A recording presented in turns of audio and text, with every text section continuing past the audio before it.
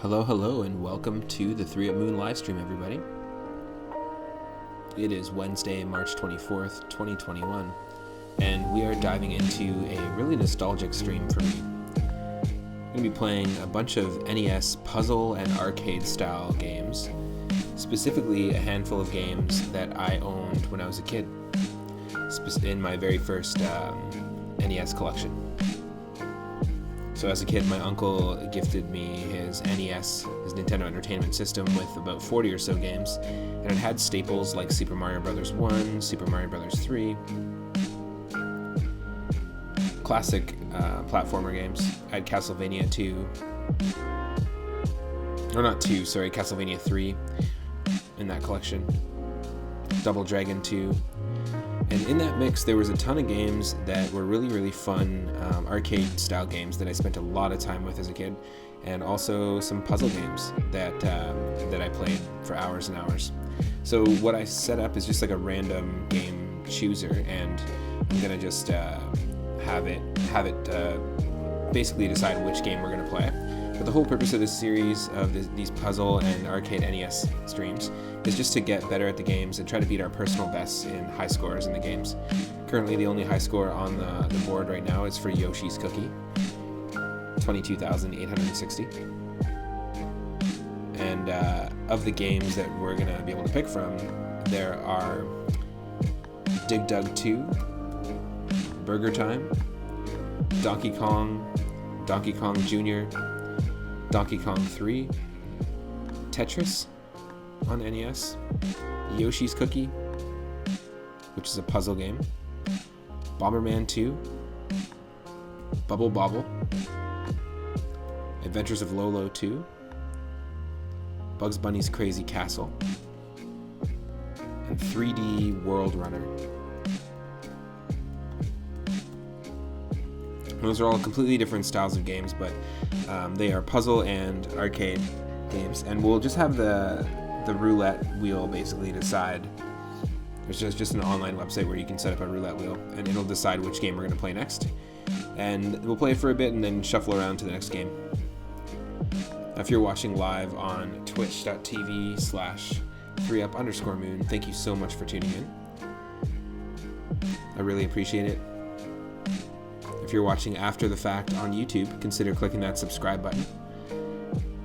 I've got every single one of my streams uploaded in full on YouTube, and you can go and see them organized into playlists. You can watch every single series that we do. We've done one of these streams so far where we played Yoshi's Cookie, Bomberman 2, and Burger Time. So stick around. I will have the game ready for you in just a moment. But before that, I just want to say thank you so much to whoever donated the 100 bits using the Coil app. Thank you so much. That happened about an hour and a half ago. I really appreciate it. That keeps the channel going. And if you want to support the channel, you can follow the channel on Twitch. You can subscribe and get access to some pretty cool 3UP emotes. Or you can send one-time donations via PayPal to 3upmoonget@gmail.com, or become a patron on my Patreon channel. All of that money goes towards improving the setup, ensuring that I can stream for you every single day from 1 p.m. Pacific onward, and bring you tons of content, including some live music and drum-related content in the future, tied directly into my favorite video game soundtracks. Also, thank you so much to Pat Splatterson for following. Welcome to the stream, and thanks for the support.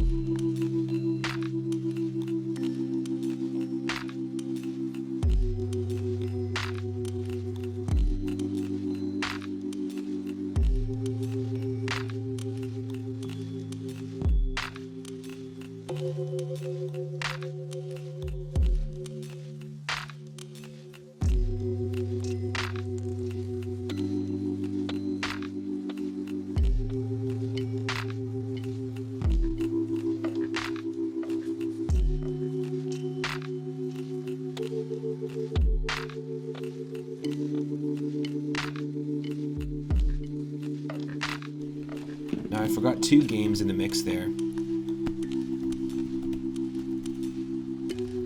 Or actually 1 game in the mix there, called Quattro Arcade. Now, I had a series of games made by Aladdin and Codemasters. Those are two different developers from back in the day, and those games were called Quattro Arcade, Quattro Adventure. There was Quattro Sports, which I didn't own, but I owned Arcade and Adventure. And Arcade came with 4 arcade-style games, and that's in the mix as well. The Adventure one I'm going to be playing and including in another similar stream to this, where I play my obscure NES games. Basically, that same collection of 40, there's a handful there where they were quite obscure. My uncle had some pretty outlier games back in the day, so it was pretty cool that I got a chance to experience that as a kid. Now, the first game that we're going to pull up here, and I'm going to update the stream title, is actually Tetris on the NES.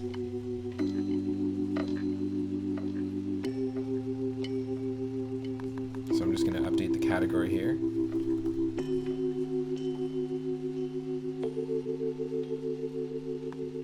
And for those of you that are hanging out on a Wednesday, thank you so much. Hope you're having an awesome Wednesday so far, wherever you are.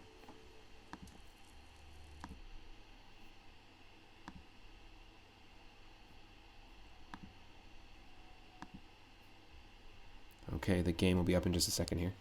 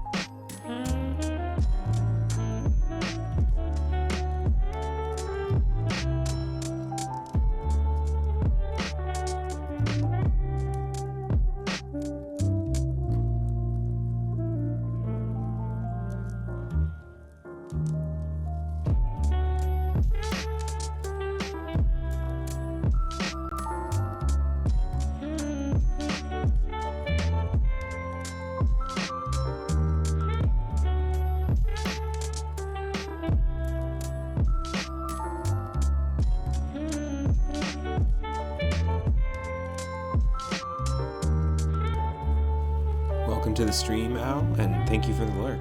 I appreciate it.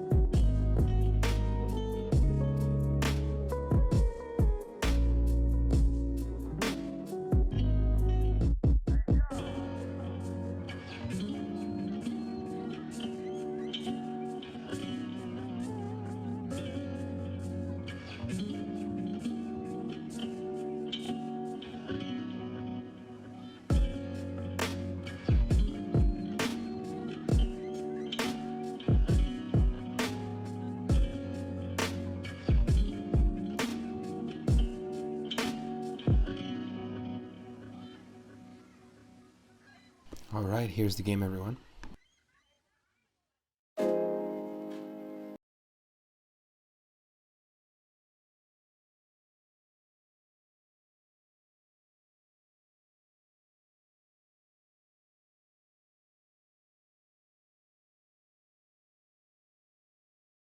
Okay, so you should be able to see me and hear me and see the game. And yeah, here we go. The first game that the roulette wheel that I was using online gave us was Tetris. So this is going to be the first game of the stream. It's a classic. Okay, let's do it.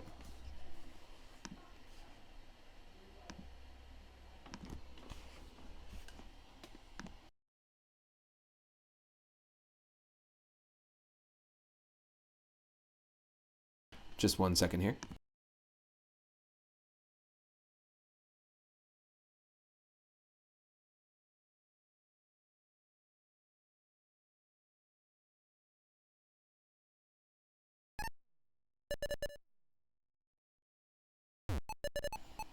Okay, let's start from the top. So basically the goal here is just to try to beat our personal high score on the channel, and right now we don't have one on the board for this, so yeah, we'll just see how far we can go. I'll run through it a couple of times, and then we'll play the the next game in the list. Yeah, we gotta go with the 3. Gotta go with 3, and let's go for it.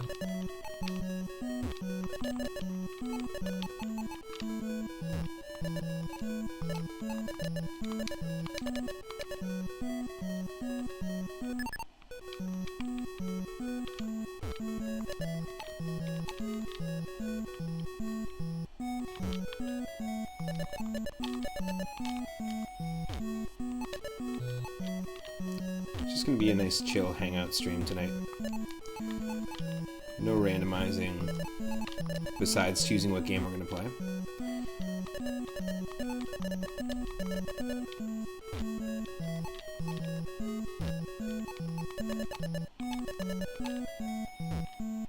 This music always made me think of Metroid 2 on Game Boy. A game that I spent a lot of time with. Really, really fun game. Metroid 2 Return of Samus. It's a pretty sweet one. And let me know if I need to adjust any audio. If you need a little more of the game, I can give you that. In fact, I might just give a touch more of the game there. And if you need a little more of me, I can do that as well.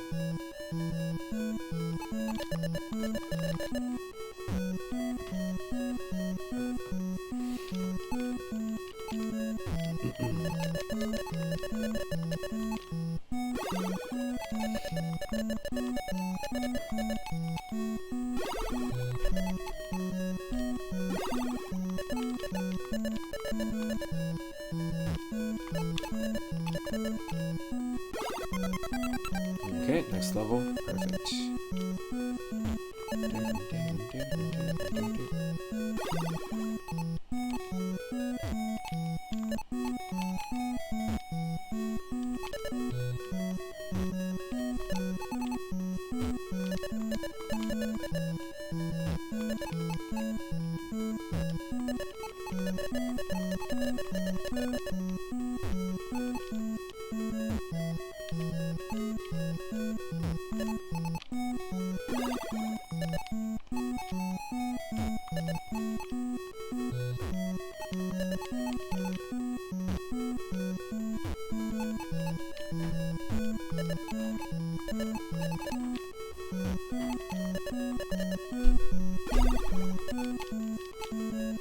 I have not played the original Tetris in a very long time, so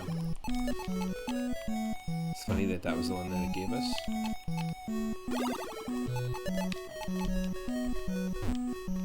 Yeah, and I was really lucky. Like my cousins had the Nintendo 64, and when that came out, I usually would go over there and we would play it on the weekends and stuff.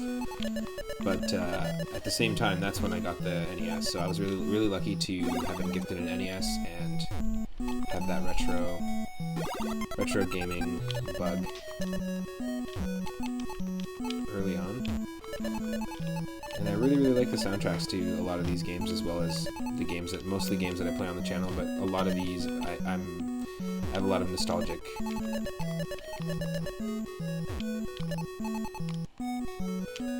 association with a lot of these tunes.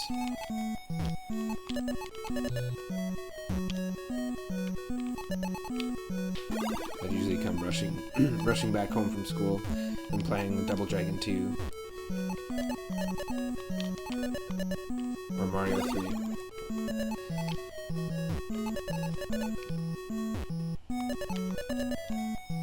Ooh.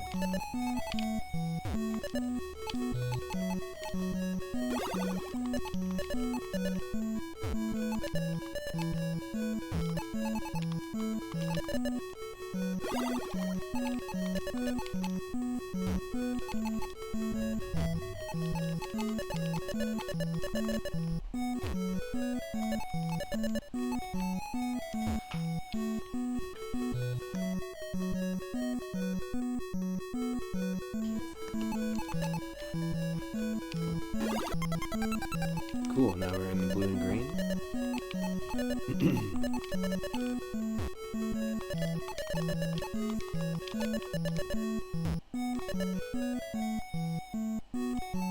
Yeah, I guess I can do this. I guess I can do this.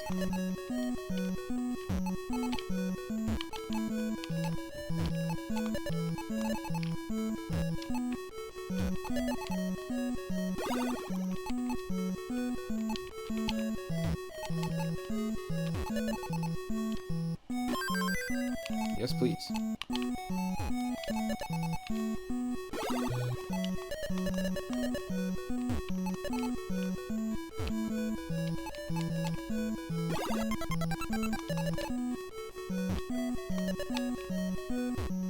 My buddy Pugsley's brother back in the day, and his name isn't actually Pugsley.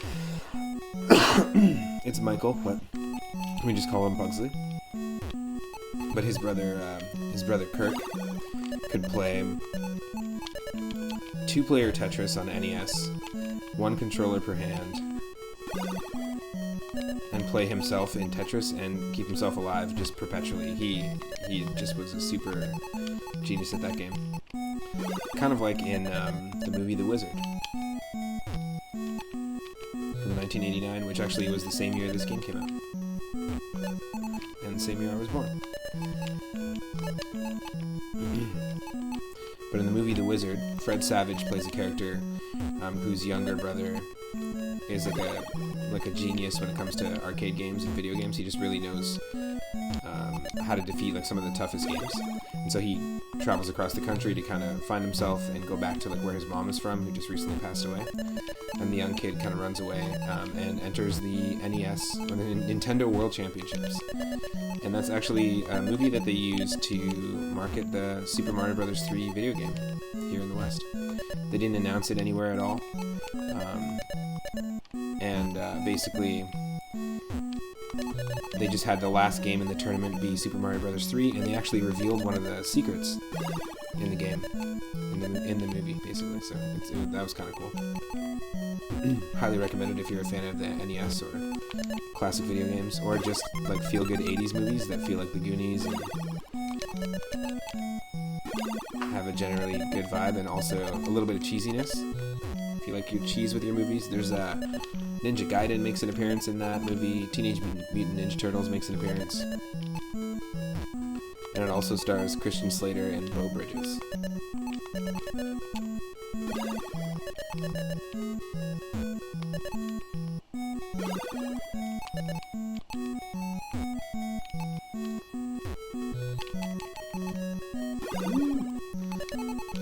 Also, the Power Glove has a moment, its moment in the spotlight in that movie, which was a controller peripheral where you could control NES games using just a glove.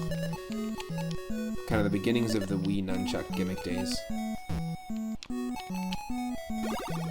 There are people who also do Power Glove streams, which is pretty funny. I've seen a few.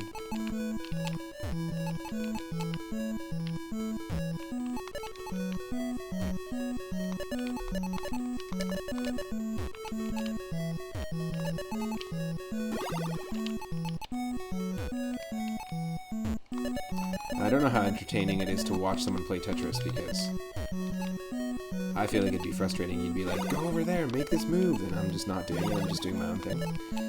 Not having the controller, you know. But thanks for tuning in. So we've already beat the top scorer in the game, because, I mean, this is basically just starting from scratch with high scores here.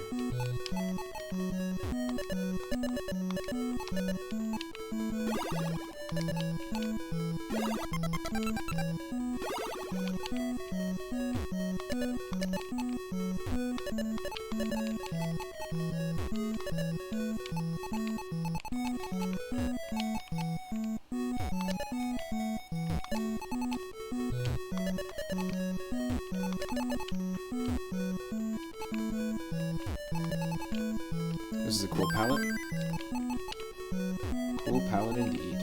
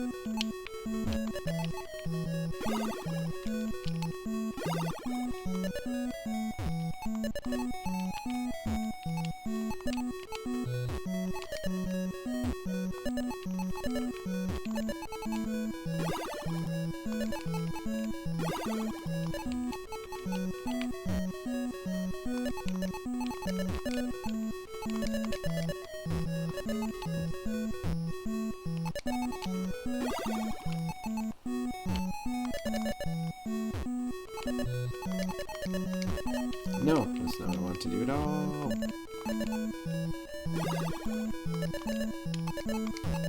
Also not that.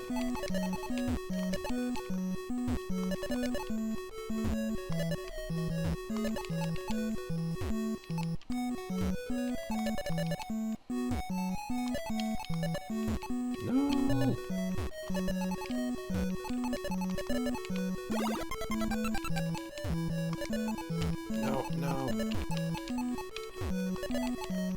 I'm flailing it here.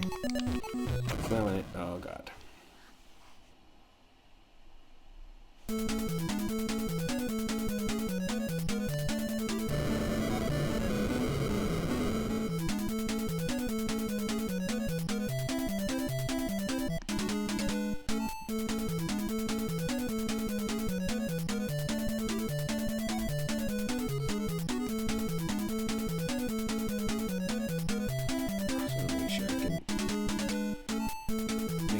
Fit a little bit better on the screen.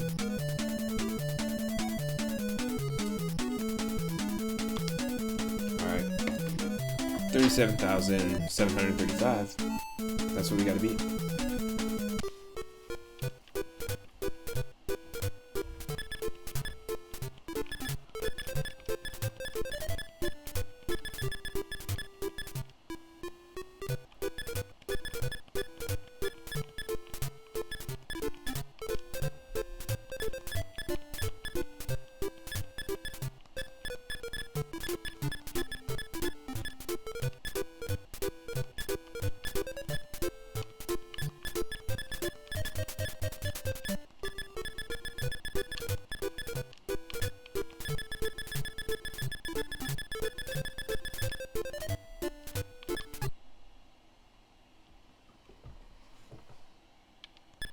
Okay, we'll try it again.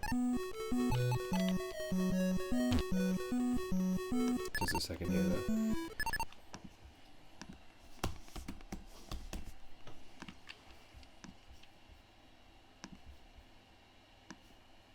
Whoa!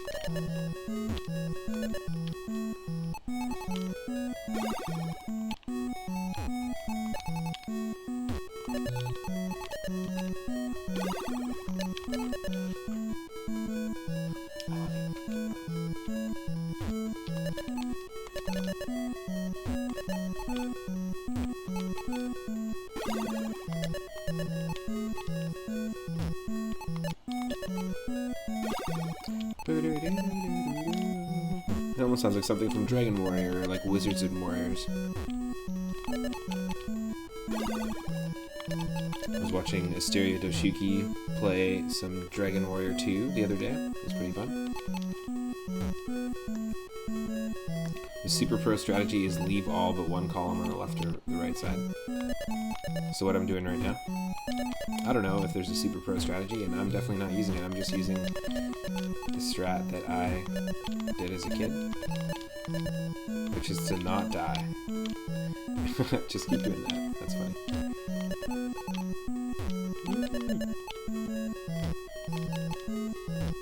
Whoa.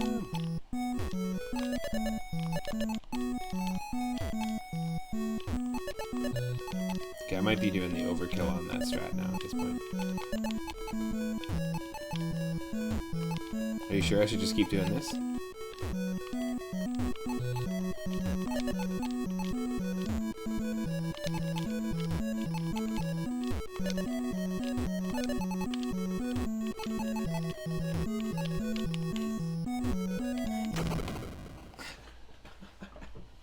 That was a terrible strat. It didn't work. Well, it could have worked. That's fine. We'll try again.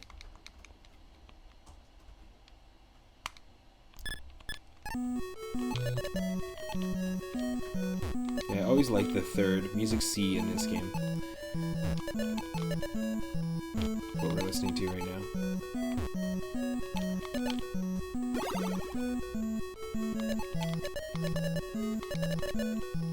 Same thing this time, except don't fuck it up this time, basically. That's the key.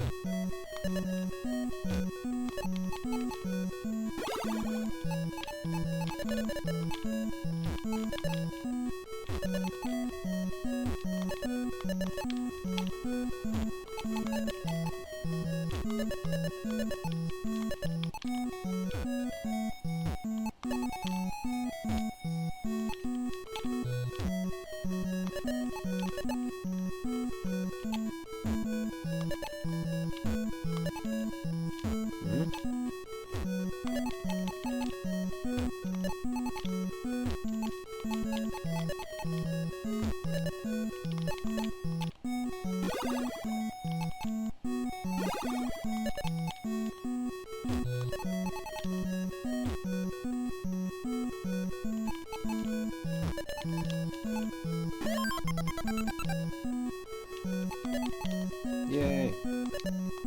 New colors!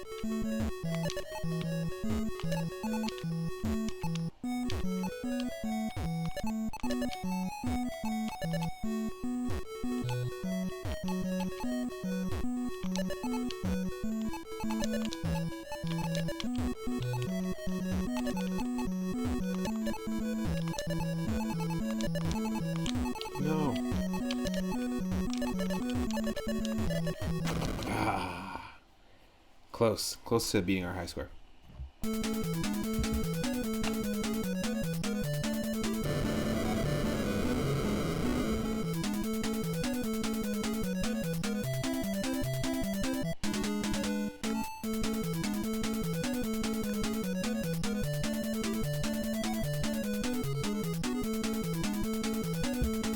So we'll give another attempt at it.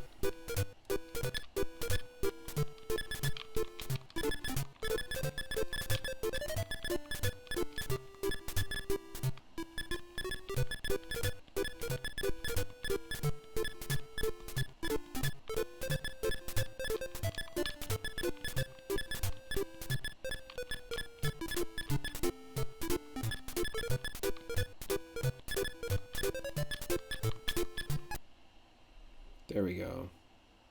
Level 8. Okay. And we got to level 9 in the last run. The first run we did.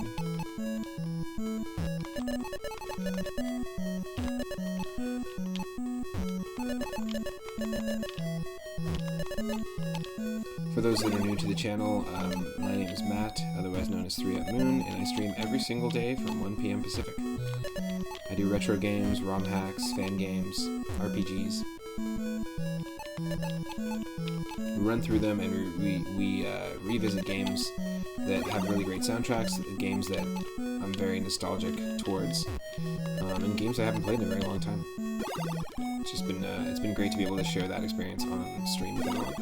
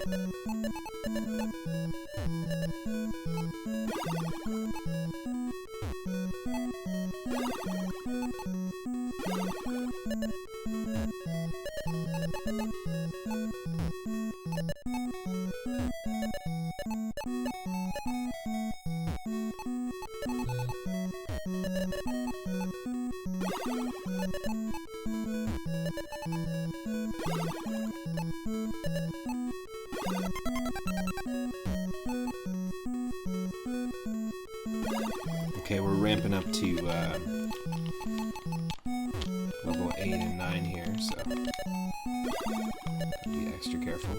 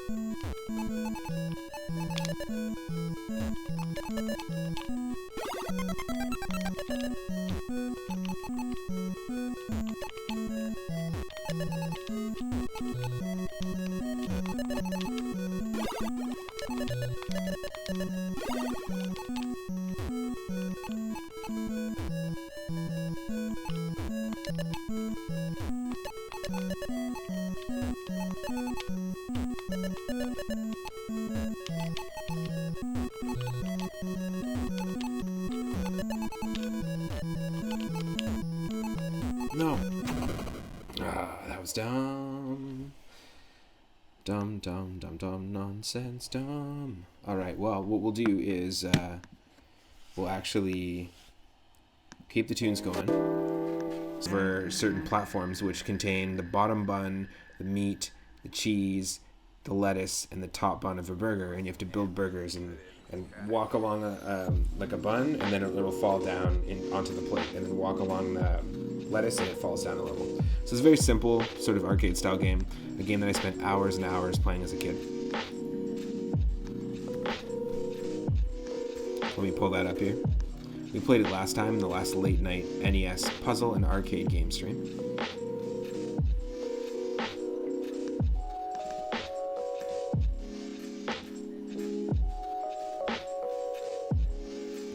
I'll get the game up here for you in just a moment.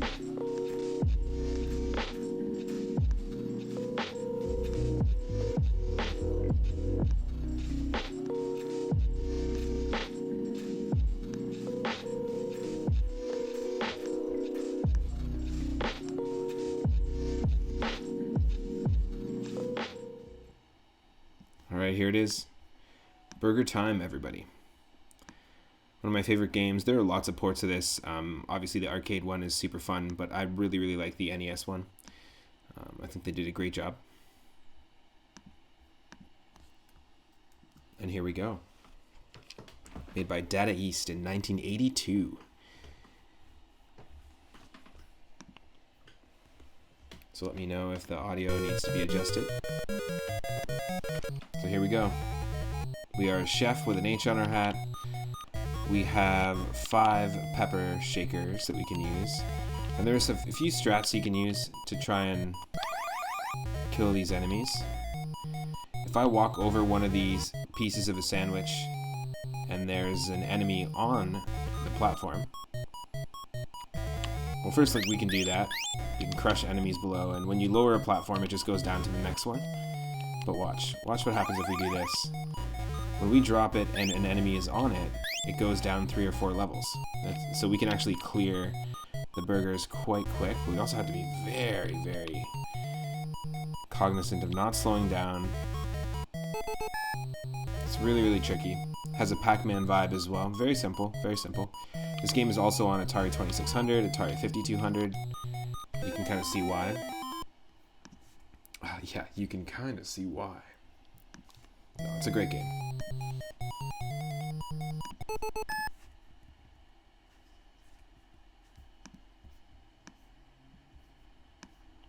Hey, Cellbake, how's it going? Welcome to the stream. I'm just gonna update.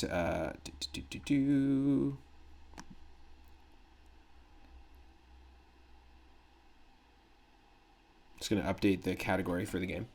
But welcome to an NES. This is the second time I've done a stream like this, but it's an NES puzzle and arcade game stream. And I used to own all these games in my very first NES collection. I was given them from my uncle when he first gave me his original NES. I really love Burger Time. It's an awesome arcade game. I spent a lot of time playing it, like I said, at my cousin's house and my aunt's house. I had a copy of it on NES, and then currently to this day, there's an arcade in my hometown that has a Burger Time console, like an actual arcade cabinet.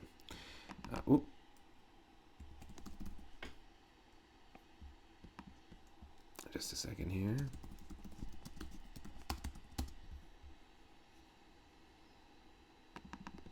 I'm not sure why.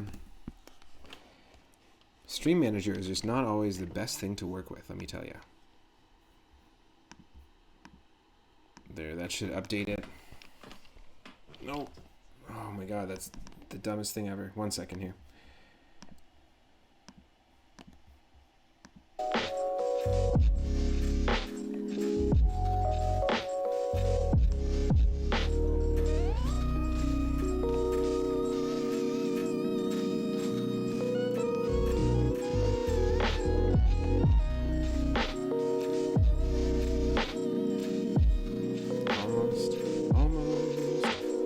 Of yours got his mode in for his Sega Saturn, so you've just been installing that. Nice. So what is a mode for a Sega Saturn? What does that do?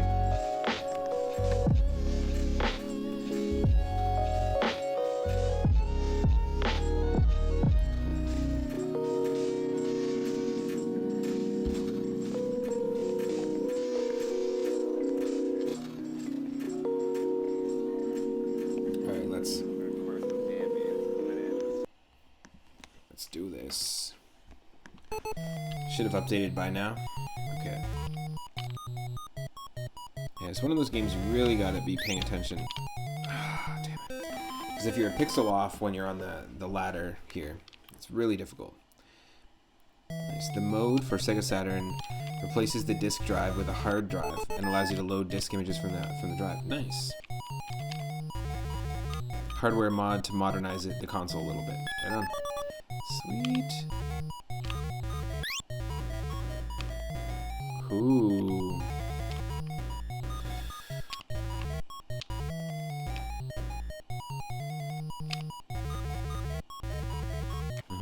Got 1 burger built. 1 boiga built. 2 boigas built.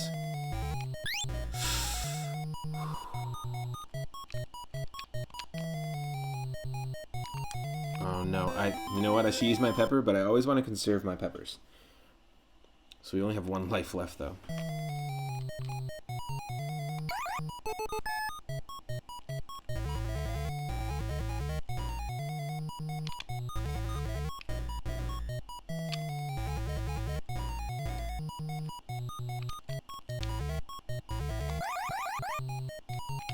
Two boigs.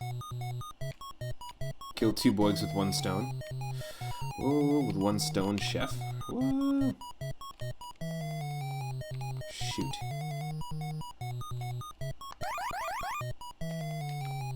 Get out of here. This game is always, always tricky, but there's something super addictive about it. It's ultra simple. There are different versions of this. I think you can get it on Game Boy Advance. Game Boy Color has a version of Burger Time. Okay, now we're adding a little egg patty, turning them into breakfast burgers.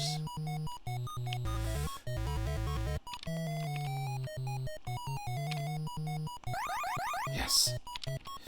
No, just keep walking. I don't want to get stuck there, but I need to get to the top. Because we gotta do stuff like this.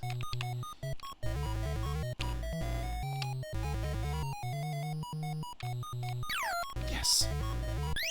Yes.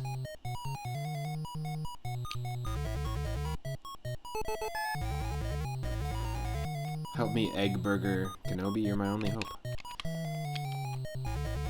Yes. It's really, really tricky. All about the timing.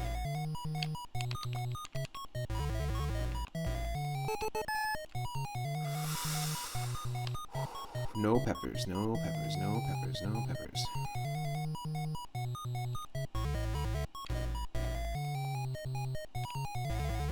No! Damn.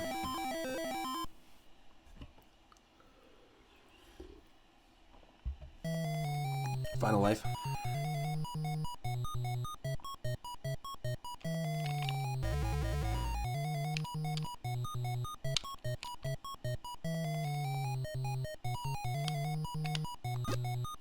Shoot. Shoot. So we played this last time, but I never recorded our high score for it. But the only high scores we have on the board right now, which are not that high, are for Yoshi's Cookie, which was a puzzle game on NES from the last stream. It's 22,860. And for Tetris, which we were playing earlier on NES, and it's 37,735. But we do not have any Burger Time high scores on the board right now, but let's keep going. Let's keep going with this quarter eater. It's trying to eat my quarters.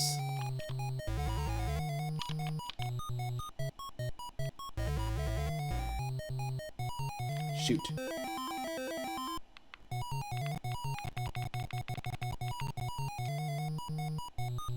How do I reset? There we go.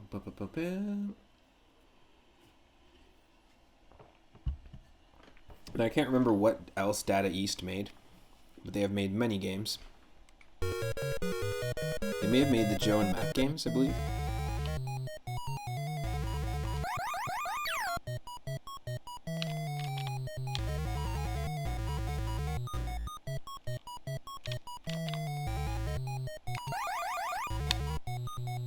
Yes.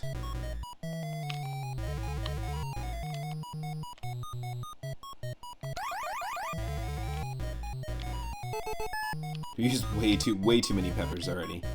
We should not be using peppers this nonchalantly. That was Taito. Oh, Bubble Bobble, yeah. Bubble Bobble is in the mix here, by the way. Cellbake. I just have like a random retro wheel, like a roulette wheel that's picking from the games, but the games that I have to pick from, we've got Bomberman 2, Dig Dug 2, Yoshi's Cookie, Tetris, Burger Time, Donkey Kong 1, Donkey Kong Jr., Donkey Kong 3, Quattro Arcade, which was a 4-in-1 game, like game cartridge from back in the day. Really cool one. Came with 4 random, like kind of obscure arcade games. What else do we got going on? Adventures of Lolo 2, Bubble Bobble, 3D World Runner, which was by Acclaim, which for some reason I always had stuck in my mind that was a game made by Squaresoft before they made the Final Fantasy games. Made by Square, I guess, at the time. Oh, jeez. Nonsense. That was a bad run. Do it again.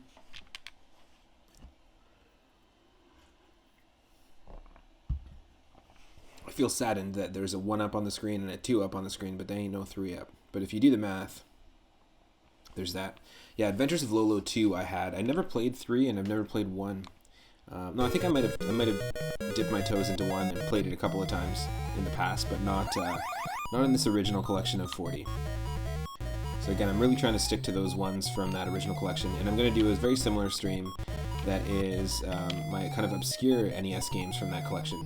There's a handful of them, and one of those was that Quattro 4-in-1 cart, and they weren't terrible games. They were actually decent games on those carts.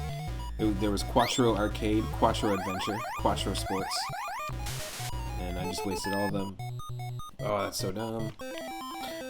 The Adventures of Lolo games are, actually, I think they're in the Kirby universe.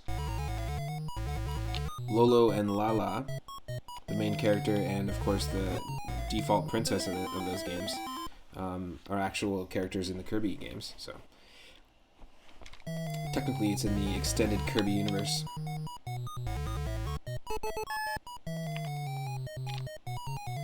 Wish you could do simple arcade game tricks and scroll from the side if I went left, if I was able to come through the right, like in Pac-Man. That'd be kind of nice. It'd make it too easy.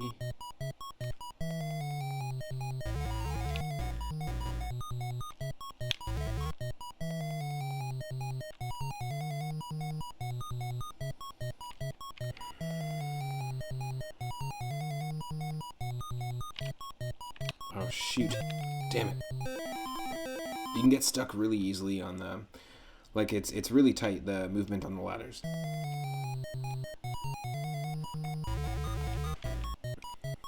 Like, if you don't get the timing just right when you are on the orange platforms, it just doesn't work out.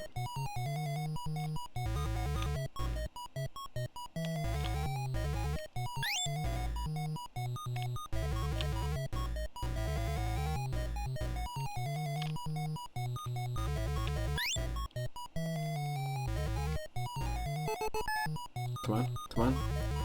Oh, sneaking right by. Sneaking right by.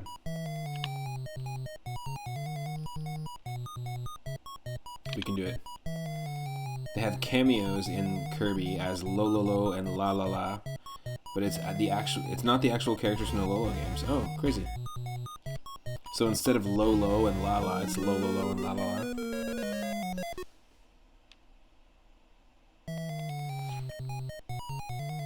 So it's like me making a game and then putting in a character called Mari Mari and Ouija Ouija, and making them look exactly like Mario, but they're not the original characters. 4250, and we're fucking up. We do not have a good score right now.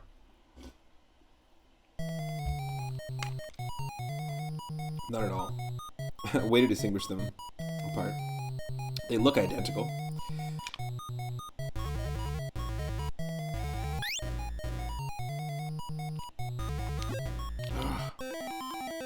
Mama Mario and Luigi Gigi. I think the character should be called Luigi Gigas, like Reggie Gigas. Reggie Gigas. There we go. Luigi Gigas, the new legendary Reggie Pokemon. Yeah. Let's do it again from the top. Let me know if I need to adjust the audio at all. I know the music is quite repetitive in this. Yes, Reggie Gigas feels Fiame. I don't know how to say his name. We all know. I just call him Reg Wii because we know that he was all about the Wii. Oh, all about that Wii.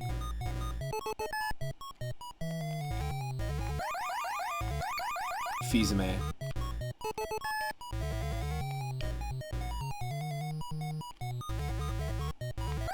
I was like, Reggie feels Amy. What the heck?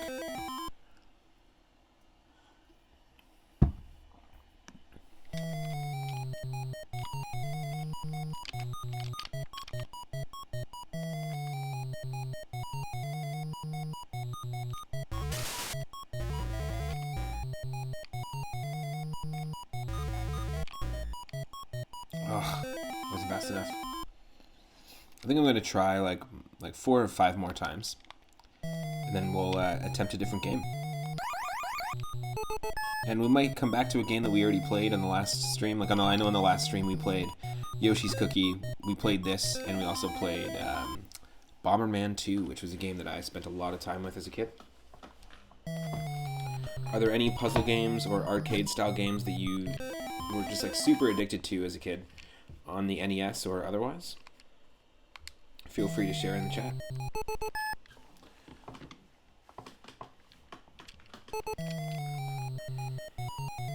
Thought I heard something.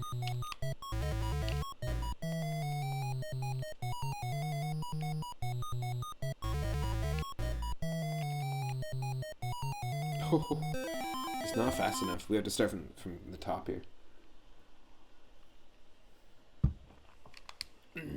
Drop.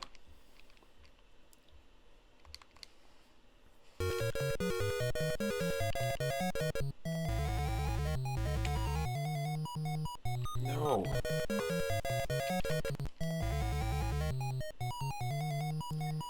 If you just get stuck on those ladders in the very beginning, you can really screw yourself over.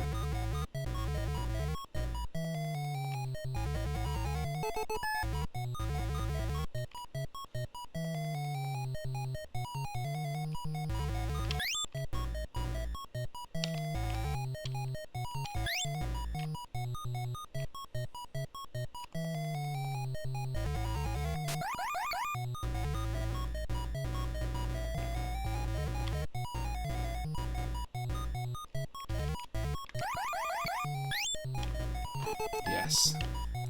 Yes.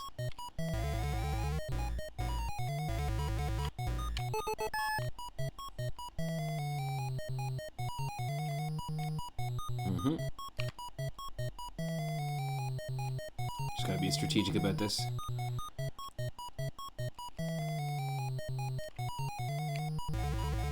Without using the peppers. Without using the peppers. That's the key.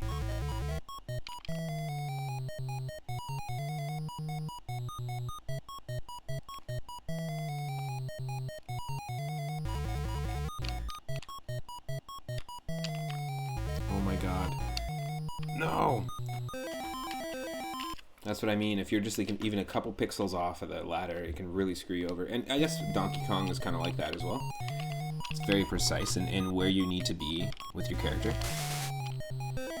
Shoot, not worth it. Not worth losing 2 lives like that easily.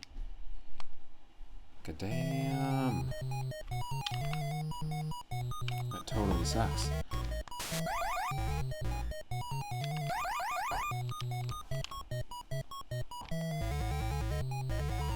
There we go, finished.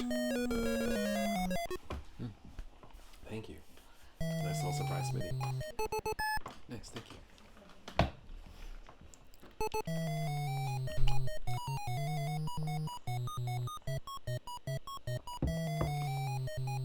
Really nice. Surprise smoothie. Quite good.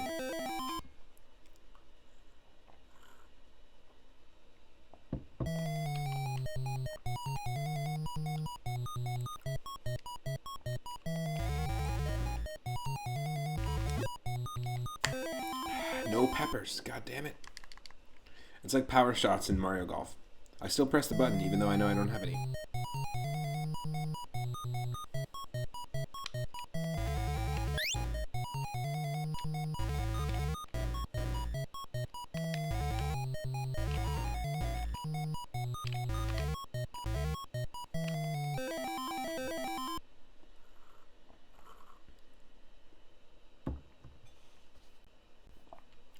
From the top.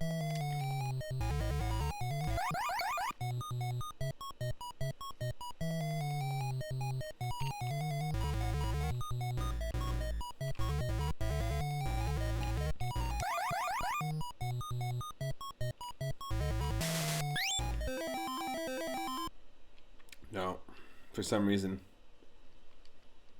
From the top. Just don't want to lose all my lives here. We should be able to get at least to the 2nd level without using any peppers or losing any lives.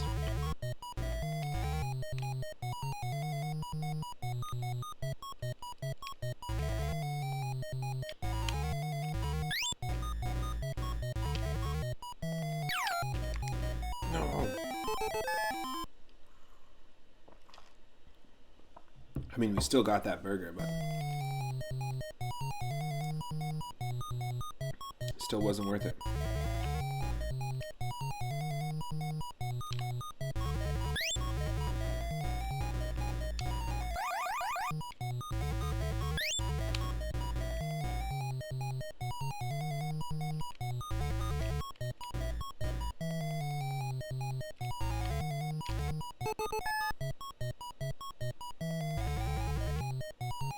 If you're interested in playing an NES game where you play as a chef, I highly recommend another one.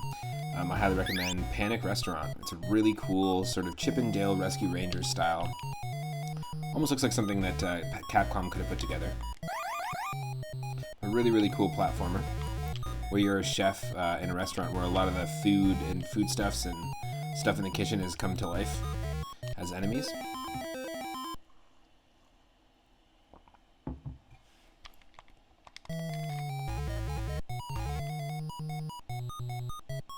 Wasted too many lives here. We start with 5 lives. Pretty sure.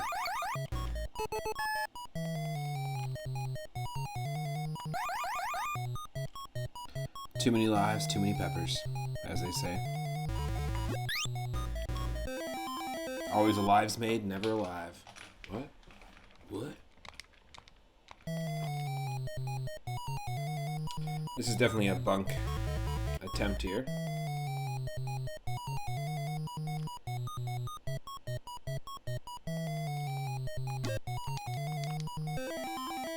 Also, we got 4,200 points, which means nothing.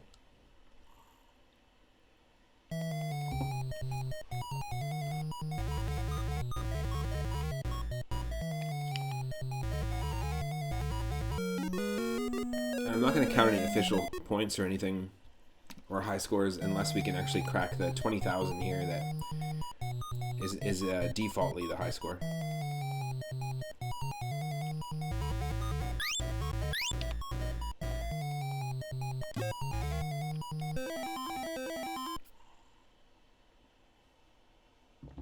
Actually pressed down there on the ladder before we got to the sausage, but nope, it just did not register. Let's keep it going.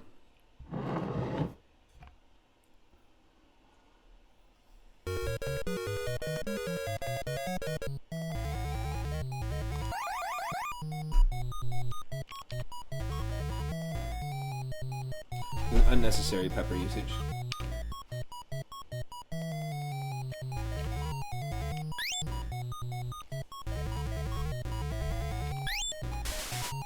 Try to save myself there. Good damn.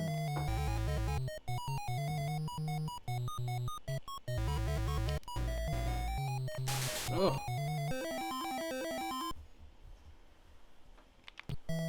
From the top. Yeah, you start with 5 peppers and 4 lives. I really don't want to mess any of this. Sweet pack on the head, exactly. Pack on the head. Pack. That's funny.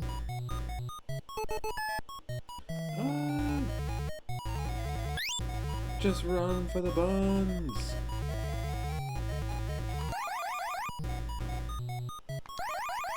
So unnecessary. This is not the strat to follow. Oh. 3 pepper usages, 1 life. This Thanksgiving. 3 peppers, 1 life. 1 holiday weekend.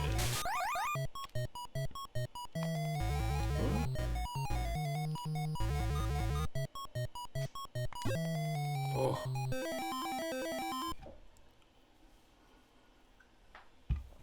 You could hear my misuse of the pepper button there.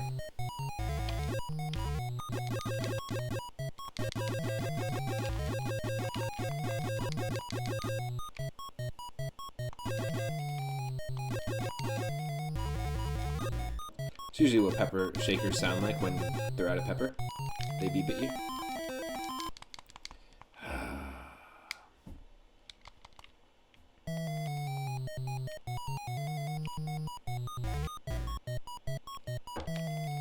This game's a lot better with a joystick. I'm just playing on my Super Nintendo controller. but with an actual joystick, this game is awesome. So I was saying that arcade Quasars in our town, if it's still open, they have a Burger Time, like full cabinet, which is really cool. Never seen one before until I went there.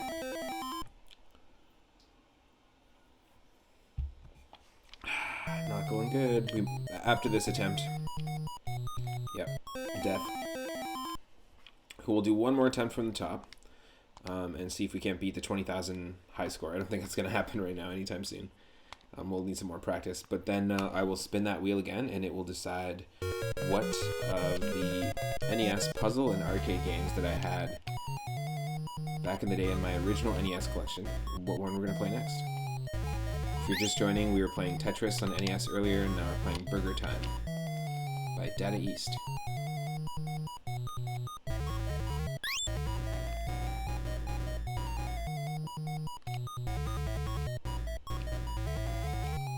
No! Oh, that was so close. Holy crap.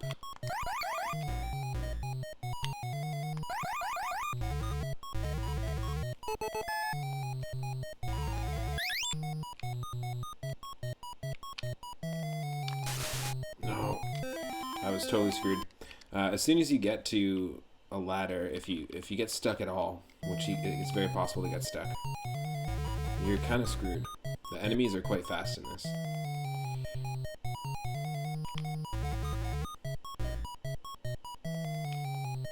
No.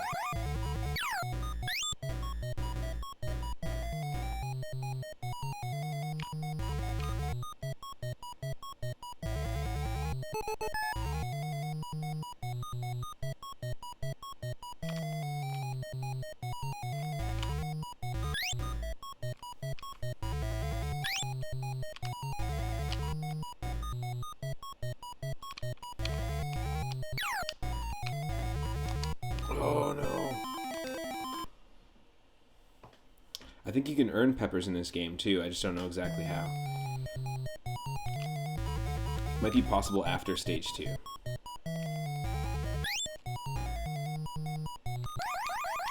Did not want to do that. That was a terrible, terrible call.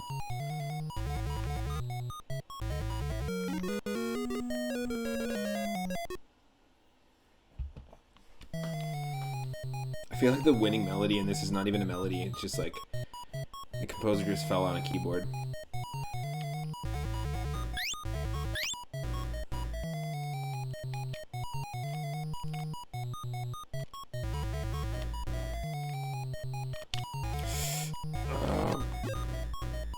Yes, oh my god, how did we get so lucky? How did we get that lucky? Because we're getting stuck so often. Oh my god. Oh. That was crazy, whatever just happened there. This burger voodoo.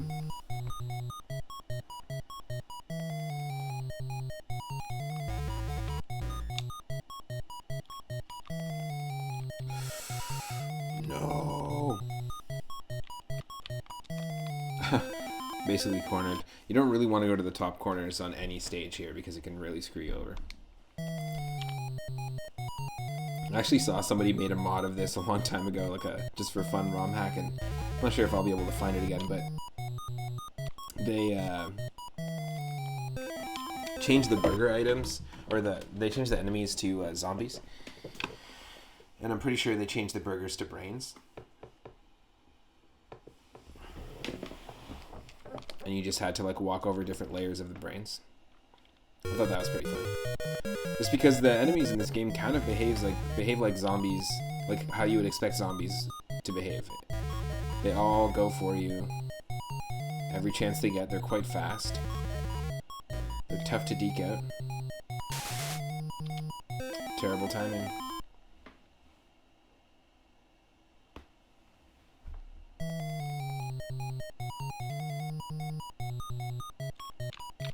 So I actually don't know the Sega Saturn's repertoire really well, but I know Selbake, you're modding a friend's Sega Saturn right now. But what games stand out to you in the Sega Saturn catalog? Is there anything that sticks out as like must play? cream of the crop, so to speak. You don't know it very well either. Nice.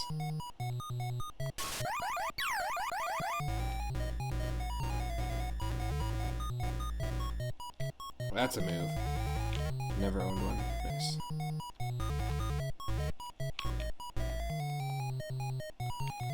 Oh. Yeah, this level's got a lot better layout, just because it gives you a lot of opportunity to kind of deke around the enemies, just based on the layout. Again, super simple, but such a fun game.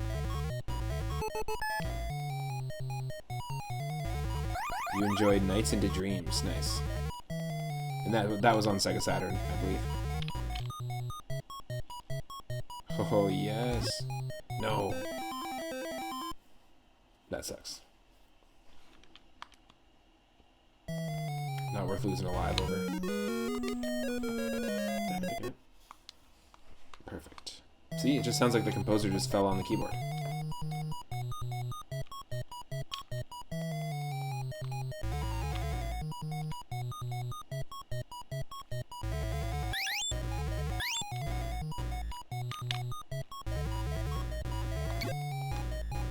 Yes. Oh, that was a good move. That definitely worked out. Dead. Series Twitch, what is up? How's it going? Were you chilling in Parahax's stream earlier? I really like the way that Battlefield level is coming together.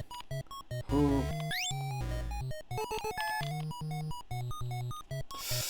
Not fair. I don't want to get stuck in the top corners.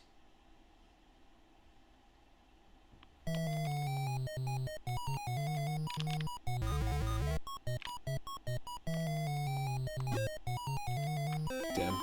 Now, the only way to do this is you have to run straight up in the beginning in stage 2. That totally sucks.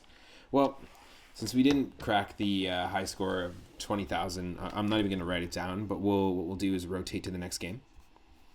I've got a roulette wheel that's going to pick a whole bunch of games. It's going to pick from a whole bunch of games that I've had back in the day on NES. And let's see what it decides. And we'll play some tunes in the meantime.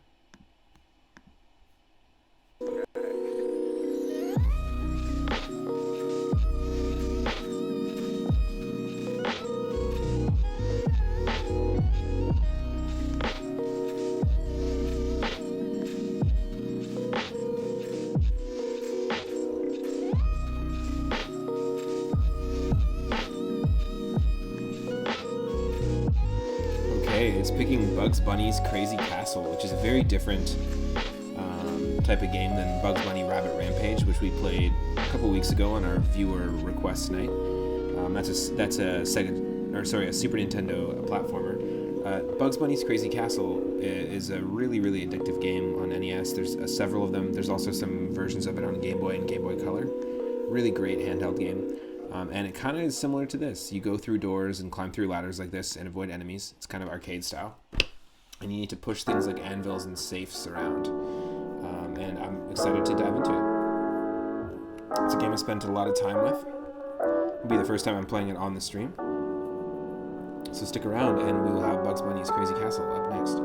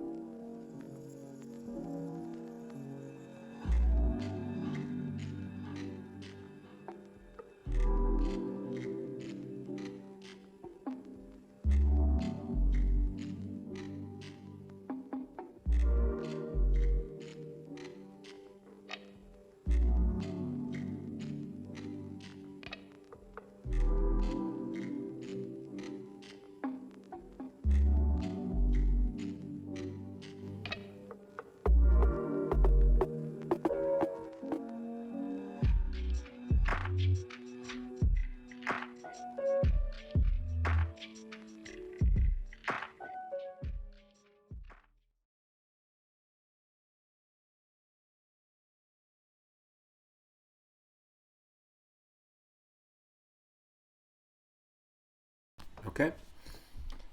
Bugs Bunny's Crazy Castle on NES. A puzzle platformer arcade style game. We'll just be a second here and we'll have it up on the screen.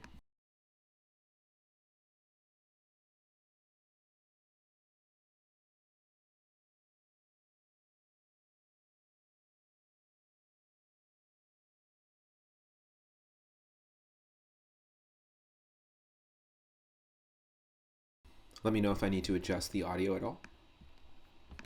It's the third game of the stream. The Bugs Bunny Crazy Castle is the actual title. Also from 1989, same year as Tetris.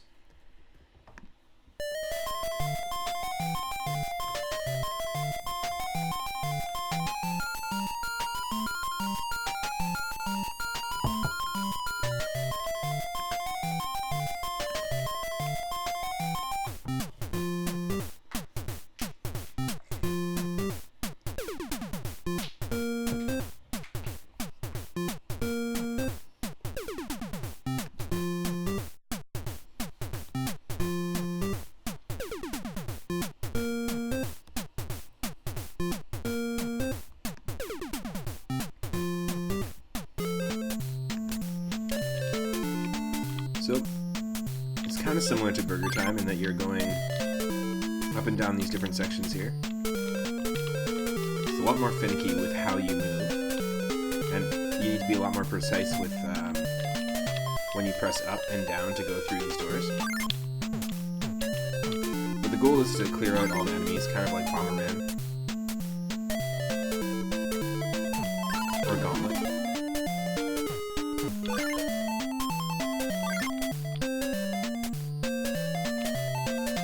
You do have these rare power-ups that you can get, so you can get those boxing gloves. And if I press B, you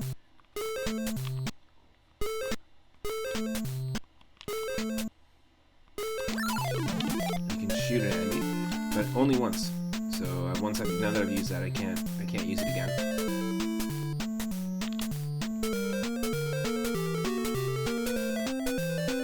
Like I said, there's a sequel to this. There's also a Game Boy version, and there's a Game Boy Color version.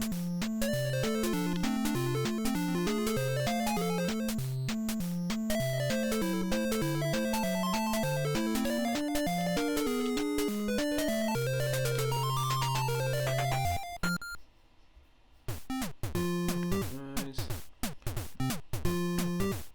Just fun, simple, sort of arcade style action. It's a really fun game.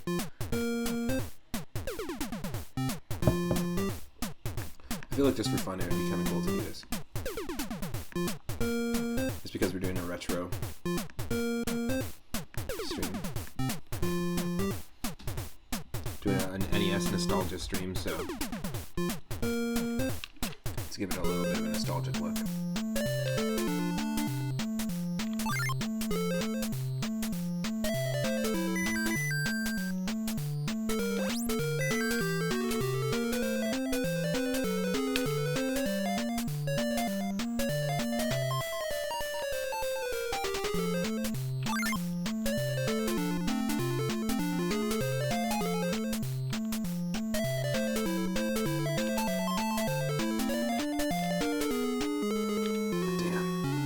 Timing of the enemies is tough sometimes, but you can actually avoid them when you go through doors if you go through the door at the same time they do.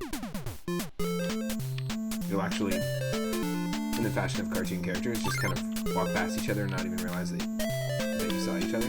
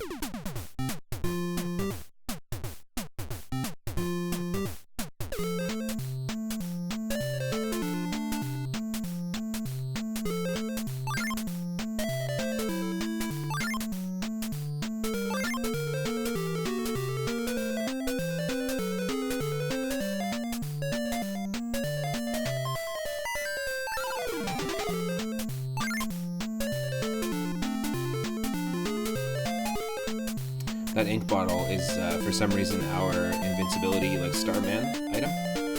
So we can get it every once in a while and knock out an enemy completely. I think.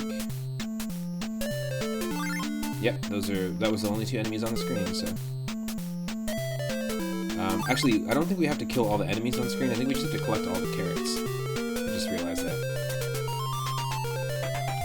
We get a 1-up every single time, which is kind of forgiving.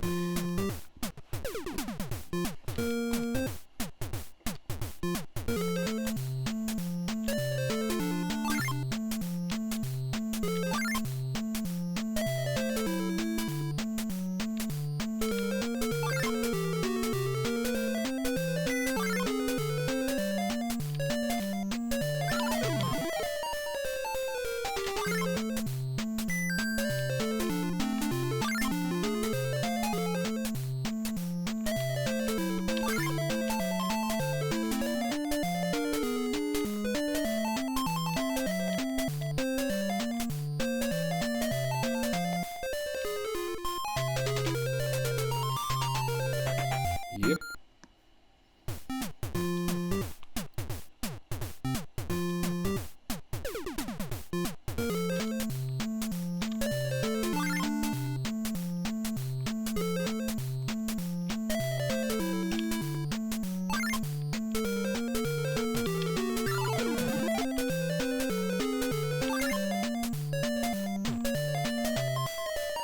Oh, just missed him. Just missed him. No.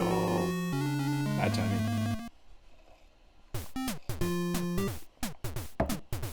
Just got Yosemite slammed.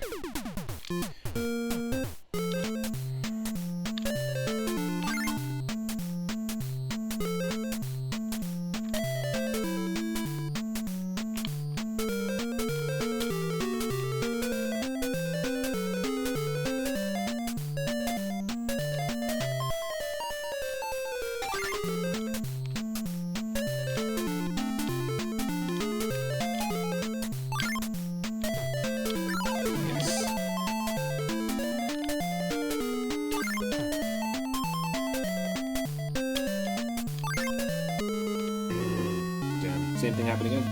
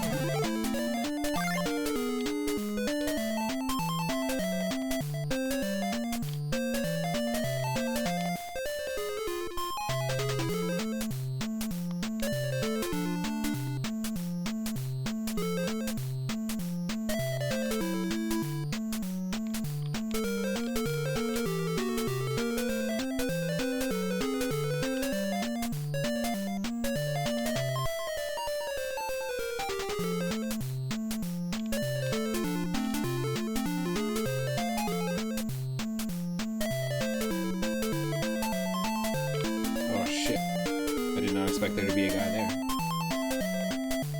Didn't expect the green Sylvester. Alright. Thankfully there's no time limit in this game.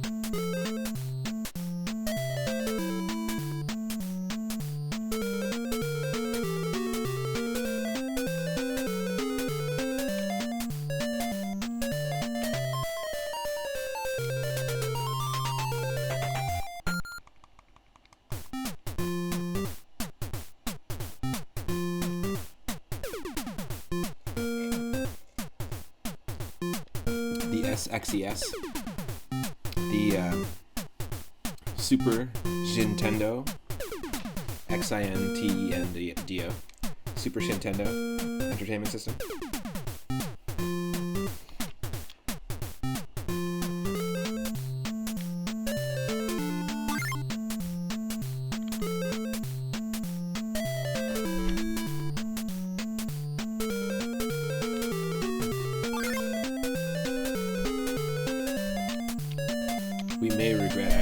seem that safe there because we don't have too many, really don't have any weapons to work with here, except for the stuff we find in the stage. What's up, Daryl? Welcome to the stream. Thank you for the bearded moon. It's the first yeah, exactly. The first incarnation of break the targets. Except it's more like, get the carrots. Get the carrots. I can't do the announcement voice. It's actually like a really fun game for something super simple. Yep.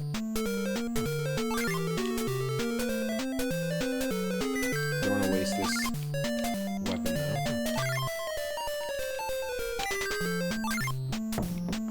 Yeah, you know what? It actually kind of reminds me a lot of Donkey Kong, but it also reminds me a lot of the Game Boy Donkey Kong games. If you ever get a chance to play those, it's a really, really cool series. It's not Donkey Kong Land, the Game Boy, the original Game Boy remakes of the country games, but there was a series, actually I believe it's called Donkey Kong 94, or just called Donkey Kong on Game Boy, and it's a very, very fun game, very unique, and it actually became a spin-off series called Mario vs. Donkey Kong, and there are these puzzle games that are very similar to this. Ooh, it's a toughie. And this style of stream, yeah, I really like the music in this game a lot. When you have a game this simple, you gotta have really good music. Burger Time doesn't have fantastic music, the last game we were playing, but it is a very simple game and also just really cool aesthetic to it. I played it a lot. And Daryl, since you're just joining, basically this style of stream that I'm doing is the second time I've done it. It's just NES puzzle games and NES arcade style games that I had back in the day in my very first NES collection, when my uncle gave me his Nintendo back in the day. And so I spent a lot of time playing this, but there's a Game Boy version of this, there's a Game Boy Color version of this, and I think it would be really cool eventually. I will definitely play Donkey Kong 94 on the channel. I've got it, it's a really fun game. Okay, let's focus. This is very different than Bugs Bunny's Rabbit Rampage, that's for sure. The Super Nintendo game that you recommended. That was still a really, really fun game, but not nearly as addictive as this. There's something about the simplicity of this, and actually, I think the idea that his castle, he's got his own crazy castle, and that like Daffy, Sylvester, they're the ones that are kind of after you. It was pretty funny. The old Tasmanian runaround.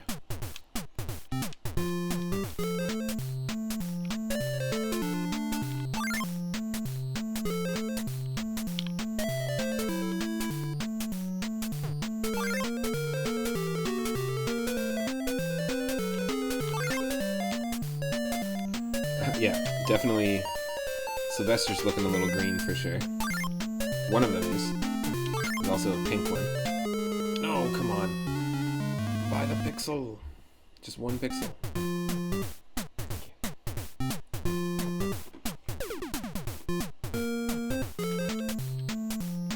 And I'm gonna play each game for a little bit and try to beat my personal high score. I only have 2 high scores on the board right now for Yoshi's Cookie and Tetris. Then we'll spin the wheel and see what it tells us to get. See what it tells us to play.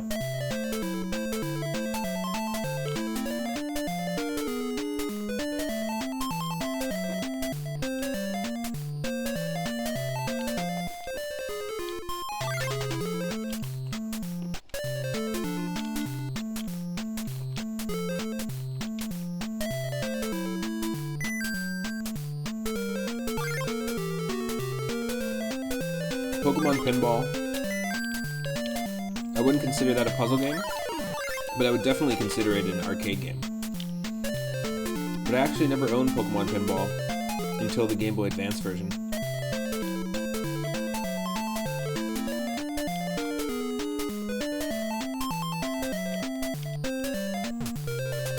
However, Pokemon Puzzle League, on the other hand, that's a Game Boy puzzle game. I'm going to be doing a Game Boy puzzle game stream, an arcade game stream, just like this.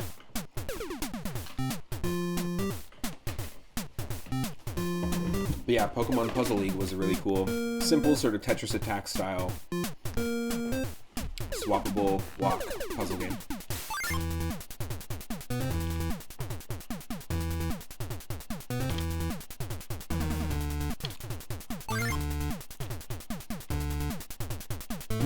Gam's little boy.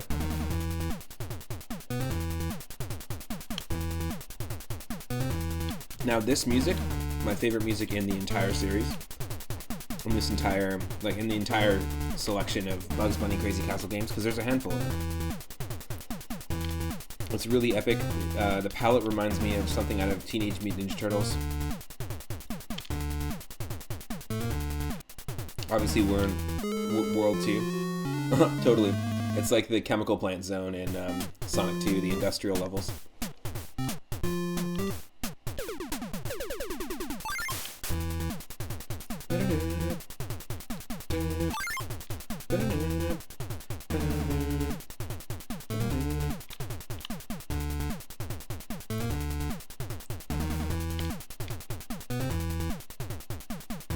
So I was thinking about formatting some sort of streamer game show down the line where I host it. It's very much like Video and Arcade Top 10.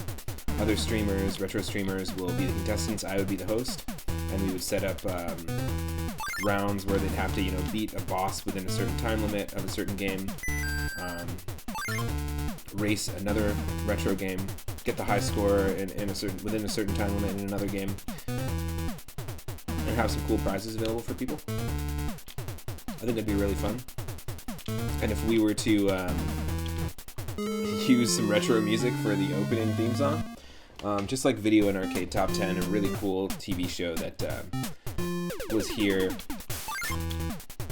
on here in Canada on YTV. It was a pretty fun TV show. They used the Flashman music from Mega Man as their theme song. I feel like if we were to choose one, that would be it.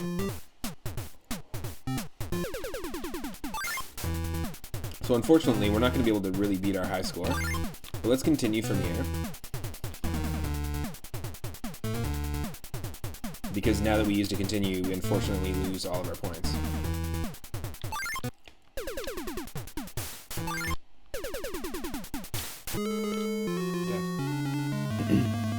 Do I remember the video game show with the guy Tommy Tallarico? Yes, I do. On G4 Tech TV, which they just brought back for some reason on television for some reason in 2021.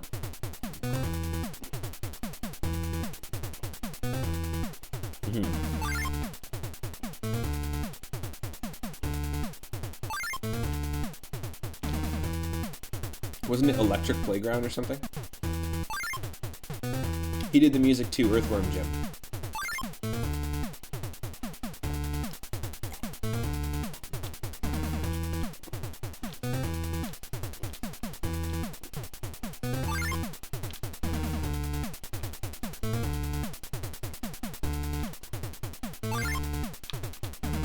No. No.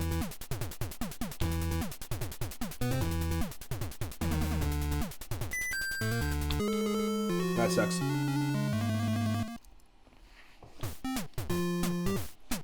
He didn't have TV for a long time, but when channels started making their way out in the sticks, you watched G4 Tech TV.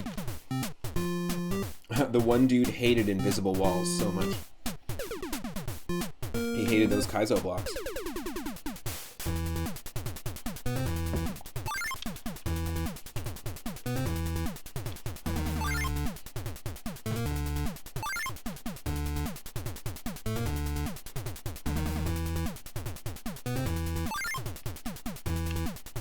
Amazing music.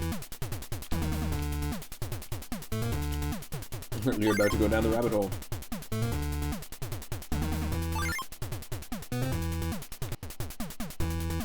I think G4 Tech TV also had a show called Legends, which was really cool. No! I knew that was going to screw us over. And Legends kind of gave you the history of different video games. It's kind of like Did You Know Gaming, before Did You Know Gaming.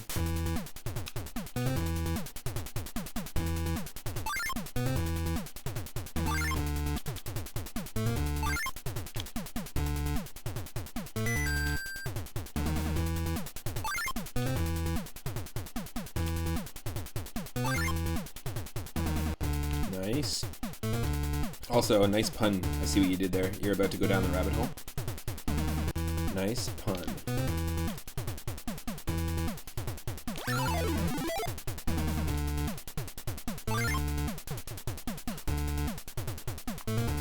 Yes. Oh, cleared.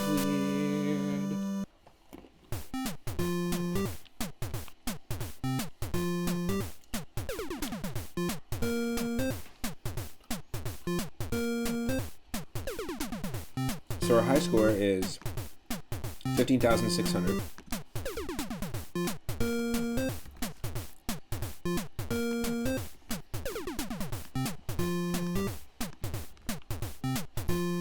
Our best possible chance of getting the highest score is obviously not to use any continues.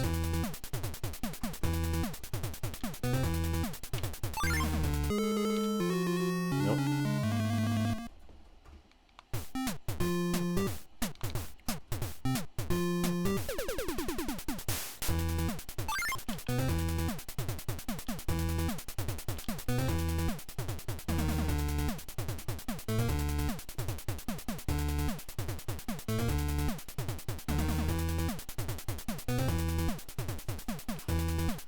Oh no. Everyone else see Wile E. Coyote chilling out in the bottom corner there?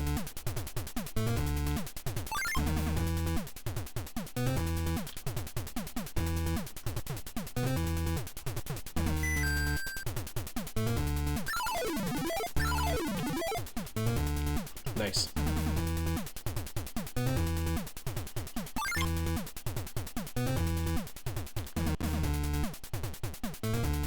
Clearly inspired by Mario pipes. Pretty funny. Pretty blatant ripoff. This is very suiting. Killing Wile E. Coyote with an anvil.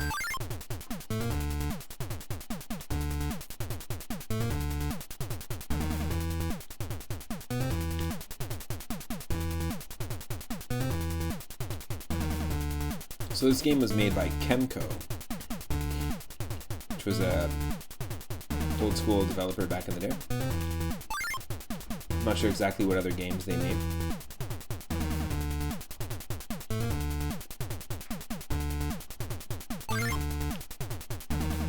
I'm really missing one more.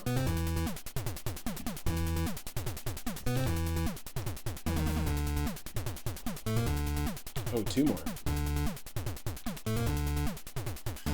Ba-ba-ba-boom.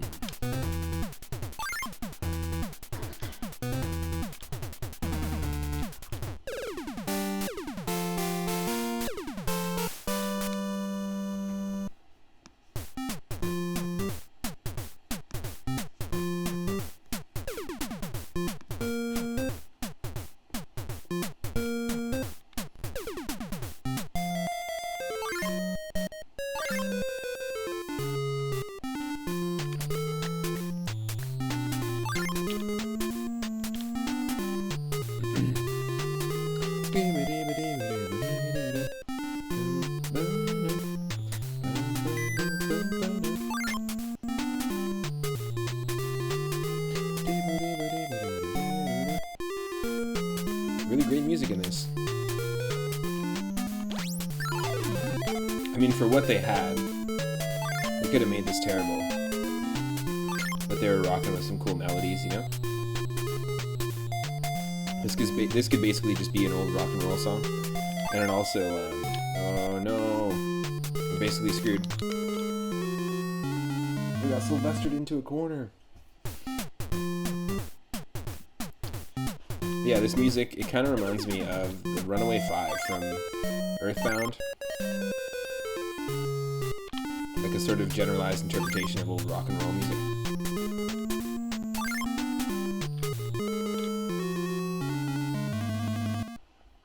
Good damn. one more life. So it's kind of nice. You get a 1-up at the end of every stage.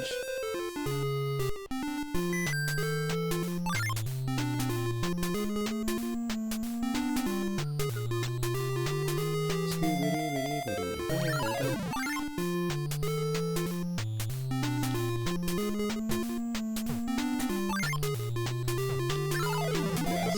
No. Now normally that actually can kill 2 enemies. Not cool.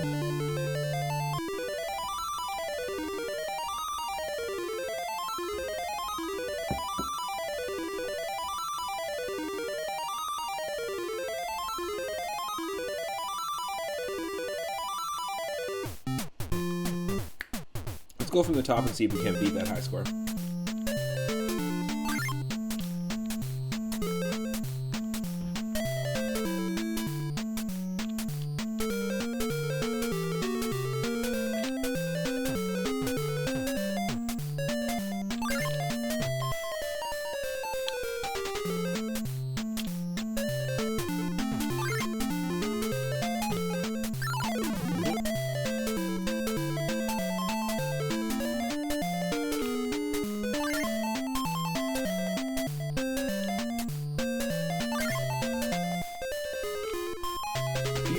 Got some games extracted from the CHD format and working off the HDD.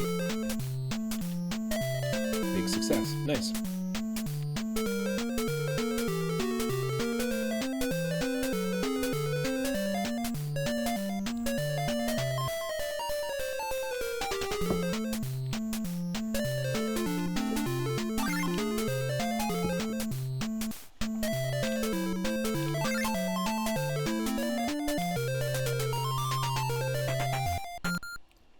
That victory tune was for you, Selbek.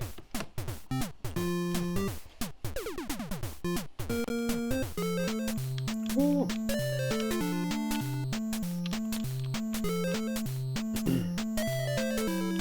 Nope, nope.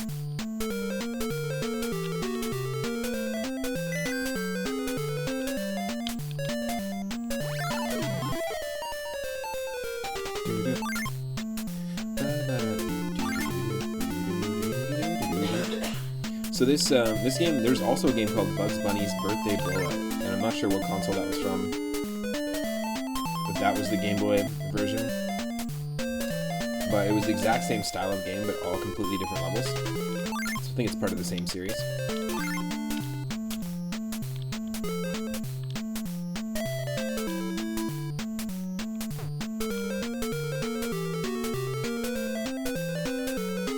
And I'm pretty sure Bugs was like chasing after all the Looney Tunes characters, trying to invite them to his birthday.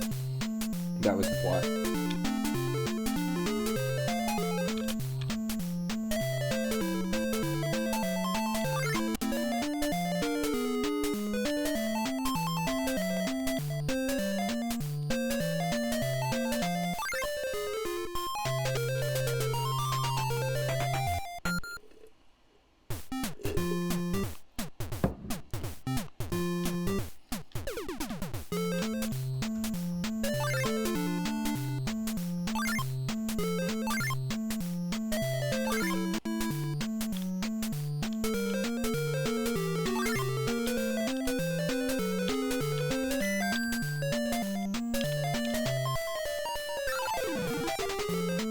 So that ink bottle will actually give us temporary invincibility.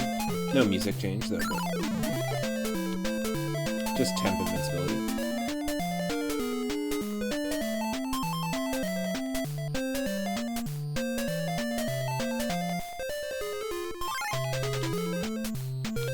Yay! 1-up!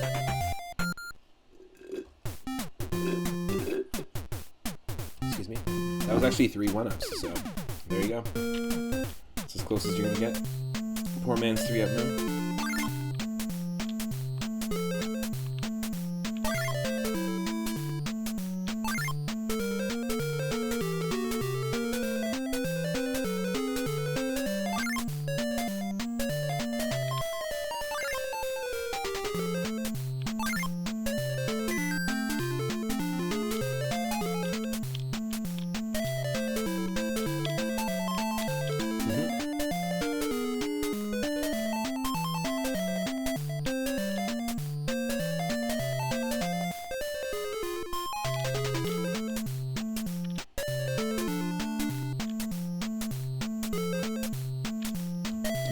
way? Yes, we do.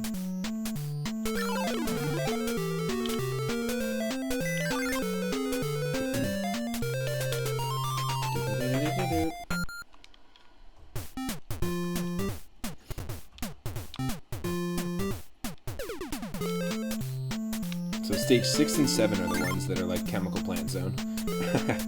The industrial. I've definitely played Mario Brothers Arcade once or twice before. Inspired levels. Ah, I got screwed there. Let's try it again.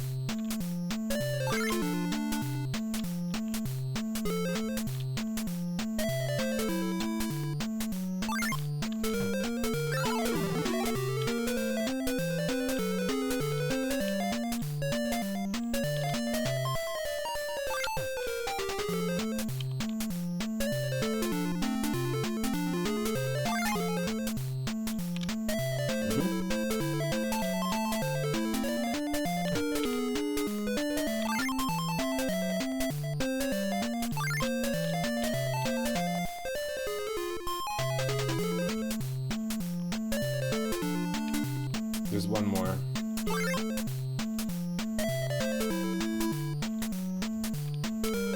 Now this is a game I actually would love to make a ROM hack of. Back in the day, I used to mess around with different programs called Super Mario Bros. 3 and Super Mario Bros. 2 Discombobulator. I used to mess around with Lunar Magic, which is what a lot of people use to make Super Mario World ROM hacks these days, and a program called Track Edit, which was a Mario Kart track editor that you could completely edit your own tracks in Paint and then upload them into the game. There's a lot of really interesting custom Mario Kart, Super Mario Kart specifically, ROM hacks out there, and we're going to play one of them on the stream called Super Mario Kart Super Circuit, where all the Super Circuit tracks from Game Boy Advance have been remade in the original Super Mario Kart. There's also a version with real world tracks, which somebody did their best to like create replicas of real world racetracks in Super Mario Kart. And there's also Super Mario Kart 8, Super Mario Kart DS, and Super Mario Kart 7, where someone's attempted to make all the levels from those newer Mario Kart games, but in the style of the first one. Really cool stuff. But I would love to mess around with this, and I've made myself like 2 or 3 worlds in the Super Mario World ROM hack before, but never released it, and then lost the files. But I did make myself one complete, it was called Bubble Bobble Revolution, which is a terrible name for it, but I did make a full 100 level ROM hack in the early 2000s of Bubble Bobble on NES. There was an editor for it where you could make your own levels. It's really cool. Had a blast doing it. A lot of levels that were like basically just like pixel art tributes to a lot of different video games.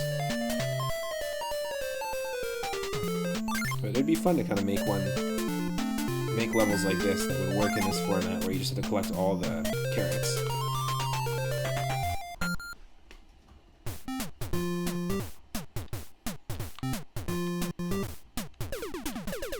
Here we go.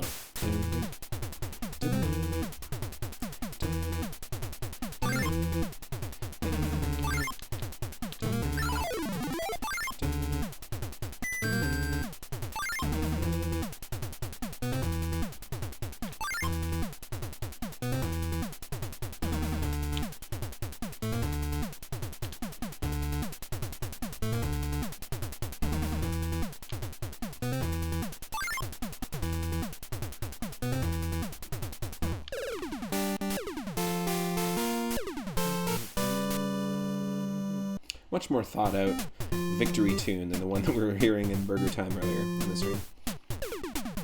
Like I said, Burger Times totally sounded like somebody, the composer like fell over on their keyboard and they're like, yeah, let's just roll with it.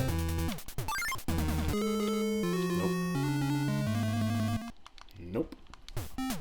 Wow, we are at 190 followers. I want to say thanks to the most recent followers, Pat Splattersan and Daniel Arana 1. Thank you so much. 10 followers away from 200, everybody. That's insane. I've only been doing the stream for about 2 months now. I really, really appreciate the support everyone's been giving. I knew we'd run out there.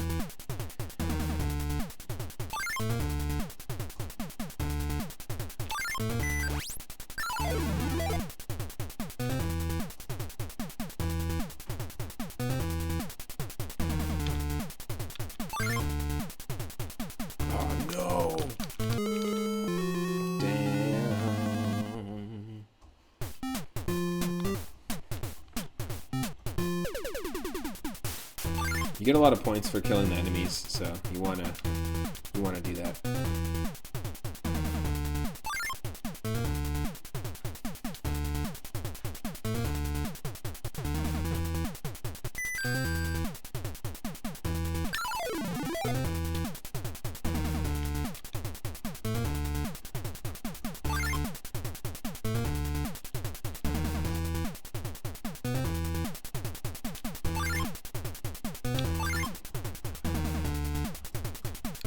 This, and then I do this.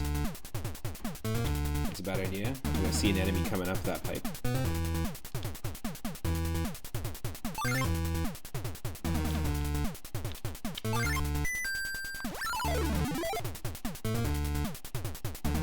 We can be wilier than that coyote.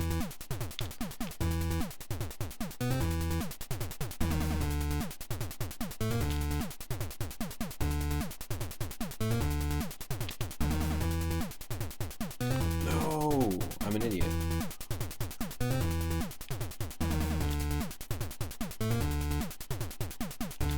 We gotta fall and get this one. Boom.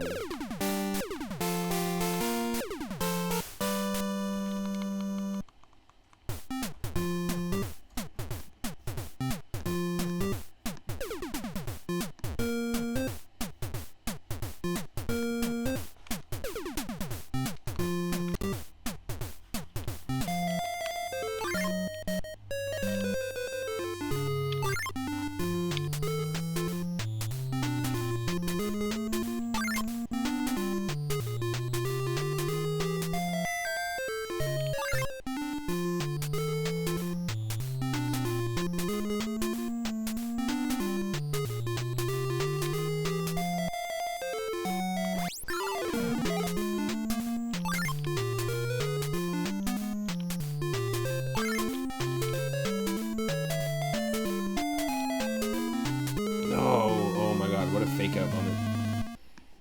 Totally thought he was gonna go up the stairs. I taught putty tat going up the stairs, but instead I got putty tatted. Start over.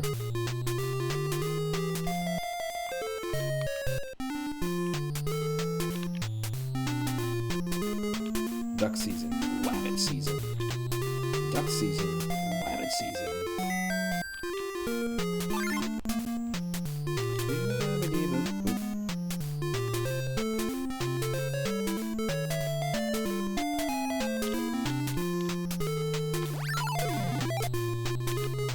Duck season.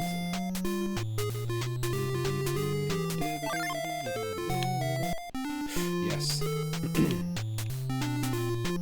No.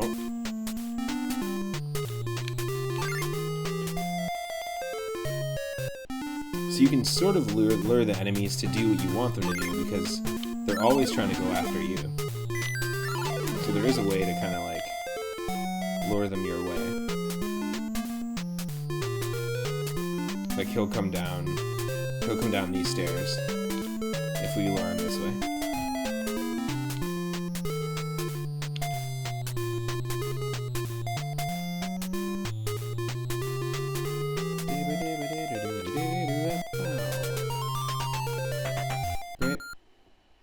Great job. Bugs and Daffy's awesome show, great job.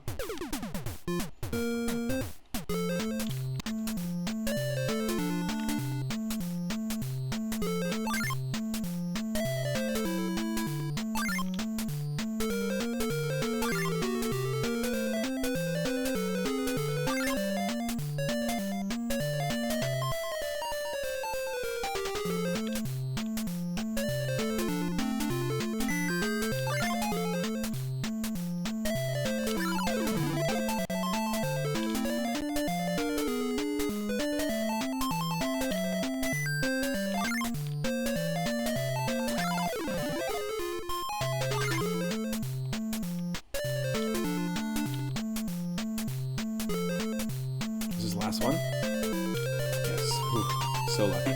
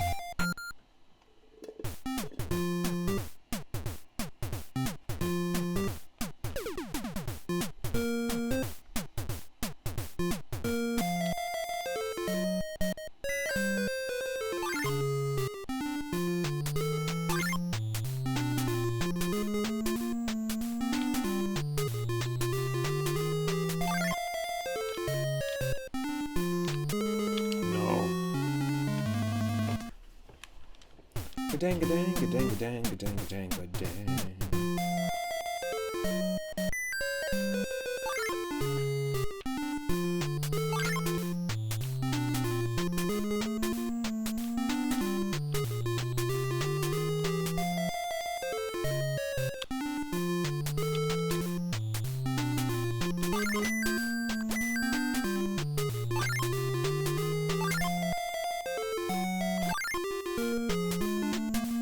This is a pretty standard level. This doesn't have that many enemies in it. I feel like the last two levels that we got were a lot easier, a lot harder, and then like the chemical plant zone levels, the industrial looking ones, and then now that we're in like this cottage that looks like a level from, looks like we're in the inside of the cabin from the Friday the 13th NES game. If you ever played that, there's the more modern Friday the 13th game where you can play online and try to survive and try to hide from Jason in Camp Crystal Lake. It's kind of based off of the concept behind the NES game. The newer, more modern one. Which I think is pretty cool.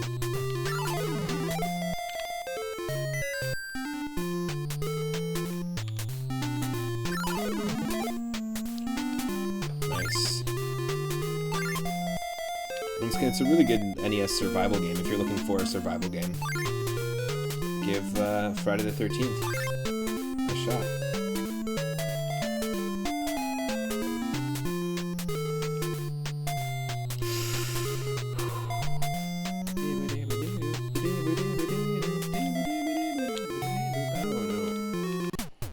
That sucks. Do I have Steam? Yes, I do, Daryl. Yes, I do. That's actually where I play The Binding of Isaac, and that's the only game I have on Steam right now, The Binding of Isaac Rebirth. I have Spelunky 2 on my wish list. And I also have, there's this really cool roguelike game called Nightmare Reaper. I don't think I have it on my wish list, but it's basically Doom, like the original Doom games. It's like this, very similar. You're a woman that's going insane in an insane asylum, and you have these moments, like these weird, like lucid moments where you attack a bunch of like monsters and stuff. It's very much like Doom aesthetically. Nightmare Reaper. I've been watching people play it. It's definitely one on my wish list as well. Super into trying it out. And it's a roguelike, just like Spelunky 2, just like The Binding of Isaac Rebirth. I'm not sure. I think I'll send you a DM with my Steam friend code. I will do.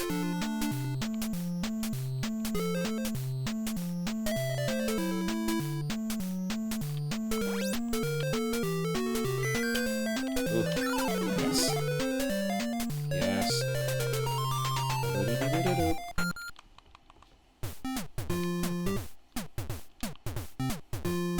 Stage 12.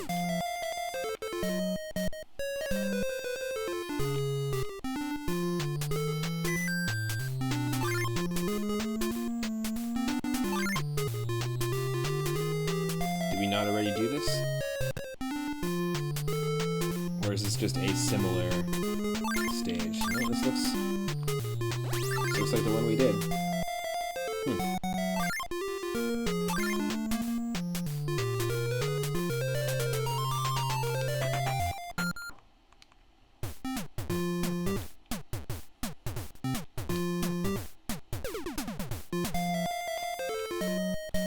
Yep, no, I think we just somehow went back. I don't know how that happened.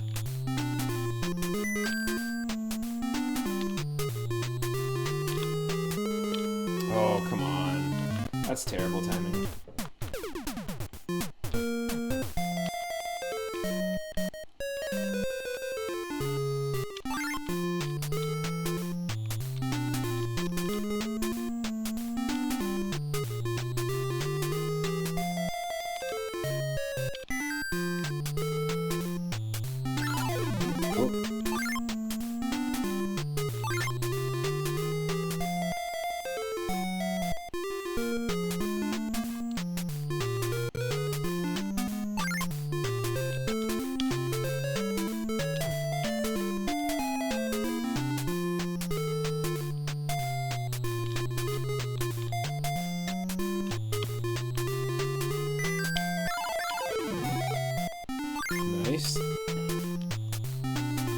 Gotta be very careful with this one. This is a cool stage. I like the design of this one. That's what I mean. I think it'd be really fun to design levels for this. It's a very simple game. It'd be really cool to try to make your own ROM hack of this. Wow. Way to like totally screw up.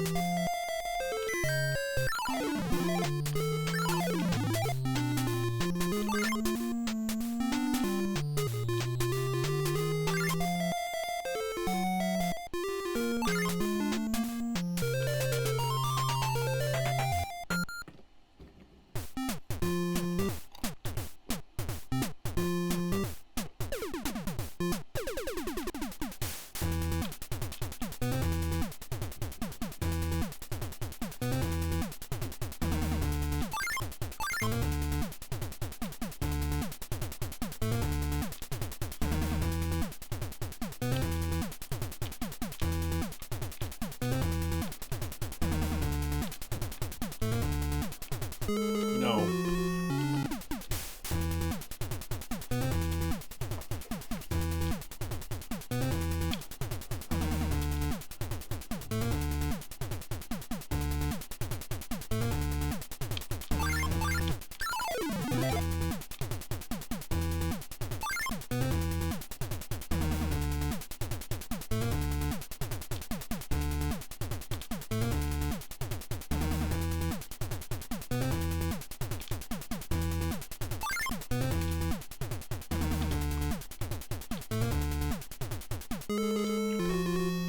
Damn it.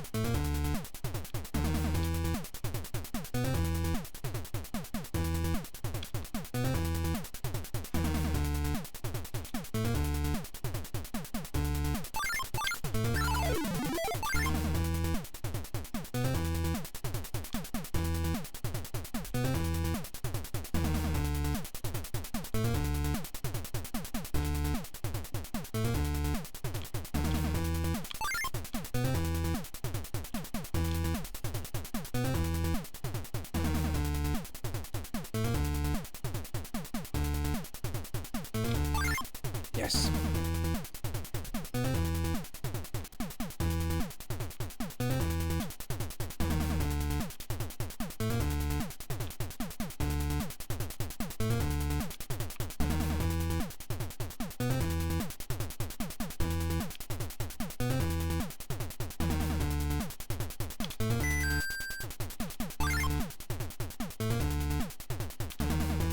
I wonder if I can carry over my boxing glove to another level without using it. This will be the test.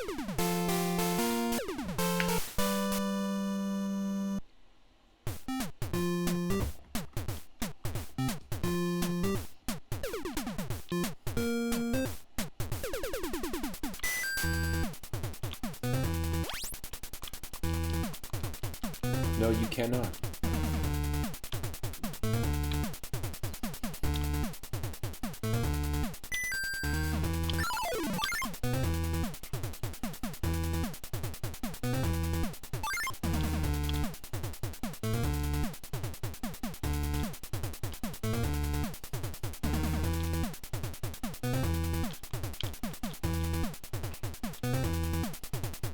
We have to lure Sylvester.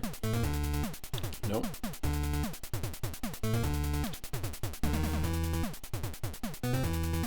Sylvester will go all the way this way.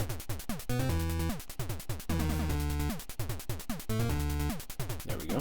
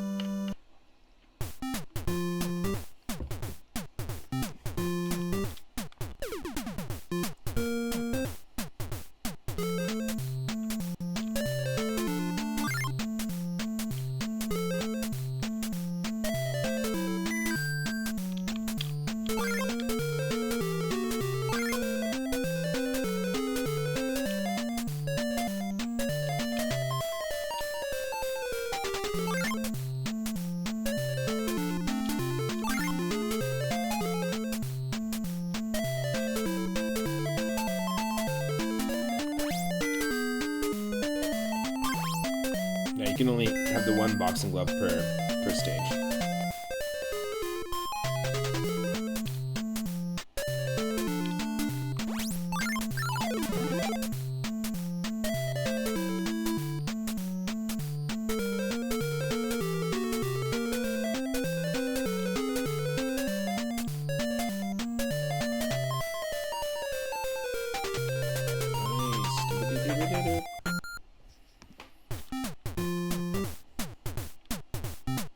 Definitely beat our high score. Let's just try to increase it right now. Basically, the whole stream we're just going to be using the game picker. Basically, it's just like a roulette wheel, an online roulette wheel, to decide which original NES puzzle and arcade games are going to play. And we might actually get the same game we were playing earlier. We might get Tetris, and we might try and beat that high score. But basically, we're at the whim of the wheel. And all these games I had in my original 40 NES games that I got from my uncle. 40-ish.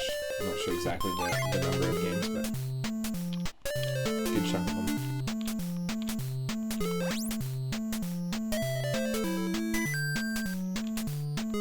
No, so close.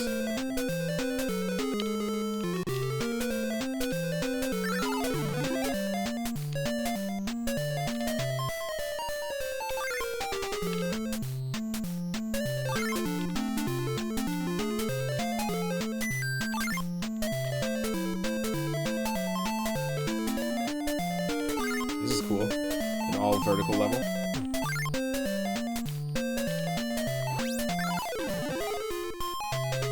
Into it.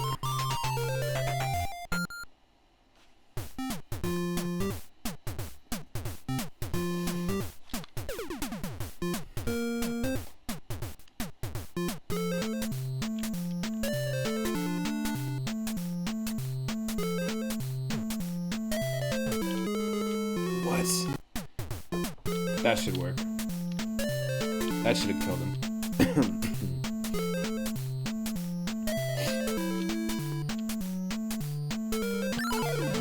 That's what I thought.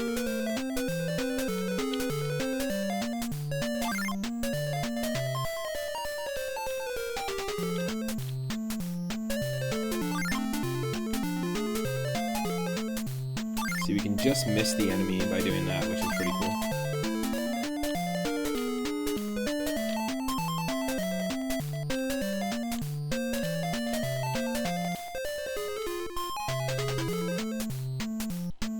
Damn.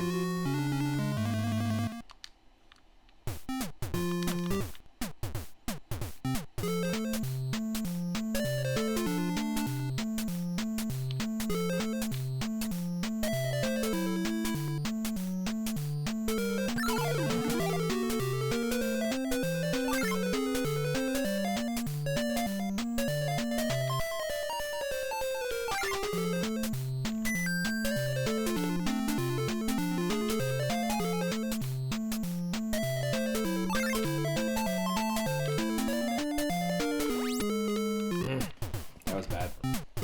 That was a bad call.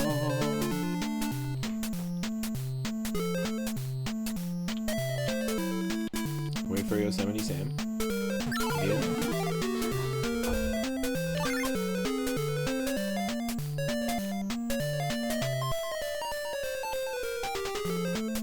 Yep. Yep. Yep.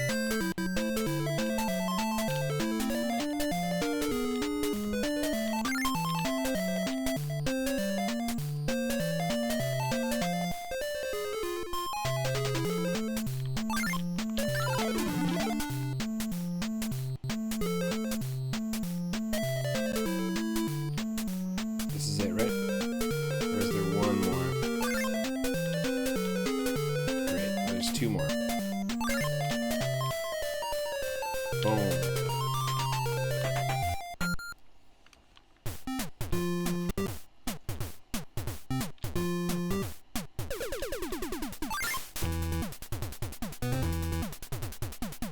Trading Pokemon through the link cable.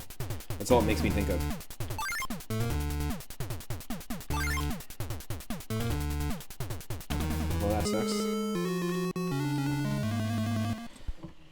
We're basically screwed from the get-go there.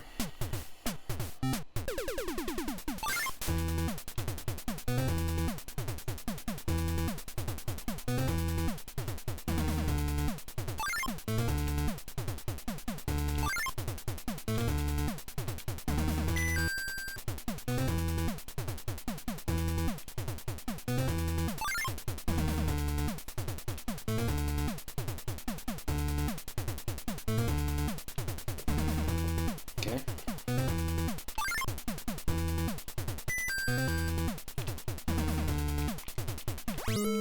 What? What? Hold on.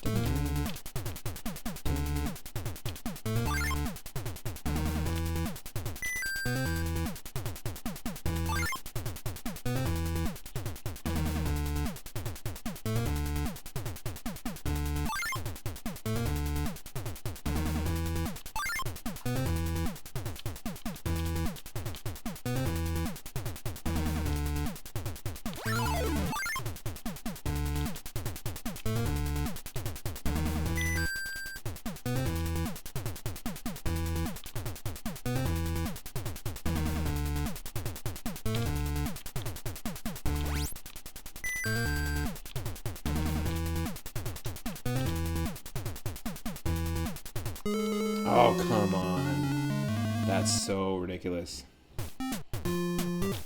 That's not good RNG.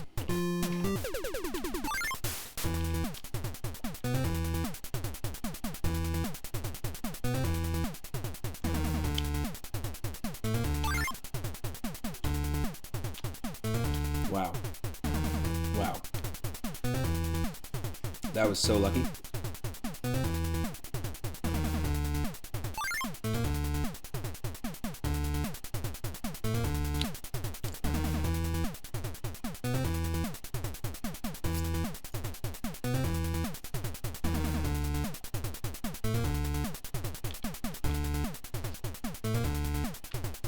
I have no idea why that Sylvester stopped.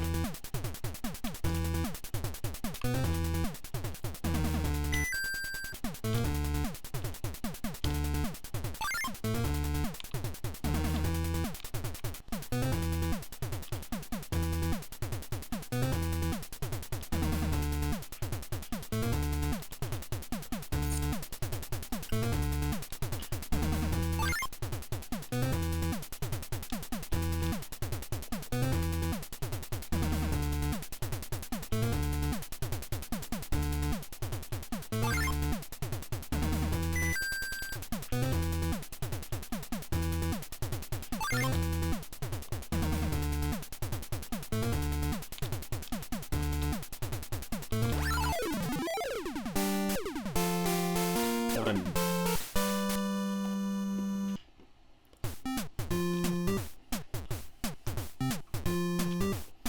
Stage 20.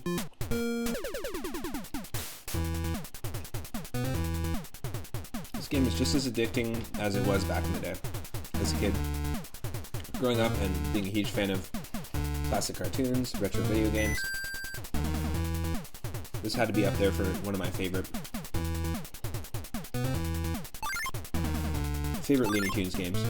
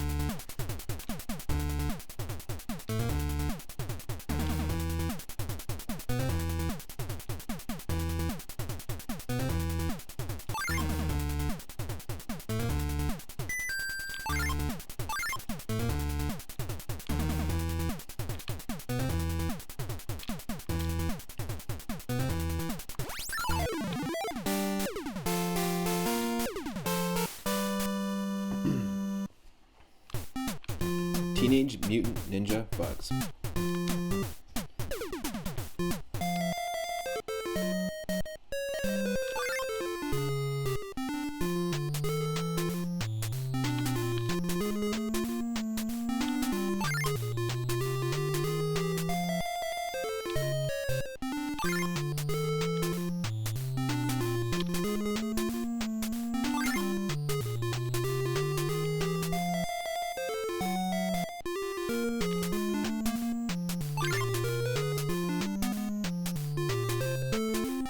No.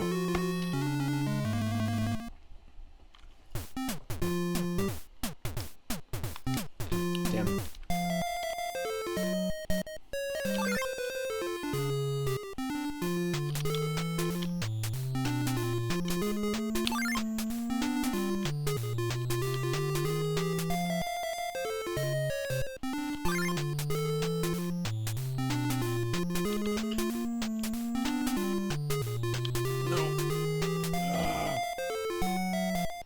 Oh my god, so lucky. That's insane.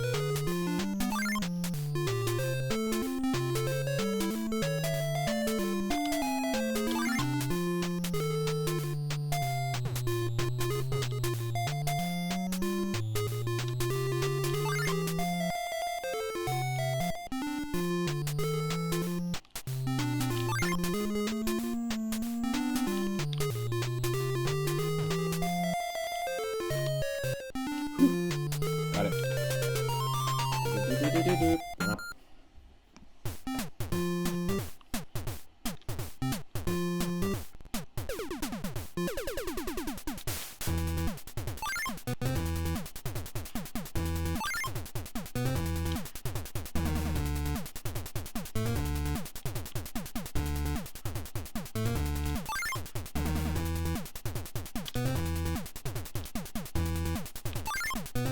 Oh my god. I wasn't ready for that.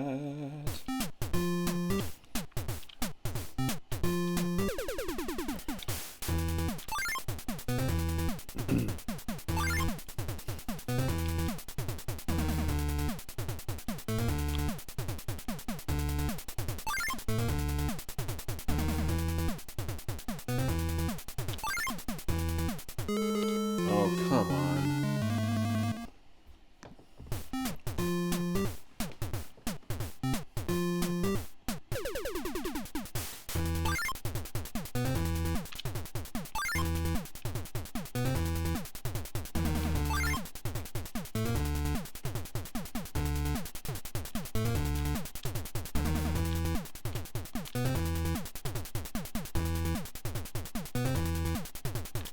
No!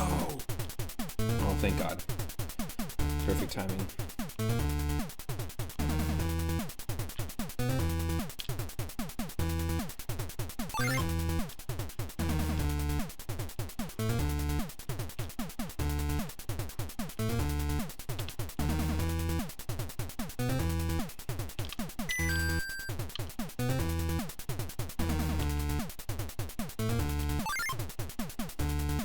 Yep.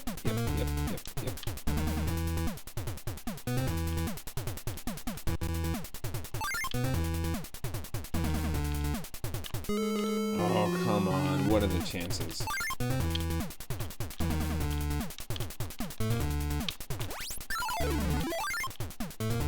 Boom.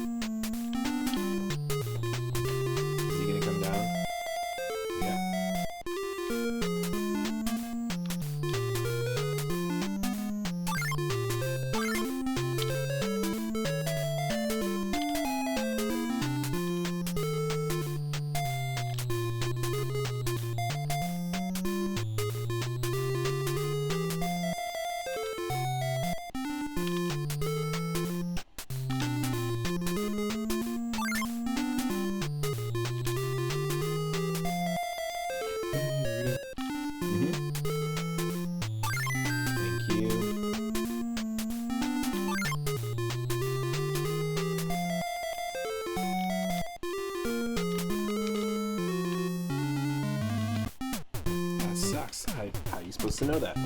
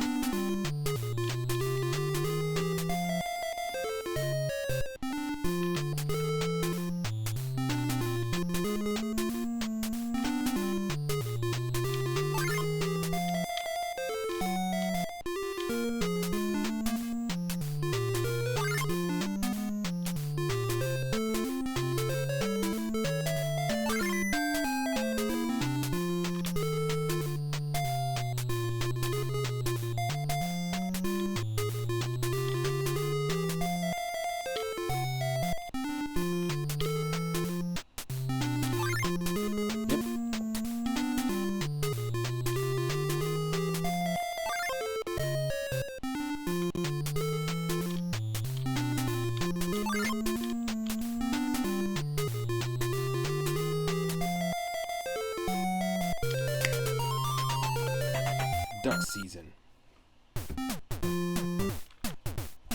That's right.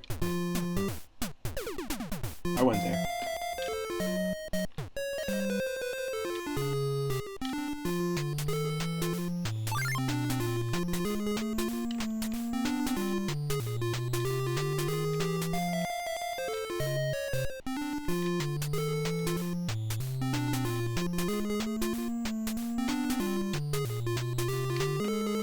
Nope.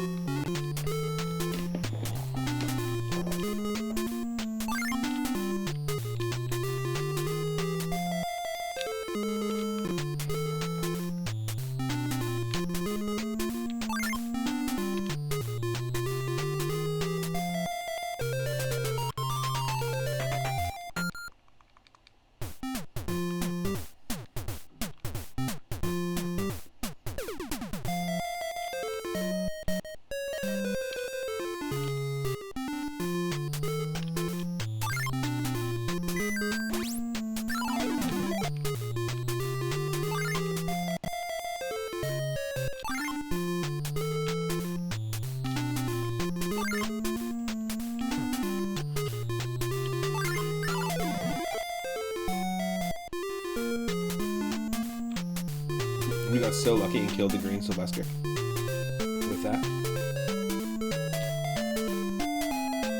Daffy's all quacked up. Daffy ain't what he's all quacked up to be. There we go.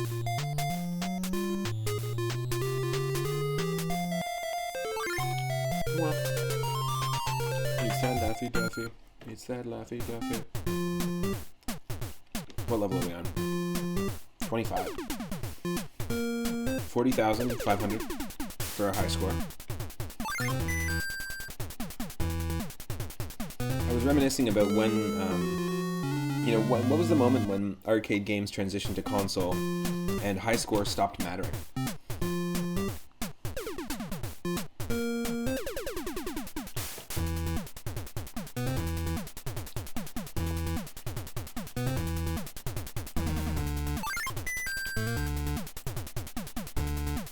So Game Request Night has to be a retro game. So is it a game on Game Boy, Game Boy Color, Game Boy Advance, NES, SNES, or Sega Genesis?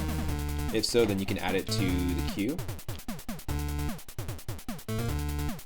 Ha, you redeemed it. But is it one of those, is it a retro game? Because if it's a Steam game, then I can probably just look into doing the Steam game as opposed to doing it on Retro Night. DOS, so I won't be able to play it. It has to be any one of those consoles. So any of the Game Boys or NES, SNES, or Sega Genesis only, unfortunately. Especially because I'm running a Mac. Because I'm streaming from a Mac, I just don't have any way to do that.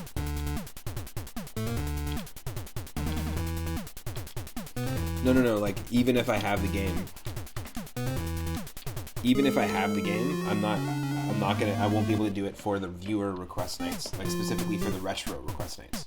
I might do, feel free to gift it to me, I appreciate it, but I might do like another request game where it's like, I'll either do like another request night where it's more modern titles, like indie titles or that sort of thing, And if not, I might just do it for just a series on. I might just play the game in full, kind of like how we're playing Binding of Isaac Rebirth, how we're playing Link to the Past Randomizer, Final Fantasy IX. Nice, a DOS game from the 90s. I just like, it requires a different setup for me to stream Steam games, and to switch between them is a little finicky because I'm using Mac with Big Sur. So there's a bunch of variables involved, unfortunately, that make it a little tricky. Hence, that's the reason why I try to limit the console specifically. There's another game I was recommended called Doshin the Giant that was supposed to be really good. It's on N64, but that wouldn't count either, but it's apparently like a Japanese-only game. It's supposed to be really good. Oh, a floppy disk game, nice. Like some good old jazz jackrabbit. Secret for now will be revealed in time. I like that. I'm missing something here. I think there's something we're missing.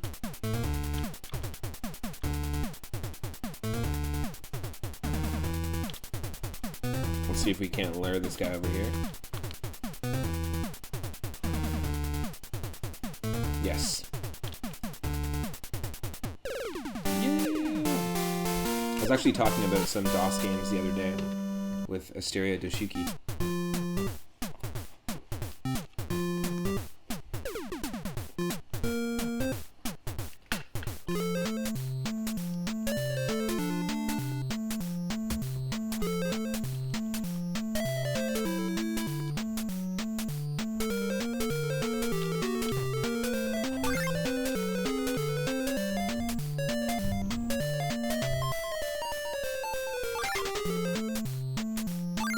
This is an interesting design for a level.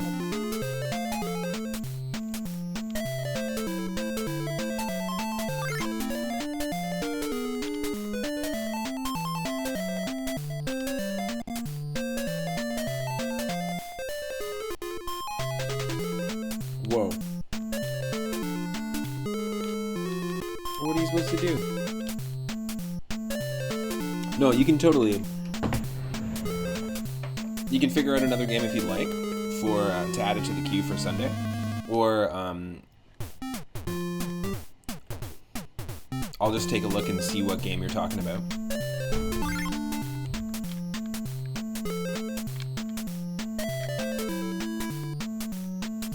And I might just make that a full series.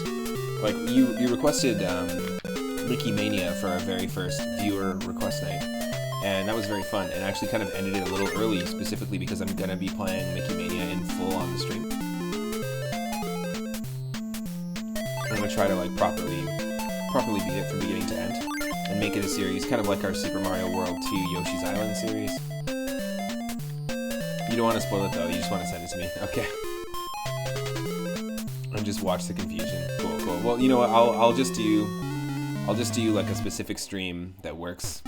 Like on Saturday or something. I'll do it this Saturday. Just for the game that you're talking about, that I don't know about. I'm committing.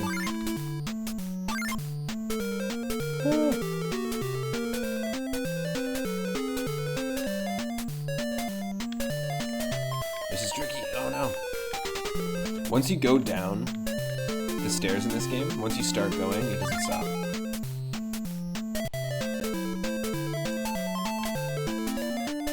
Pringles. What do I do here?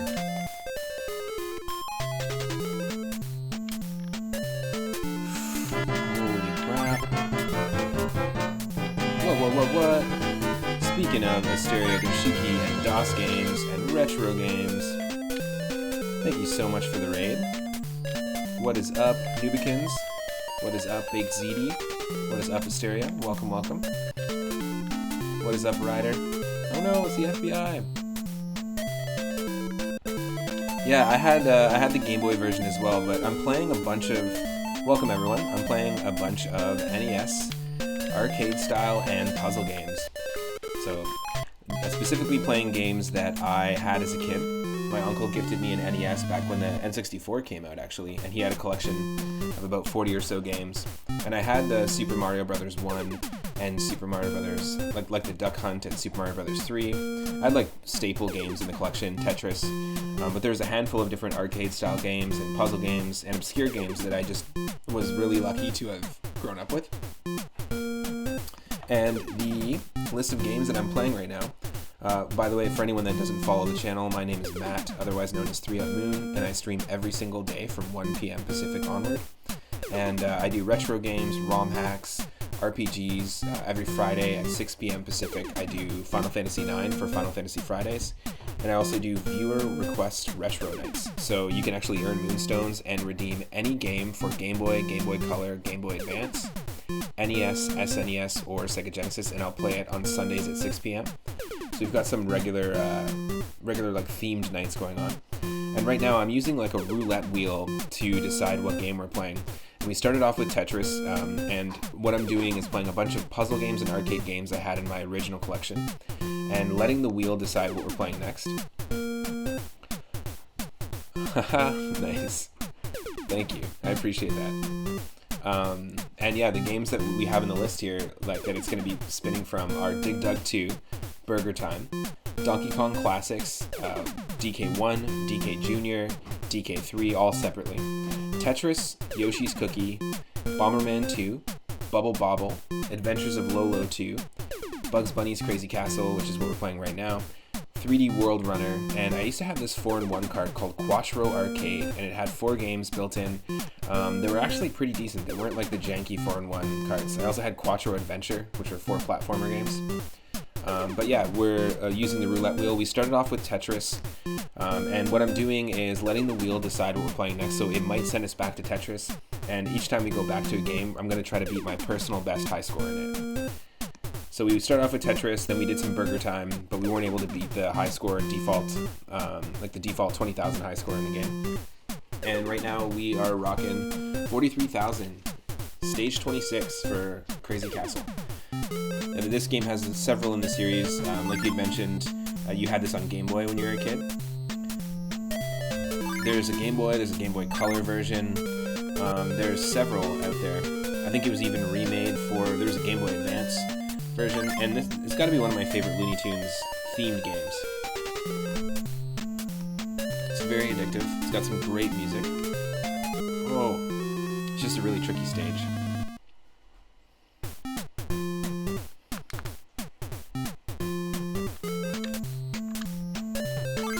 And yeah, we've been doing this for a little bit. I just want to keep up the high score, and once we get a game over, then we'll switch over to the next game.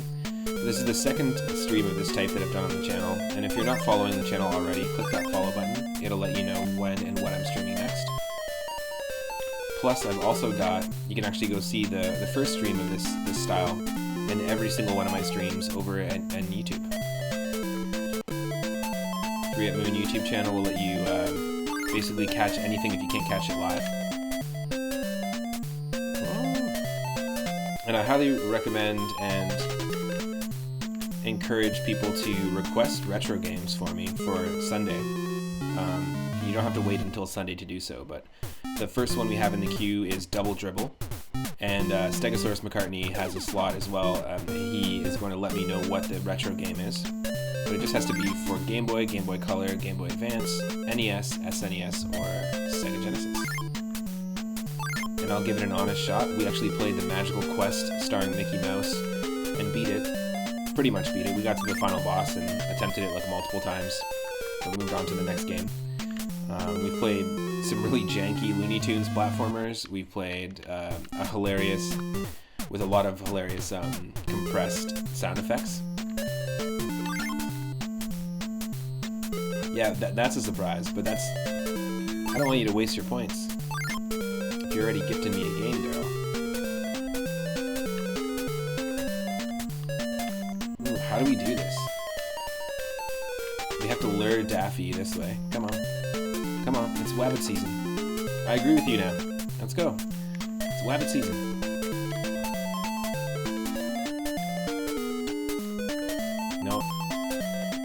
gonna make me want to do this the tough way. It's trying to get me to take the Kaizo route. Oh no! Once you start heading down the stairs, you're screwed. Like you can't stop once you go up and downstairs. It just like has to let the entire animation play out. When you're on land, you can do this. Oof, this is gonna be tricky. Nope.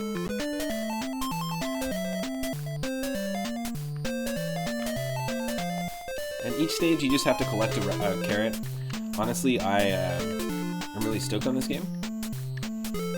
I'd love to make my own ROM hack of this, if I knew how. Just make custom levels. Ugh. There's a way to do this.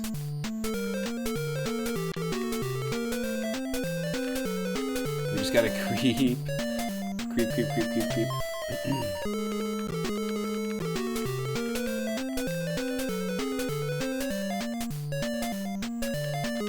Nope. So close.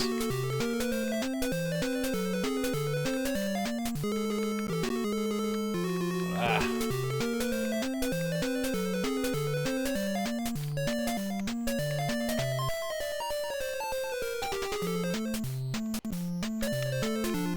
Yes.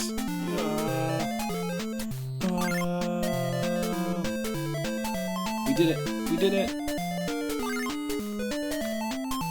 Did you end up beating Gauntlet 4, Mysteria and Ryder? I don't have a shout-out command, but please, go check out Ryder of Lamia and Asteria Dashuki's channel. Oh god! You got far within the first tower, but then died. Ugh.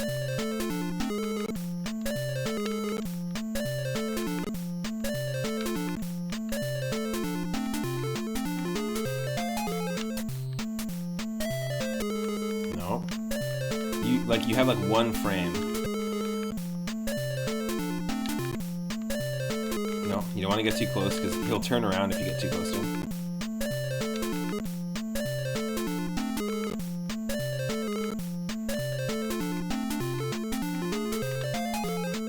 You made it to the final boss in Arrow Fighters though. Nice.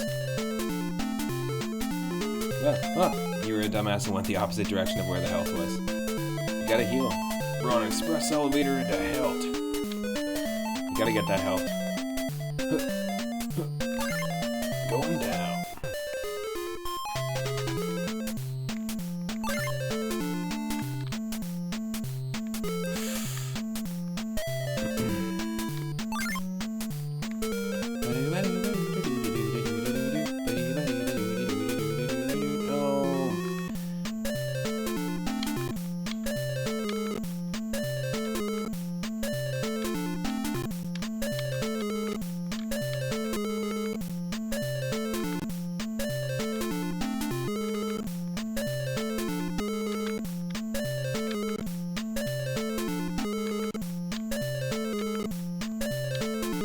Get out of here.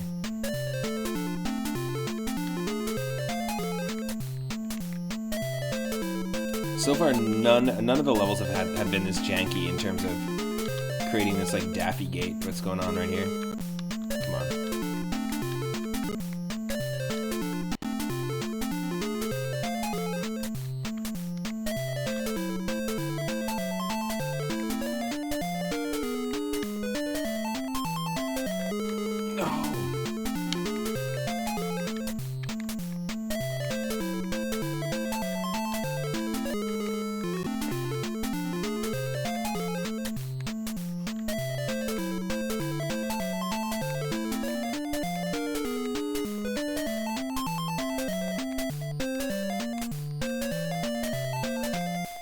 Yes. I found out how to lure him.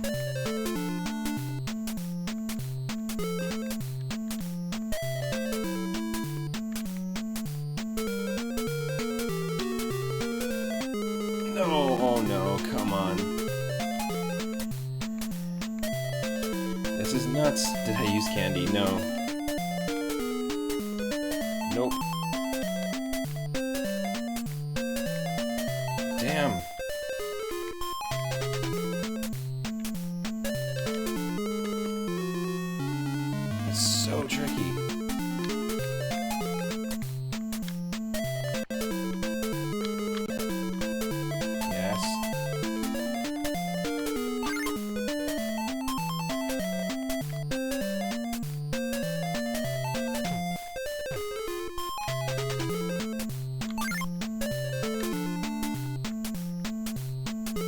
Here we go.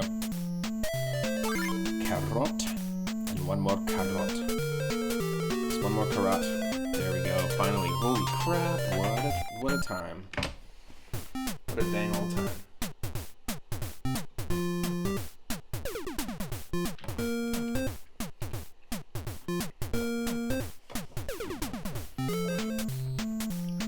It's not a Looney Tunes game. Unless it says that's all, folks. As the game over screen.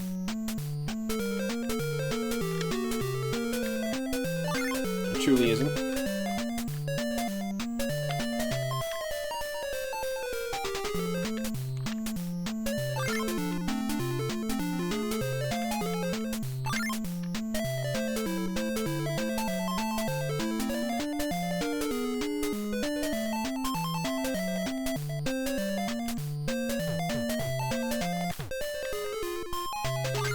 Holy crap. This game was really, really fun on Game Boy. Did anyone in the chat ever play this game? I know that somebody chimed in and said that they had this on Game Boy, but did you ever play this game or any game from this series?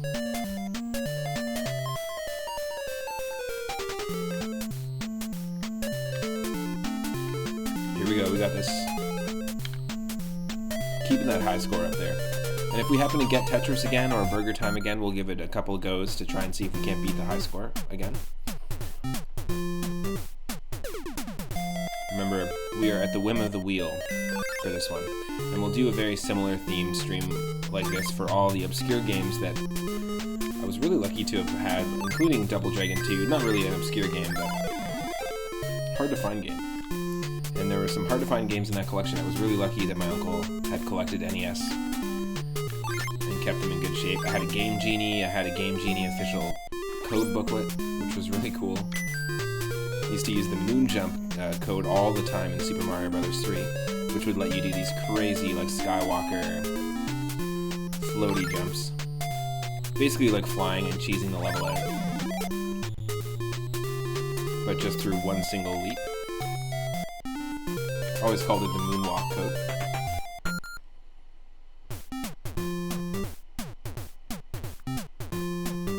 Just want to say thanks again to everyone that's been supporting the channel.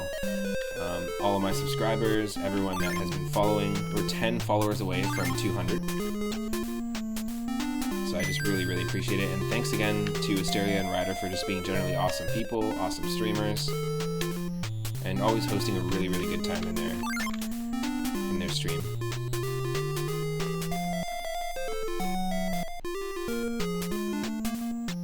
You worked on an emulation site from age 12 to 16. You were paid with web space, so you used to have your own site up with. Oh, cool.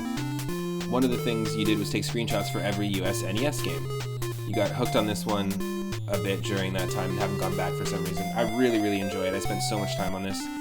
When I was a kid, I also used to, when I was like 13, 14, 15, I also ran my own website called Dungeon Studios. I was an affiliate with Newgrounds back in the day in the early 2000s. I was winning like daily gold first prize awards in Newgrounds, and all I did was I would go through old Nintendo games and Super Nintendo games, rip the sprites or make my own custom versions, and I made tons of flash animations, like really cheesy ones using Gogol Bordello as the soundtrack. There's one where it's called Golden Mushroom. It was around the same era of the stick figure sniper games on Newgrounds, definitely. But one is called the Golden Mushroom, and it was I actually hired voice actors and paid voice actors to do the voice of the different characters, like Mario and Luigi. Oh, what? It's our first death block. I've never seen that. A no carrot zone. You can check them out if you want. You can also just look up Dungeon Studios. There's a lot of really bad YouTube videos of people that just rip the flash animation. But you can also go to Newgrounds and check it out. There's a series called Skittles and Bits, which was basically just an NES retro game version of like the same format as Robot Chicken. Does that make sense? I was just inspired by watching Robot Chicken. I was a young kid, and they're not funny. Yeah, Newgrounds is still going. Yeah. They're not really funny. Like I said, I tried to make them funny, but I had a team of animators. It wasn't just me. It was me and a friend from Scotland, a friend from England, Mexico, Sweden, and then myself in Canada. And I did a whole bunch of them. I did one called CNN, which was just, it was stupid, but it was basically just like a video game news using sprites from River City Ransom. But I was watching some people's streams the other day, and it was just reminding me of that era. This is a really cool level.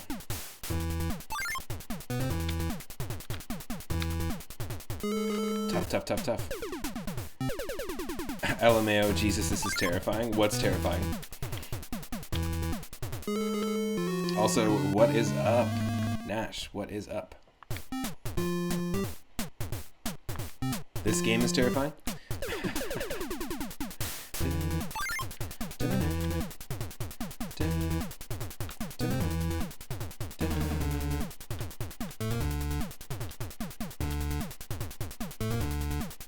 No! Damn. This looks vaguely familiar, but you're afraid. I had it on NES back in the day. Played a lot of it. Yeah, it kind of like... It looks like it's a state, especially this, the music and this color palette reminds me so much of Teenage Mutant Ninja Turtles. Or like Double Dragon or something. No, damn it. Terrible.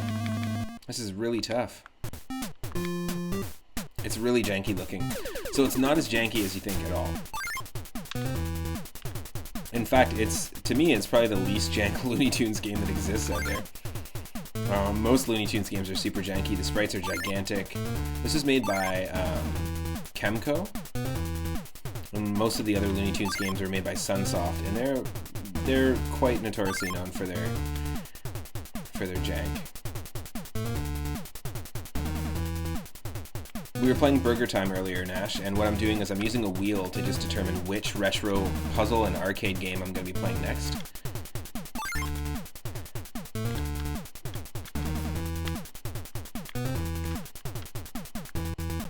The SNES Tiny Toons game has the weirdest screen real estate distribution. No, it's free real estate. That's screen real estate. Yeah, I had the NES Tiny Toons adventure game. It's quite good. The SNES one's tough. In the last 2 Sundays, I was doing my viewer request retro nights, and you can request any game for Game Boy, Game Boy Color, or Game Boy Advance, and I'll play it on stream. And we've had a handful of Looney Tunes and just different games recommended.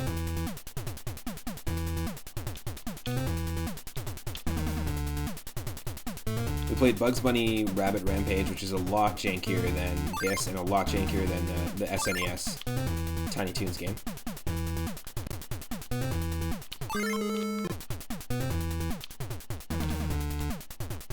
The tricky thing is moving around the enemies, because they have like their own weird logic. Ooh, nice, Fire and Ice. There's a great example of the perfect style of game, exactly the type of game that I'm trying to play for this type of stream. Puzzle games and arcade games, but I really don't want to play games or add games to the wheel that I didn't own in my original 40 NES game collection from back in the day that I got from my uncle. That's kind of the idea. Is it's sort of like a nostalgic association to those games that I would rush home from school and play. The last few levels of Fire and Ice are extremely difficult anyway. You don't know if it's a good stream game. Did you stream it, Nash, or did you were just playing it?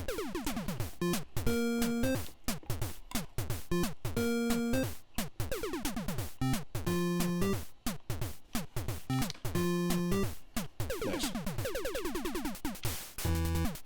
So the reason why I wanted to do a stream like this specifically was because I was thinking to myself, what was the point in video game history when the high score stopped mattering? Super Mario Bros. 1, for example, there's a score.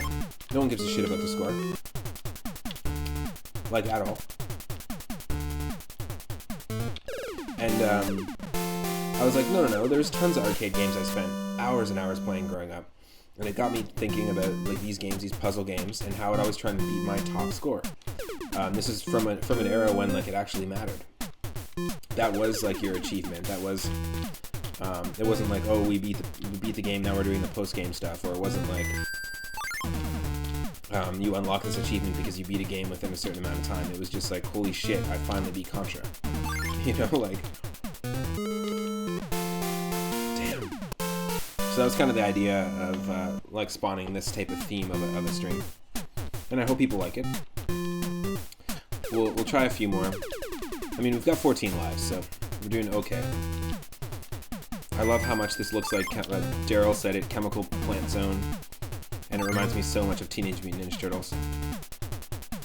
Level progression versus high score is a really fascinating paradigm shift. Yeah, totally.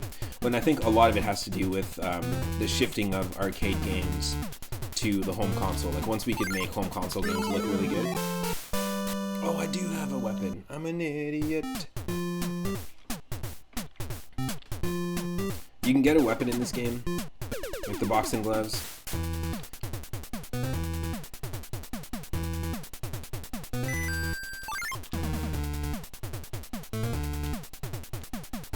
Stay out of my way.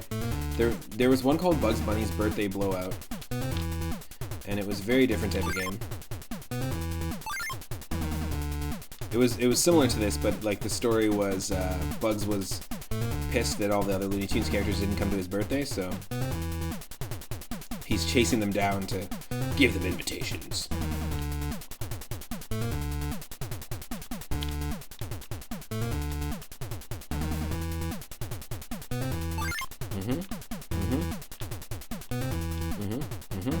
Oh my god, this is insane. Have I played Lost in Time? No, I haven't. That's the PlayStation 1. Yes. I've seen people play Lost in Time. It looks kind of janky. It kind of looked a little bit like Croc. If that makes sense. It's a collectathon game. Yeah, so definitely Croc vibes.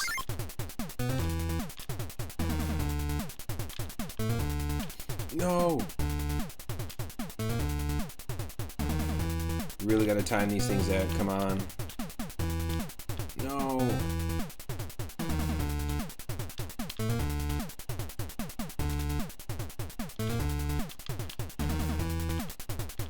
This is tricky. Now, the only thing that's janky about this game is that if you can't stop on a dime. Like, you can't turn on a dime, basically. But if you're walking like this, like, you can kind of tap and just do, like, one pixel at a time.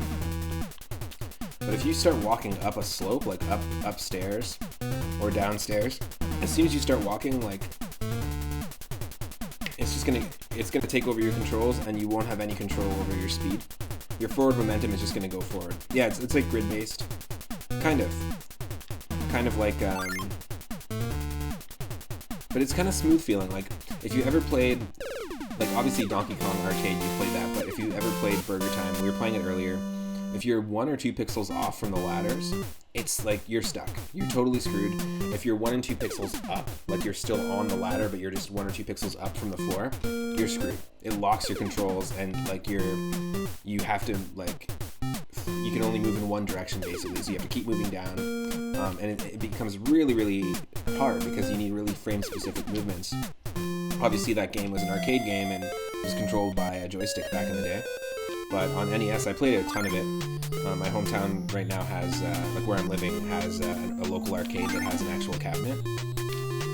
But yeah, Burger Time was a game that I had a lot of fun with. But like, for example, as soon as so I can stop going upstairs.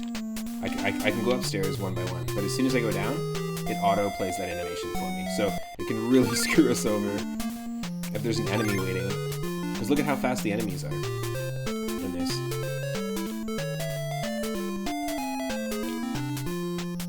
We'd be screwed if it worked that way upstairs. But yeah, see, like that just auto played that for me, which is super annoying.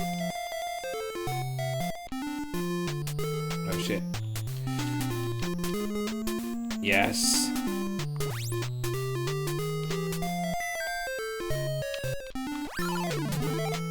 Yes. Thank you.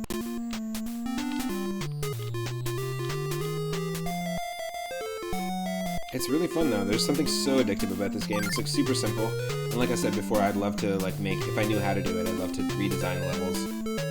make my own ROM hack of this. Can't believe Yosemite Sam is dead. Well, you know, he's in a better place. Sassafrashes to sassafrashes, dust to dust.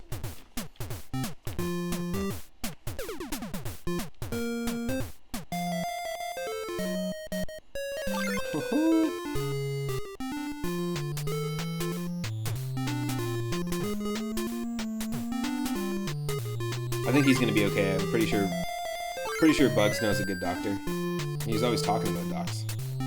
Hey, oh, that was bad. Oh, oh. I deserve that death. I deserve that save state, double-edged sword moment.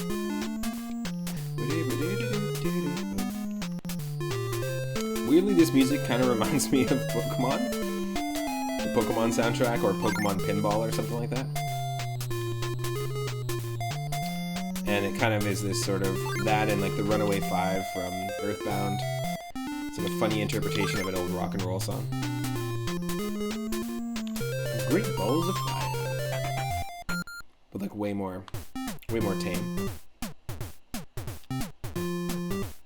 Stage 33.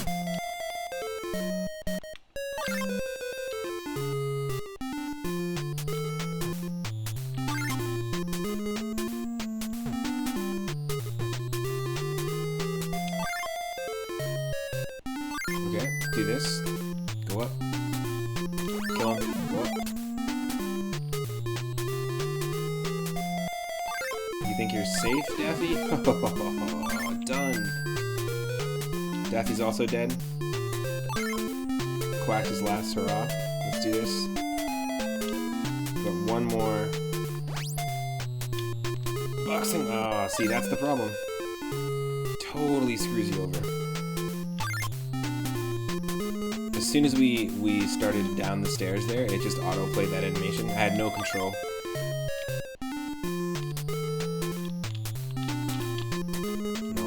Nope. Zombie Sylvester's out to get me.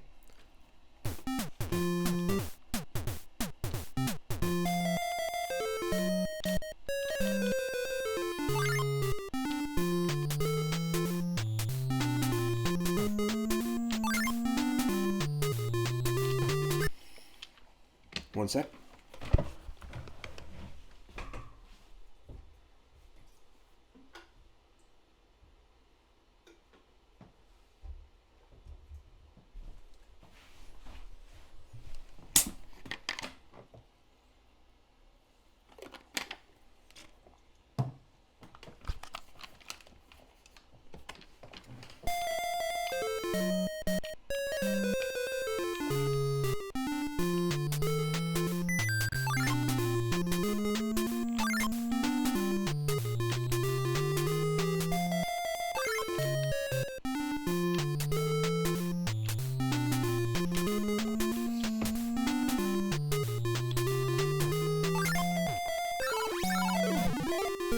Double hit.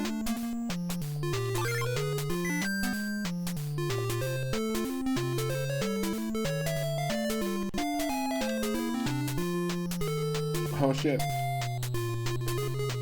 I could see how this game would look terrifying though, Nash. But it really does control quite well. And the Game Boy version of this series is fantastic. There's like 4 or 5 in the series.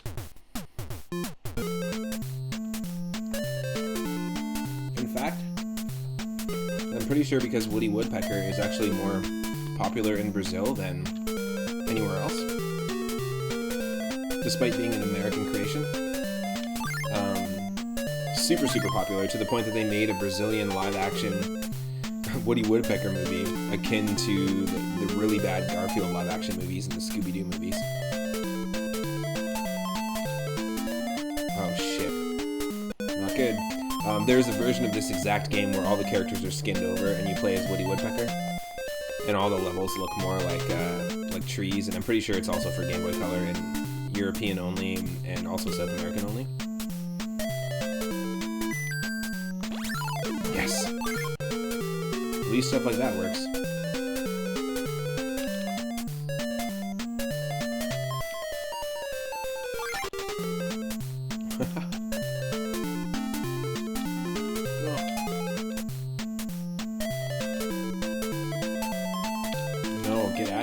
so janky.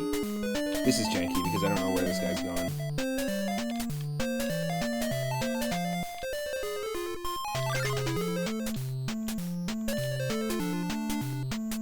No. There's nothing you can do.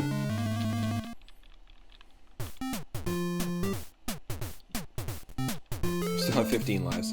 You get a 1-up at the end of every level, though, so that kind of makes sense.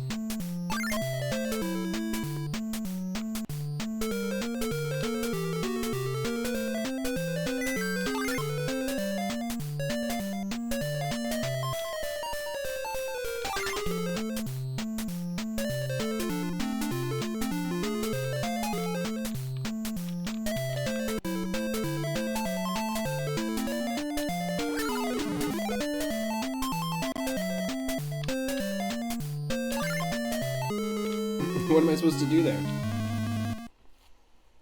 That's so janky. I mean, the AI is going to behave the same way. It's not that complex of a game. The AI pretty much is just always trying to catch me. So, and there's not a lot of movement opportunities.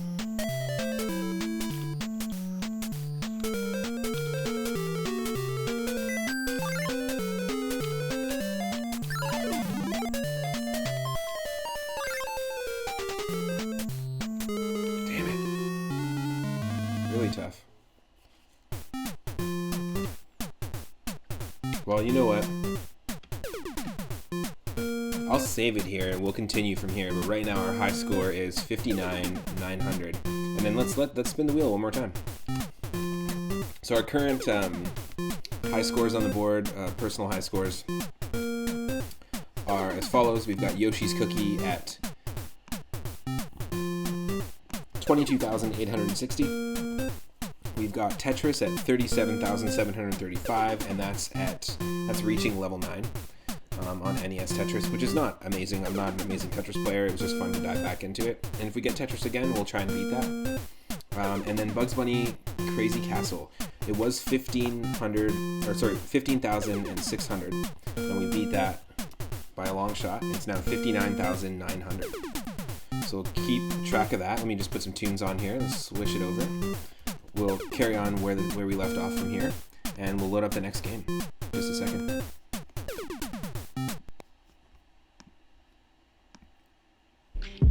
Stick around.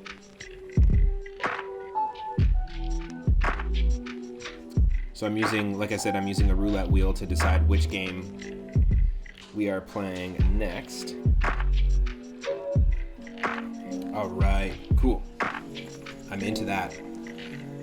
We're going to be diving into Yoshi's Cookie, a game that I believe came out first on the Super Nintendo and was imported to the NES, and a really, really addictive puzzle game. Basically, you're Chef Mario, and you work at the cookie factory, at this cookie warehouse, and you're trying to, like, pack all the cookies, like, package all the different types of cookies, and basically not give them to Yoshi, and Yoshi really wants to get those cookies.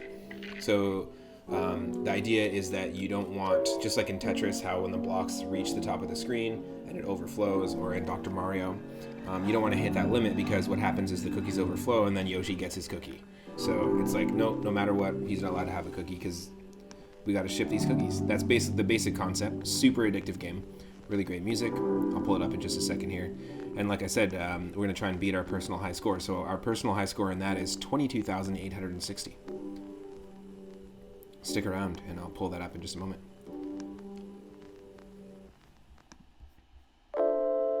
I'll be right back.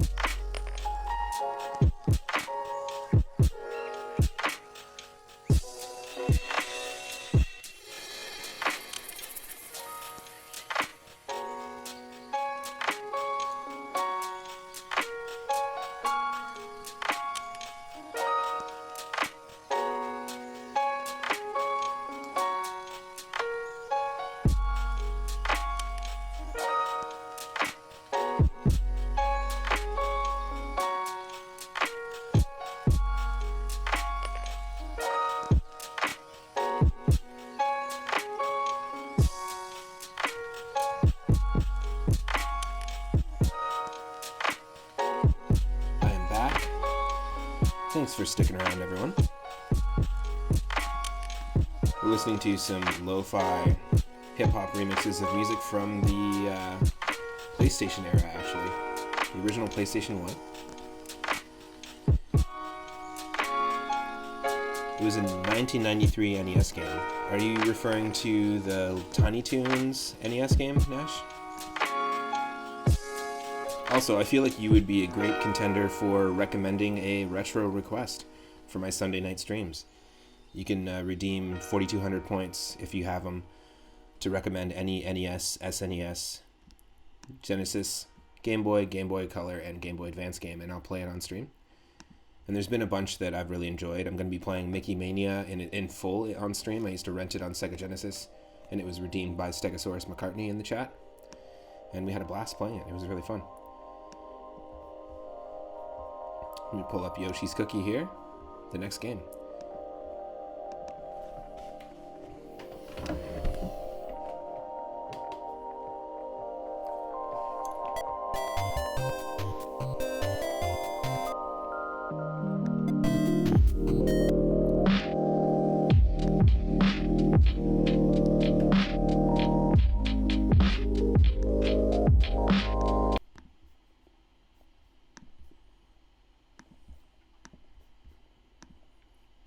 All right, here we go.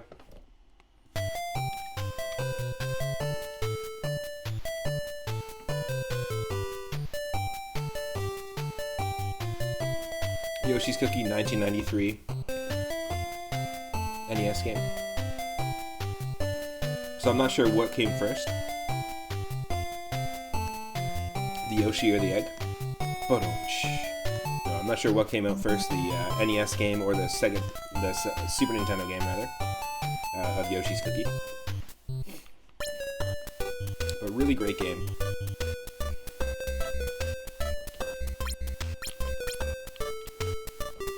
We'll set it to medium.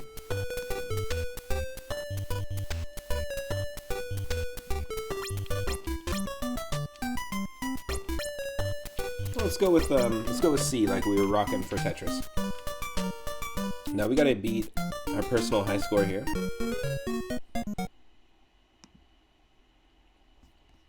Which is 22,860. And basically, it's super simple. I have to make rows of the same cookie.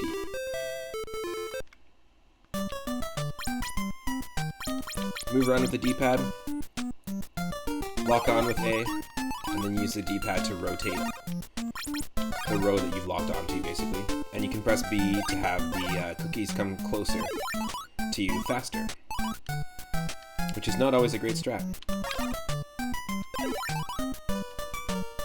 And I do really think it's kind of unique because it sets the bottom of your screen to be the bottom left corner. So it's kind of corner-based, and I like that blocks come in from both the top and from the right side. It just changes it up a little bit. Makes it a really unique puzzle game that way. We also may come across a golden Yoshi face, which I'm going to be making an emote in the channel, which I'm excited for. It's going to become one of the emotes because it is a rare item in this. If you get the golden Yoshi face cookie, it is a wild card.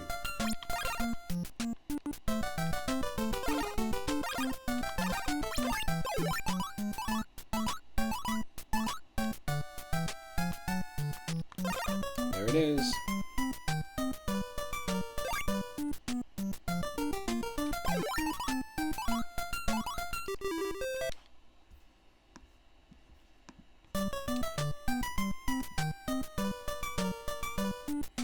Which came first, the 3-up or the moon? Definitely the moon.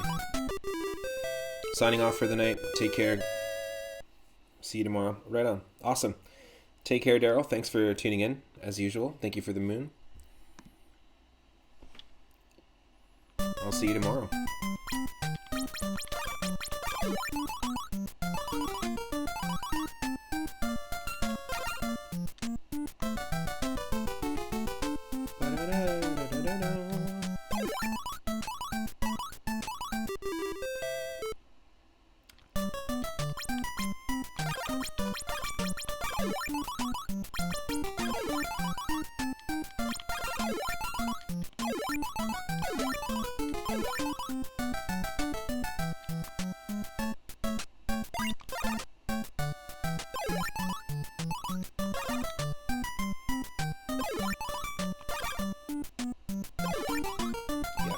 Let me update my...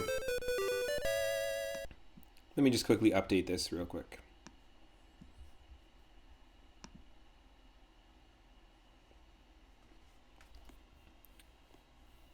I've been updating my stream title and category whenever I can.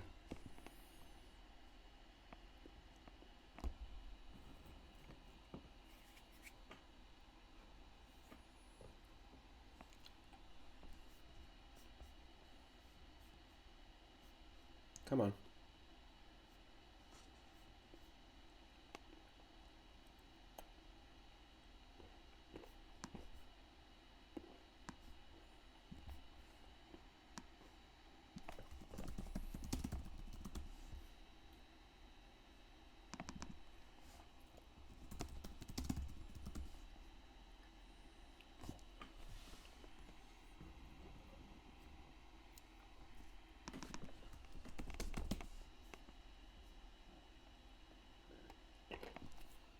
Come on, Twitch.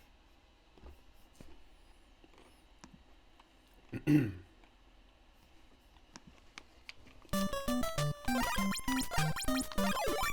should update it.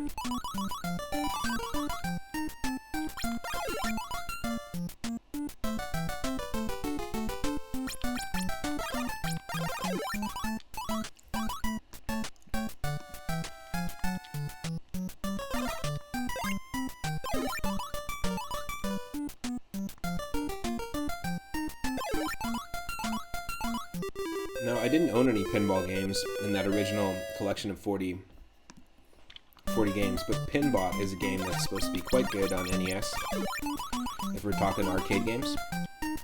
Pinbot was actually developed by Rare. Yes, that Rare. And it's got some really funny Bit Crush sound effects. It's actually a game iteration of a real-world pinball machine. And I've actually been lucky enough to play a Pinbot pinball machine in real life. But I used to watch people play Pinbot on Twitch years ago. Just pinball games in general. I really like Pokemon Pinball on the Game Boy Advance. That's one that I spent a lot of time with. I did not play the Game Boy version. The original Game Boy Color version of Pokemon Pinball. And it's a shame that they stopped making them. It would have been cool if they did like a third one for 3DS. Or sorry, a third one for DS, and then maybe a fourth one for 3DS, and a fifth one for the Switch. We could have a fifth iteration Pokemon Pinball game at this point. And it could be for all the Gen 5 Pokemon. Pokemon Pinball Black and White 2, DX, and Knuckles.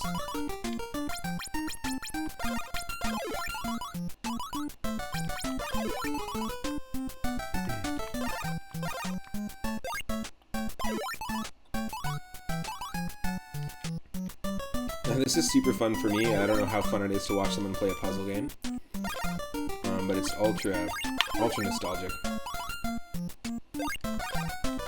Spent hours playing these games and trying to perfect how good I was at them as a kid.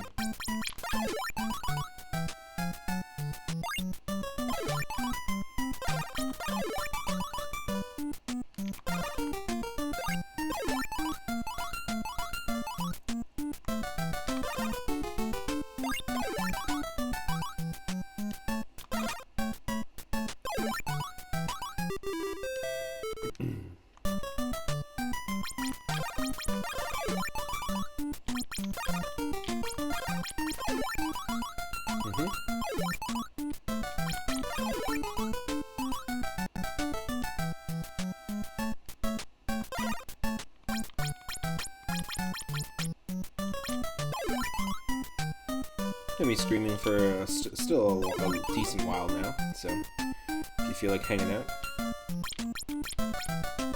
feel free to drop in maybe a memory that you have of one of your favorite puzzle games.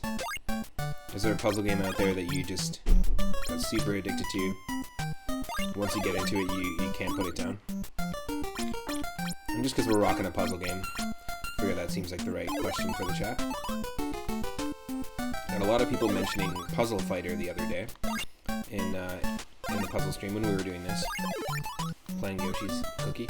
I never had a chance to play Puzzle Fighter. That's a Neo Geo game, I think. It might have only been on Neo Geo, or it might have been an actual arcade game.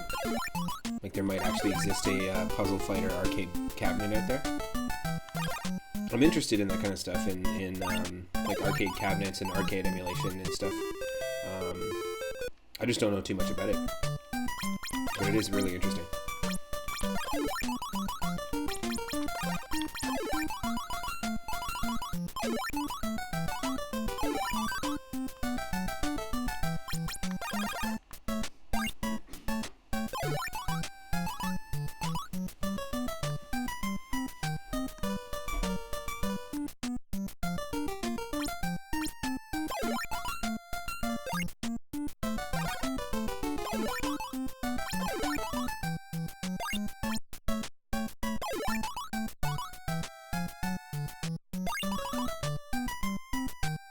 Woohoo!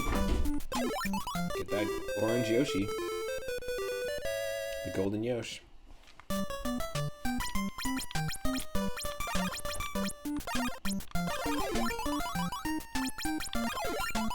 Yes.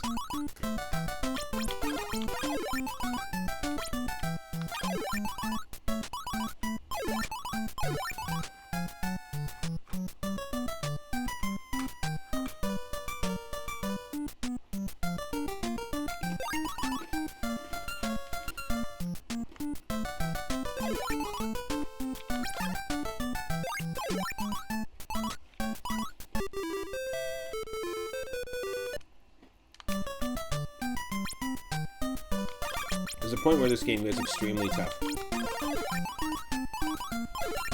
Like, really, really tough.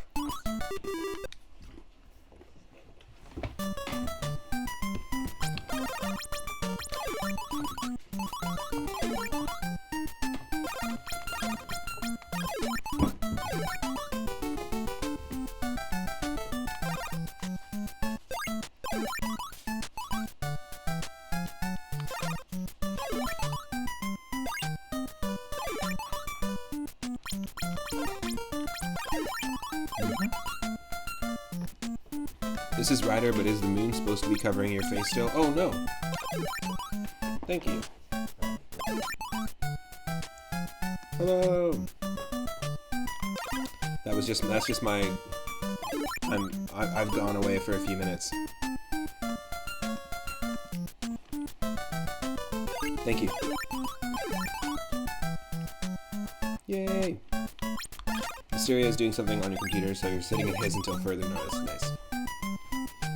Yeah, this game, honestly, I remember pretending I was asleep, so my parents thought I was asleep, and then waiting for them to go to sleep, and then turning on, I had a Whim light on my original Game Boy, so it was basically, because the Game Boy link cable port is basically just a USB port, just before we use USB regularly on computers. It's the exact same connector. And I remember like they had these lights, these like little USB lights you could plug into your Game Boy, because Game Boys didn't have backlit screens at the time, even Game Boy Colors.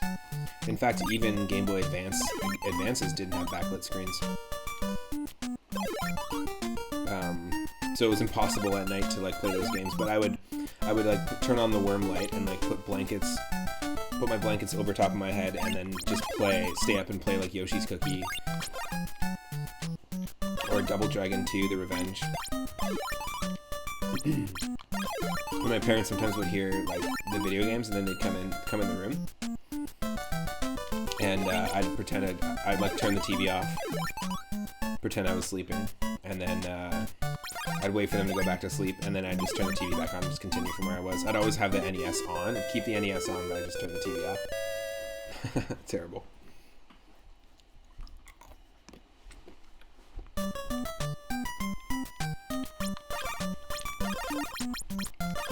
And I know you're not supposed to blow on the cartridges, but I did blow on the cartridges. And that was one of the giveaway sounds that I was still awake.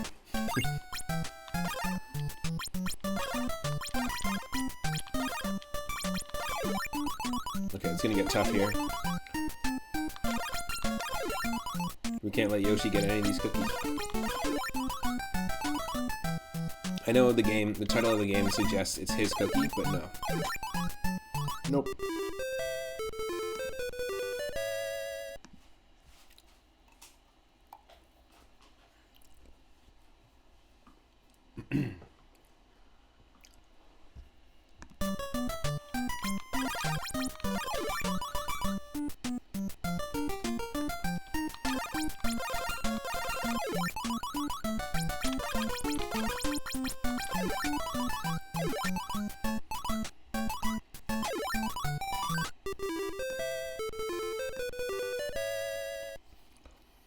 You remember suffering insomnia from the time you were really little, so sometimes you'd get up in the middle of the night and flip on the Sega.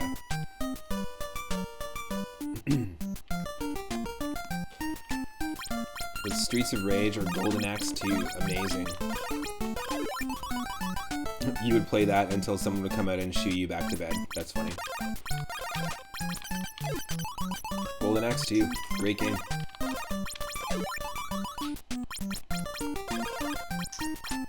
You didn't have Nintendo products. I didn't know too many people growing up who had a Sega. Oh shoot. I had a Sega Genesis. I picked one up after it was new, like not when it first came out or anything, but I didn't know anyone who had a Sega Master System, so I really didn't experience a lot of those games. If you were a Sega family, if you wanted to play Mario or something, the parents would take you to friends' houses. Nice. Oh, we got our wild card Yoshi. Oh my god. Okay, we gotta pay attention here. There's some stuff. There's some shit's going down. Okay. want to get the golden Yoshis because they're wild cards, and they help us complete a row, but they also give us extra points. Experiencing Duck Hunt for the first time as a Sega kid, that's awesome. You just show up to a friend's house and they're shooting the screen. Pretty funny. That was the Super Mario Brothers that I had. I had the Super Mario Bros. Duck Hunt cart. I didn't just have the standard cart.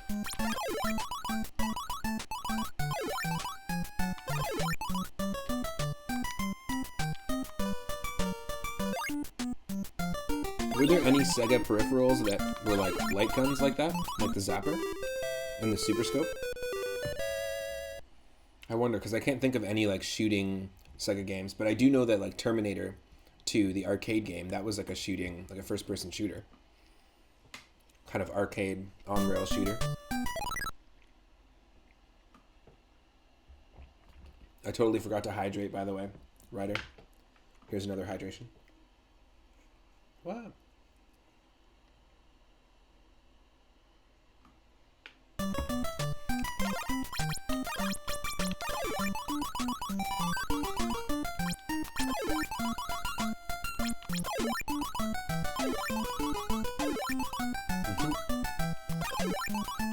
Boom. There's a few of these levels I remember like the speedrun strat to beat them.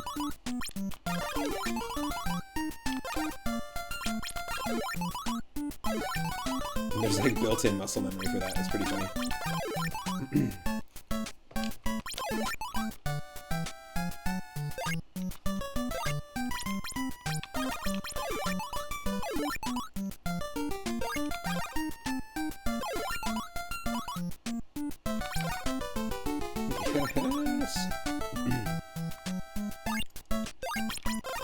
There's a lot of Japanese-only games I'd like to try out, like Famicom games that I just never was exposed to because I just didn't have access to it as a kid.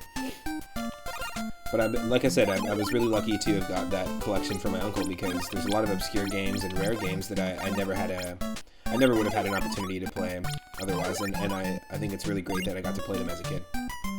Really appreciate it. Ooh, didn't want to waste that thing. It's okay. I think Chef Mario here is one of my favorite like Mario job designs as well. There's so many amazing Famicom games. You're lucky to be married to a stereo, let me tell you. I'm always down for recommendations if you want to recommend one, if there's one that you're playing that you think is really tough. Like I said, you can redeem those moon points and add one to the queue for my retro request nights on Sunday nights. And I'll try to give it an honest go. Some of those games I'll try to beat if I can. If I really like it, I'll probably just choose it I'll just pick it as a game to play in full, you know, just do a series. We recently beat Super Mario World 2, Yoshi's Island on the stream. And it's funny, there's so many little tweaks I want to do to my channel to just kind of add some more things, like more alerts. We've got alerts right now, game-specific alerts for when people donate bits, for when people subscribe, for when they follow, for when we get raids, and for when people host. But I want to improve that and add a few more things. Unfortunately, I'm using Mac with the Big Sur operating system, so it's a little bit tough. And I end up just always streaming instead of working on like improving the stream in terms of like aesthetic or things like that. Yeah, I'm on a Mac. So like the idea of playing Gauntlet Legends on N64 multiplayer, super into it. I definitely want to do that, but I just got to figure out and make sure that it's all compatible, you know. And honestly, if I had Mac OS 10, it wouldn't give me that many issues. But the newest Mac operating system truly removes a lot of third-party support. The white-hot battle continues.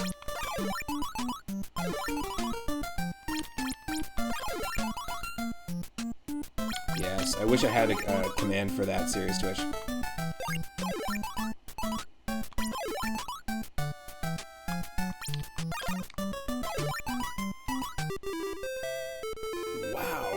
That's gotta hurt. Too funny. One Yoshi's cookie can keep fighting. Oh no, one Yoshi's cookie looks like in fighting shape. The other one can't go on.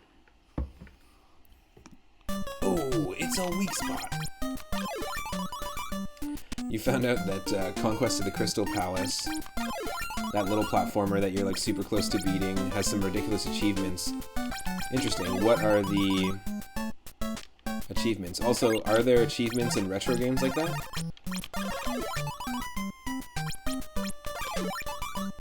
Have people made like retroactive achievements for old school NES games? Because that's crazy and cool. That game looks extremely tough though. But like I said, feel free to recommend a game, to redeem a game, any game for NES, SNES, and Genesis, or Game Boy, Game Boy Color, or Game Boy Advance, and you can redeem it using the Moonstones for Sunday.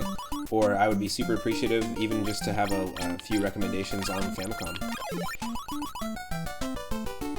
Things like not taking damage or not... No way. That's insane. Not falling in the lava pits, that happens like the most in that game. That's like saying don't fall in a pit or take knockback damage in Castlevania. Good luck. Not using projectiles is one. So that means you can only use your melee attack? Or is that just pacifist, where you can't attack at all? That's crazy.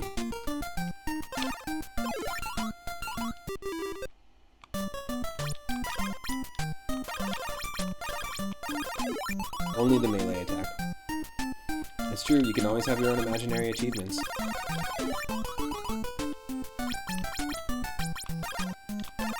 Every time I see Peak Freen cookies or these like jelly-filled ones, I always think of Yoshi's cookie.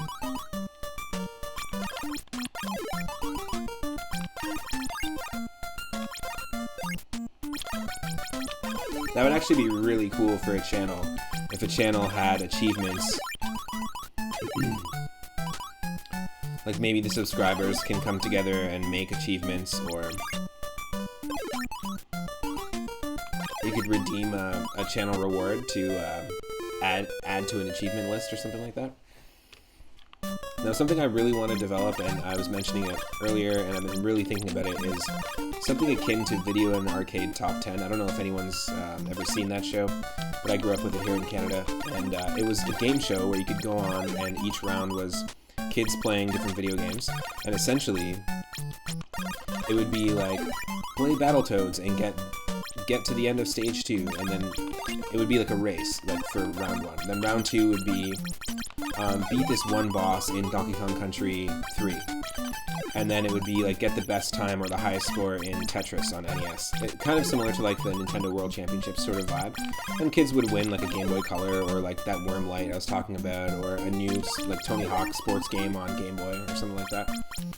But the idea behind it is really cool and super nostalgic to me, and I really want to develop something like that on Twitch where I can host and we put together rounds with different games and different streamers can be the contestants.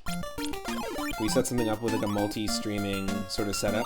It'd require a better computer on my part, and it'd have to be a goal that I'd be working towards, but I do want to basically come up with a Twitch retro gaming game show that I host that I can curate like the contestants, and then we'll have some cool prizes or something like that. A really nice visually pleasing one, maybe a little like 90s and 80s throwback nostalgia.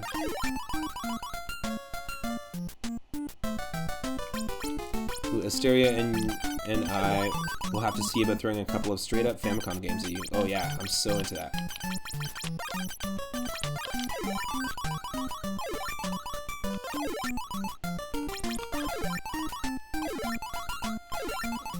Yeah, I'm super into developing something like that. But again, I want to put my best foot forward, and I want to make sure that it all looks good and works good. And also, if we're going to be hosting multiple people, I want to make sure I have a better computer and the ability to switch between scenes a lot easier because I'm using a laptop as well. I'm not just using a Mac, I'm using a laptop right now, which is fine. But that's the goal, and you can support the growth of the channel by subscribing, by donating via PayPal. We've had a handful of people that have already donated, done one-time donations via PayPal instead of doing it with bits. To 3upmoonget@gmail.com. And also, you can become a patron if you don't want to do the Twitch thing. I know some people are down with subscribing on Twitch and giving Twitch their payment information, and some people aren't, so I just want to give people different options. And all the money from that goes towards improving the setup, making sure that I can stream every single day for you from 1 p.m. Pacific onward, and brings you more content, and plus you'd be supporting the channel directly. I think Twitch is such a really cool format.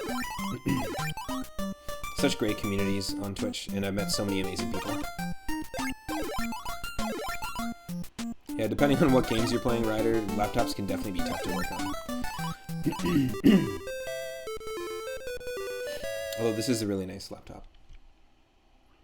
Got it from my partner's mom.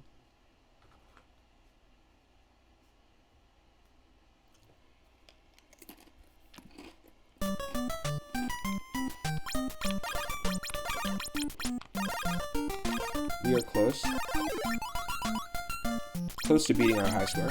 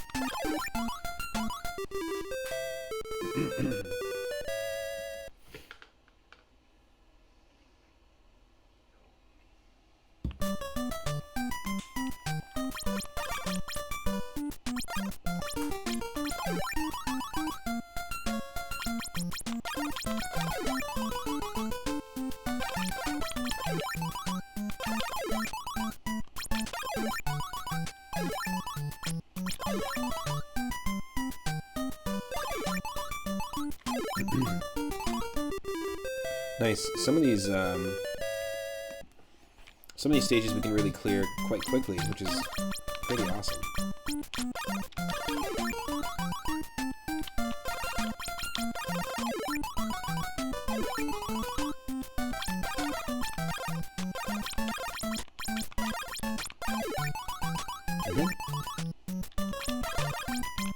Yep.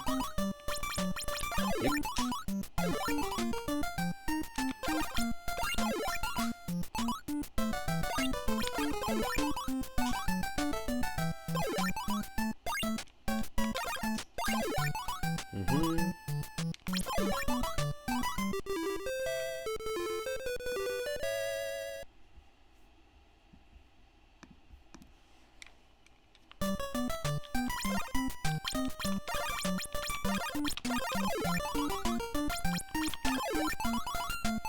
I feel like definitely Hysteria and Ryder are #1 on the list for contestant ideas. Once something's developed and I can get the multi-streaming thing working, you're definitely top picks for regular contestants. If you want to be, if you would want to enter a little mini competition with other streamers.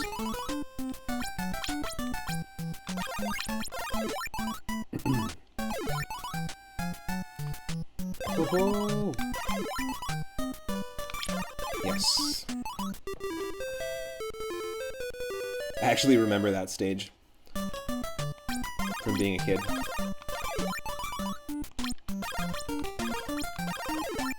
Nice. Hope everyone's had an awesome Wednesday so far. Competition for what now? Well, I want to develop like a Twitch retro game show where I host and have other streamers come on and do something like get a high score in Tetris. Like do like a timed race of like a Battletoads level. Maybe beat a boss in Donkey Kong Country. Something like that, and then you would win like a prize or something in the end. But I still want to develop it, just in the early stages. Akin to like those 90s style game shows that would give you game tips. Like Video and Arcade Top 10, if you remember that one. But yeah, I want to get other streamers to do it, to be involved. And I used to host a series of concerts. Yeah, that's what I was talking about, exactly. And I couldn't tell if that was a rider or a Syriac. Oh shit. This is tough. Oh.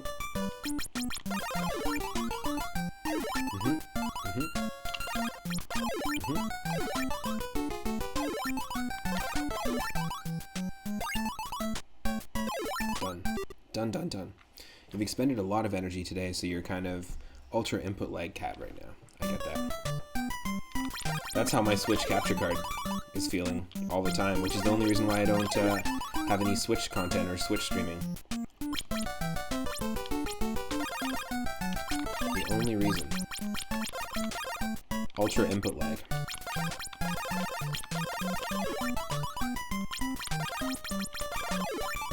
And your day is far from over. Oh no.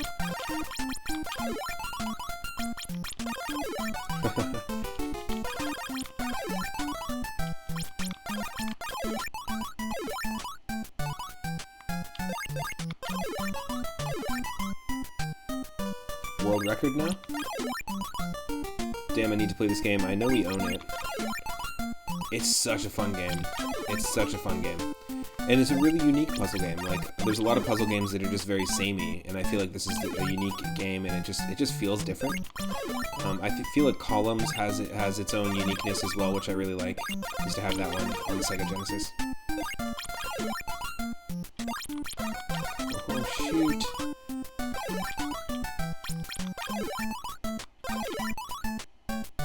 Going for the world record. I'm definitely not going for world record, but I'm trying to beat my own high score.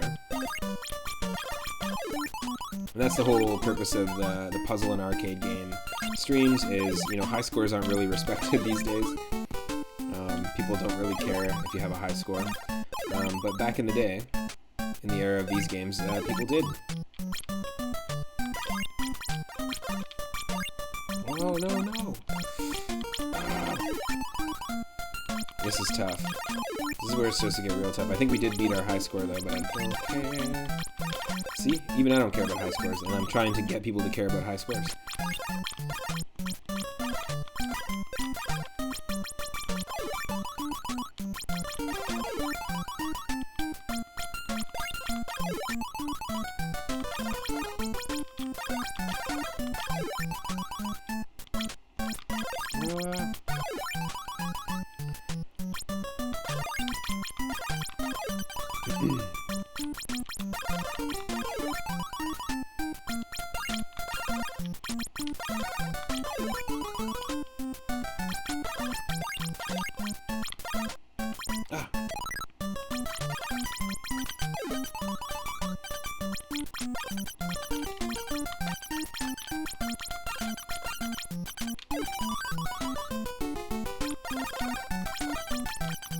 No.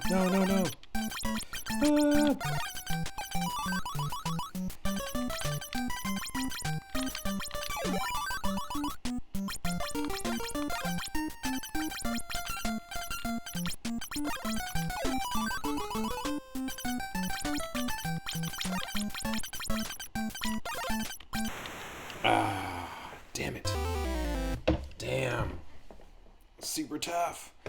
26,920. That That beats our previous high score of our previous personal best of 22,860. So 26, 9, 20. All right. So we'll save this. I'm definitely going to continue and give it another attempt. No. I'm not going to continue that way. I'm going to reset. I'm not going to start from round 4. That's crazy talk. That was tough. It's fun. Versus, I'll show it to you. I can't actually. So, no, not good. Not good. Well, I died, right? Like the screen filled up, so I died. So basically, I beat my high score, which is good. But I'm gonna try to beat that. I'm gonna try to get a little better. Yeah, I really like the music here. But yeah, you can actually set up the handicap and you can set up the speed for each person. I used to do 2-player Yoshi's Cookie all the time with my cousins and my sister. And there's different, really cool music. This reminds me of Blaster Master. Yeah, it is a GG. Yeah, absolutely. Because I beat my personal best. Yeah, this totally reminds me of Blaster Master, soundtrack-wise.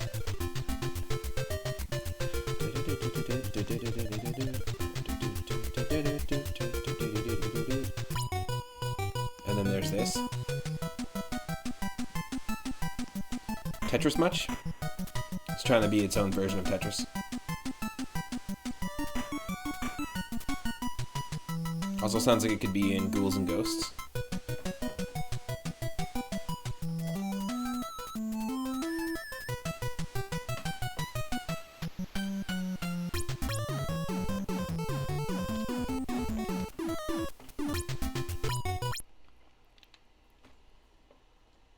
I'll just quickly show off 2-player mode.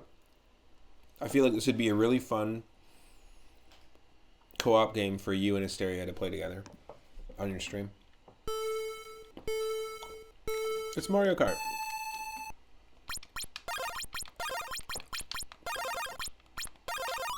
Two players just a little bit different.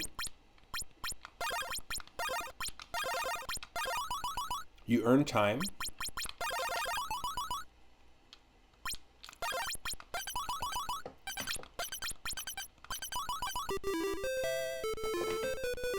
It's a little more head-to-head, it's a little more quick, high-octane, and it's like best 2 out of 3. Great music.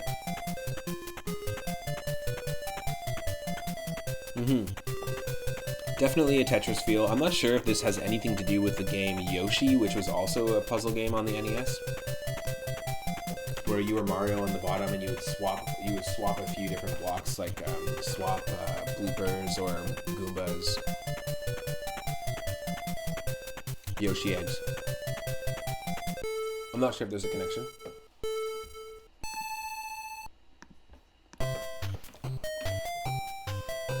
But with each game, I'm trying to give it just a few goes. So far, we played Tetris on NES earlier on the stream. Then we played Burger Time, a really fun DK-style arcade game on NES. Then we ripped some Bugs Bunny Crazy Castle, and now we're on Yoshi's Cookie, for those that are just joining.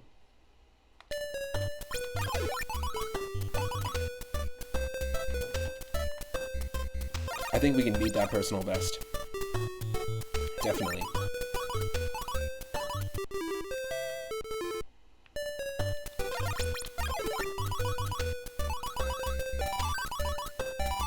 The high scores don't save in this game for some reason. It's glitching out, so I'm just writing them down.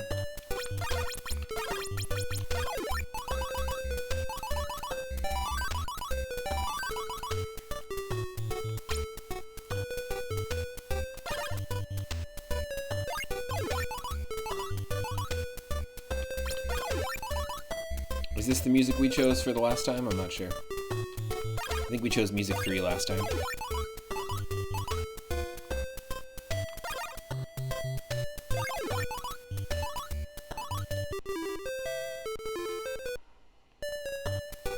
There's a You Are My Sunshine vibe to this song, melodically. Does anyone else get that? It's like a reggae version of You Are My Sunshine.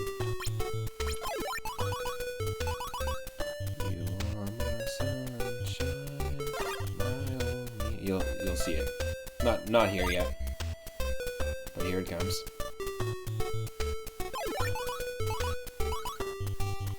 Here. Make me happy. Dun, dun, dun. It's very similar. Also has a little bit of like a polka vibe as well. Weirdly, a lot of genres going on in the soundtrack of this game.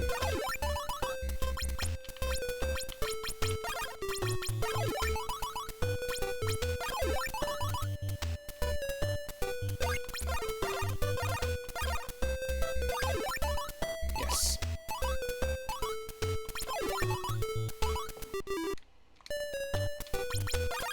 So when you do like combo moves like that, where you get that multiplier up to ×8, that's what we're looking for to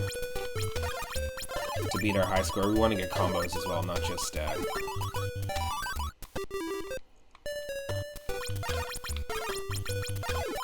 just like clear those stages, you know? That's the tricky part. Like, that's good, 80 × 2.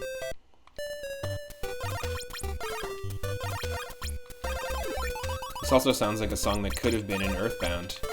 When we first played Earthbound on the channel, it was a really great soundtrack. I'm trying to pick games that I have a lot of nostalgic connection to, and they happen to also have really good soundtracks, aside from Burger Time. But there's something to be said about some of these soundtracks, especially with the limitations that the composers had to work with. Here we go. Cutscene time.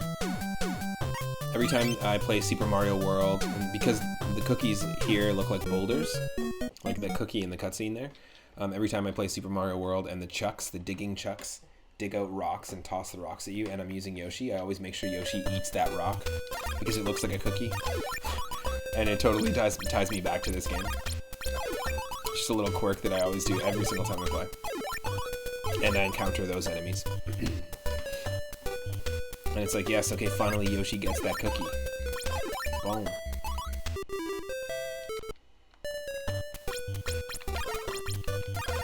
The white-hot battle continues.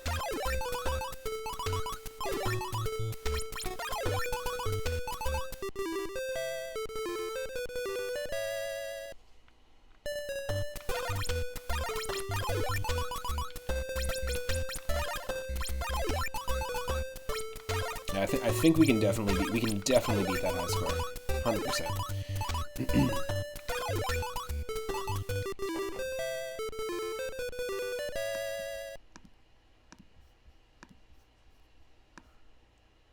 I know we can. Oh no, a broken emote. A broken emote. I'm just refreshing my chat here because it always seems to give me issues. Stream Manager does in Twitch. That's the thing that seems to give me issues.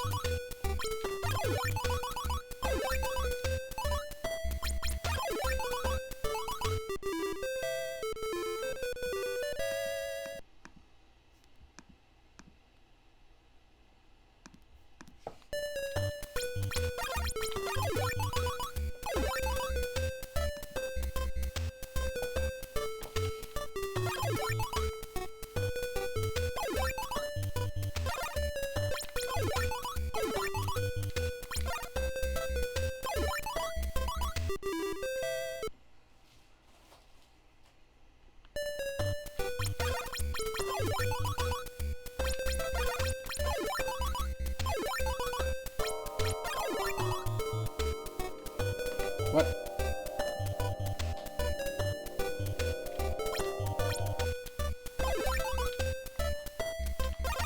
That's not from Yoshi's Cookie. Nice. Got there first. Heck yeah.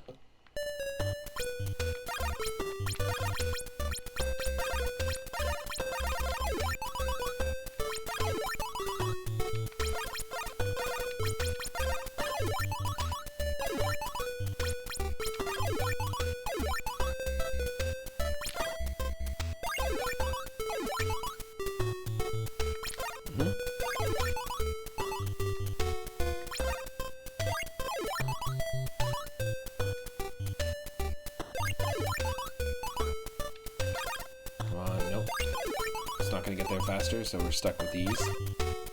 There we go.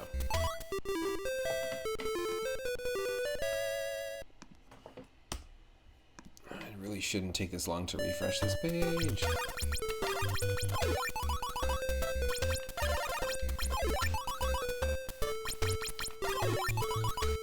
Cool, cool, cool. Cool, cool, cool, cool, cool, cool, cool, cool, cool, cool.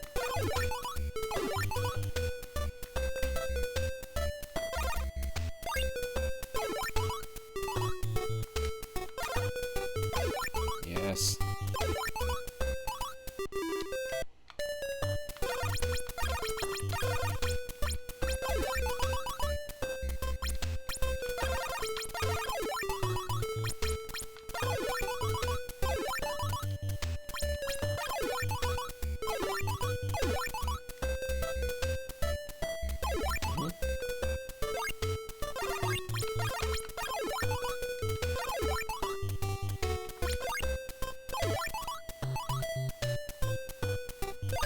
That's cool. Boom.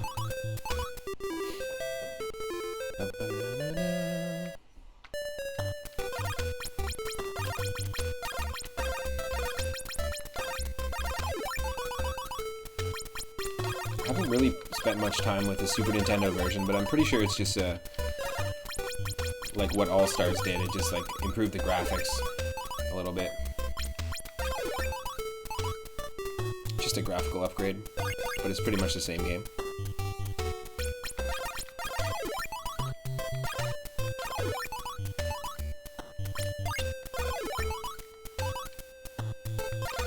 Wow, I'm so sorry about the chat not loading. So if I'm not responding right away, it's just because it's taken forever.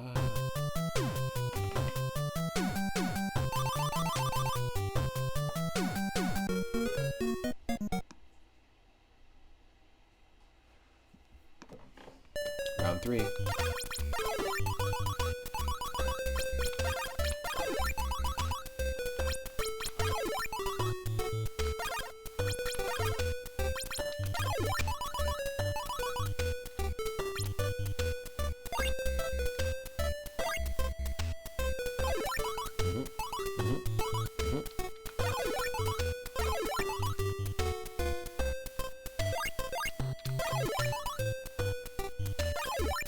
I see the emotes now. They're not broken anymore.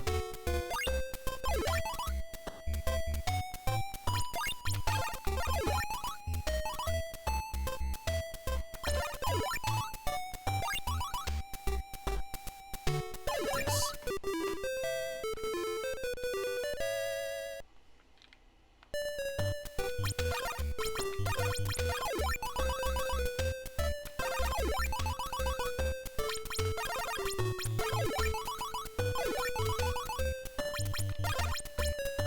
So we'll give it one more shot to try and beat that high score. I know we can. And then we'll spin that wheel again and see what we get.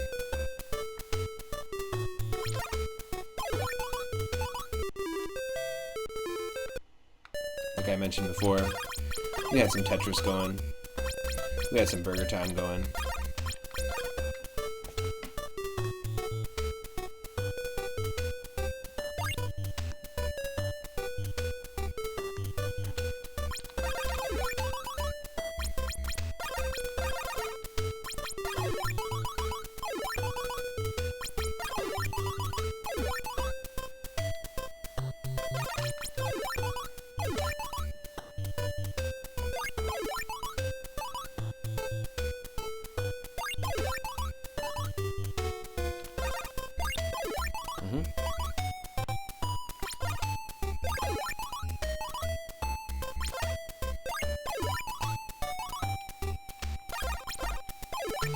Yes.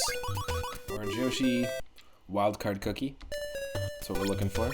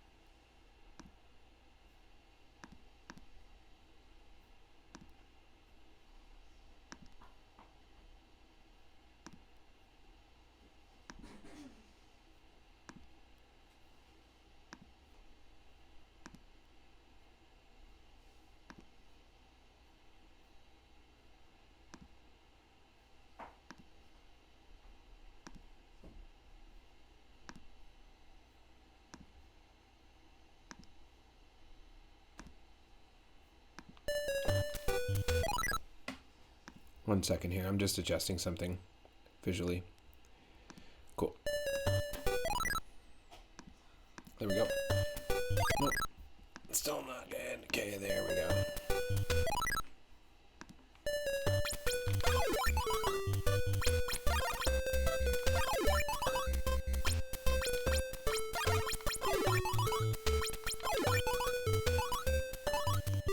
There we go. There she blows.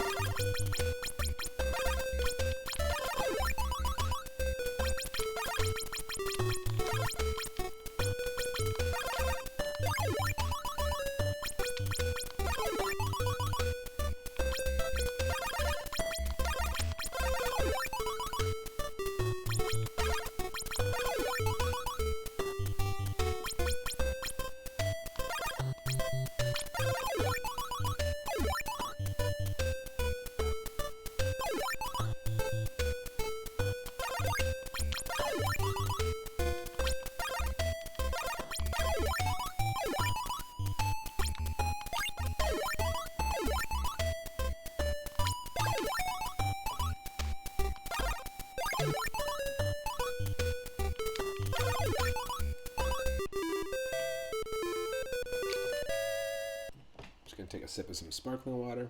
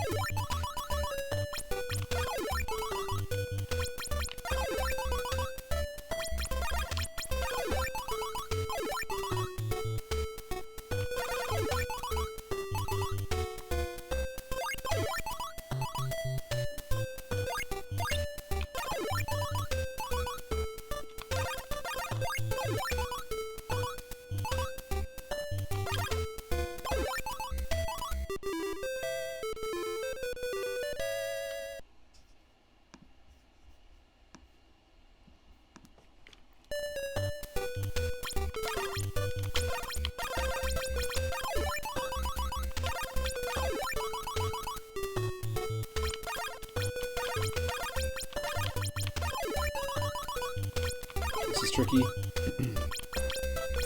It's gonna start to get pretty crazy in the next couple rounds here.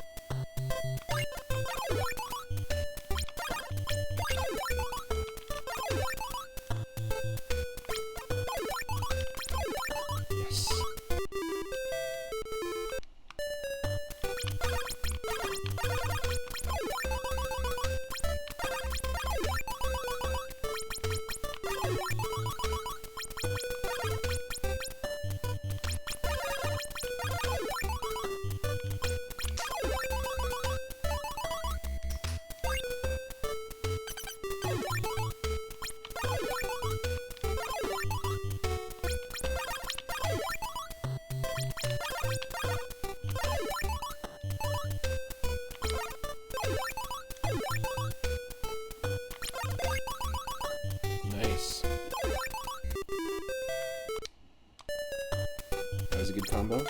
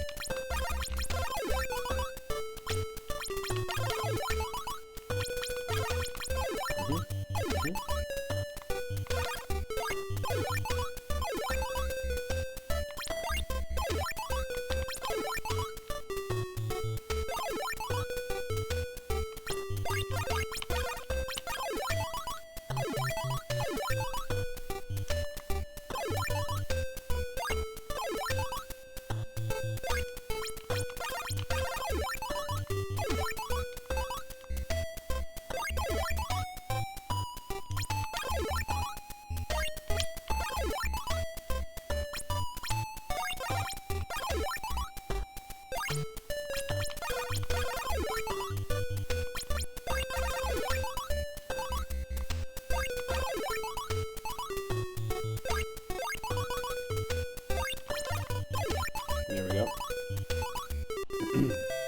I wonder what the actual world record is for Yoshi's Cookie. But I also don't know what the final aspect of the game. I don't know how many rounds there are in the game. I'm sure it's not based on score. It's definitely based on time. But I'm curious. I'm curious.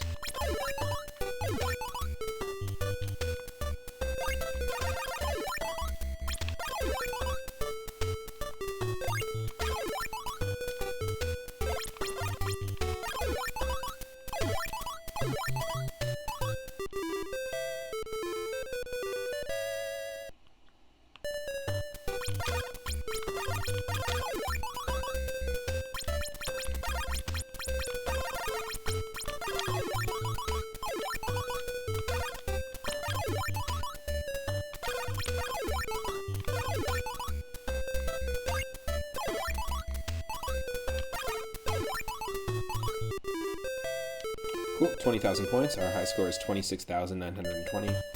So we have to beat that. That's our personal best. At least our personal best on stream. I've probably beat that before as a kid.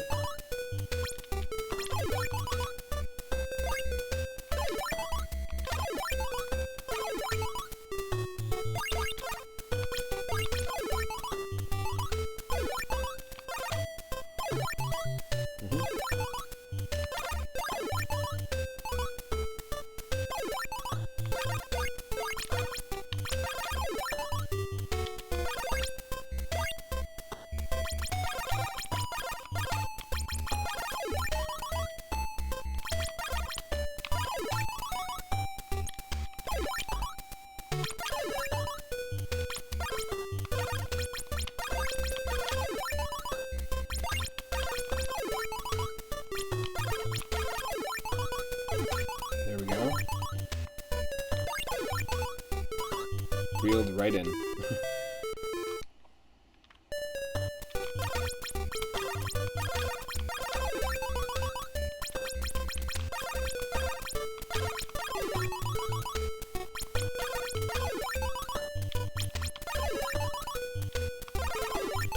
Done.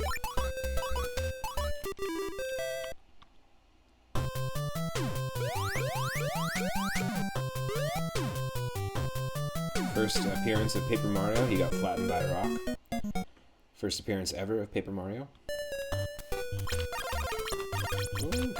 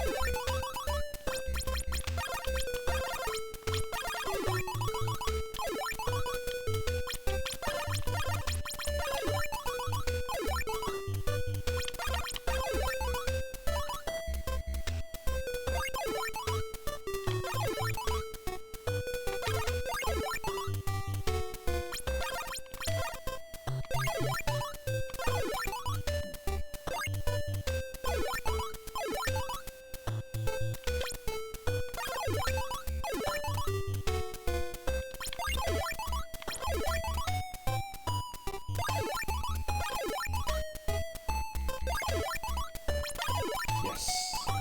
Thank you, Orange Yoshi Cookie. 1 second.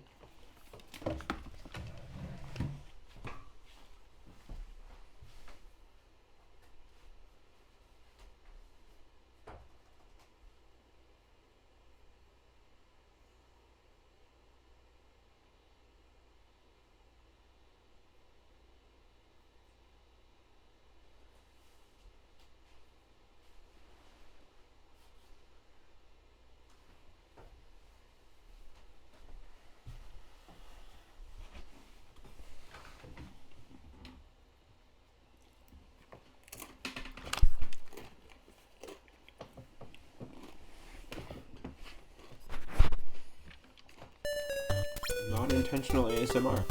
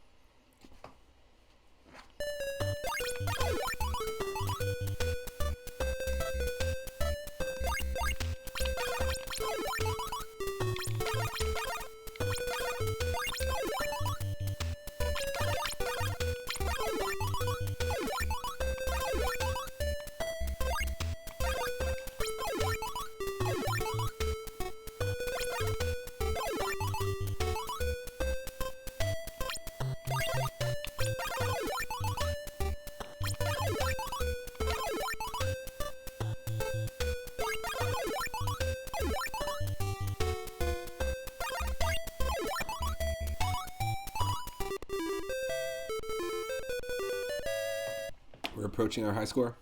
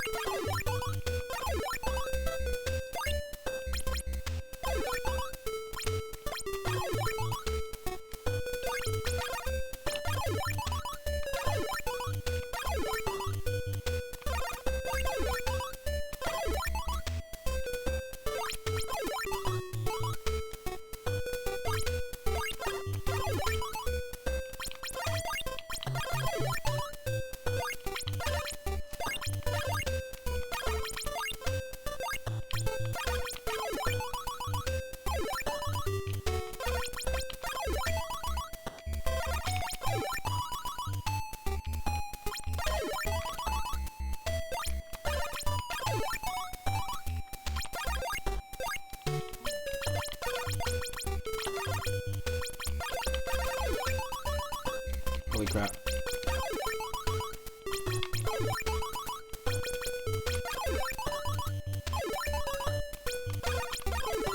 This music is too chill for what's actually going on in the game here right now.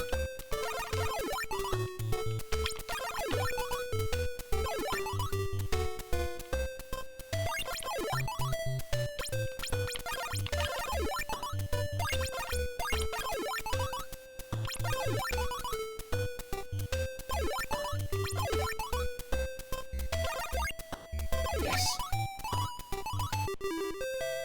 Woo. Crazy.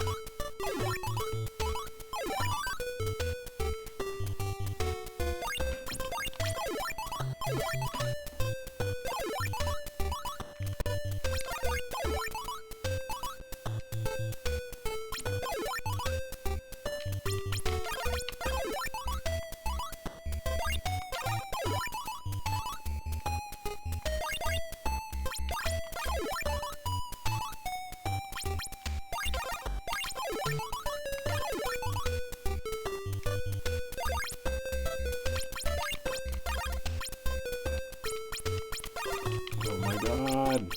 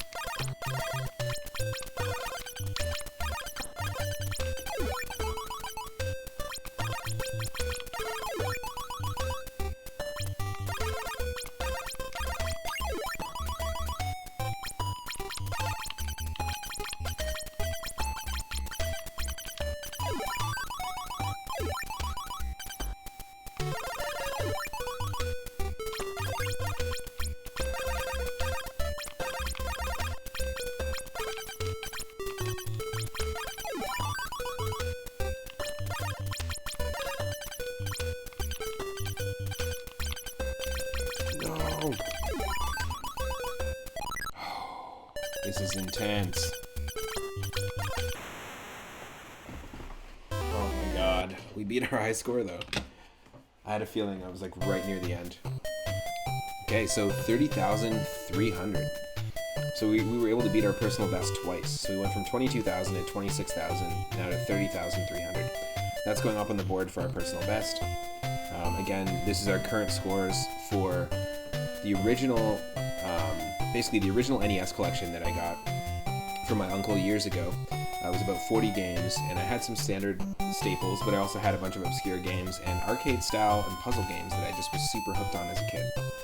We're talking Quattro Arcade, which is a 4-in-1 port that had some really cool arcade games. 3D World Runner, which is a game I always thought was developed by Square before they made Final Fantasy, but actually it's made by Acclaim, and it kind of is like the most Mode 7 looking game on the NES, which is kind of cool. Bugs Bunny Crazy Castle, our high score on that is 59,900. Adventures of Lolo 2, which is a basically like a puzzle game in general. Bubble Bobble, classic arcade game. Bomberman II. Yoshi's Cookie, which we're playing, and we just beat our personal best, and our high score is 30,300. Tetris on NES with our high score of 37,735.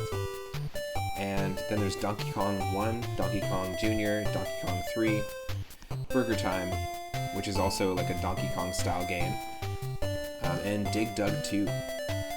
So we're actually using a wheel to determine which games we're playing next, so I'm going to spin that wheel and go from here. But yeah, we will definitely continue. We might get Yoshi's Cookie again, and then we'll continue Yoshi's Cookie, who knows. So I'm just spinning a wheel to decide for me what game's going to be next. That's what I've been doing the entire time. We started off with Tetris, then we went into... So we started off with Tetris, then we went into... I can't even remember now. We did Tetris, we did Bugs Bunny's Crazy Castle, Burger Time, Yoshi's Cookie. And so the next one is DK Jr.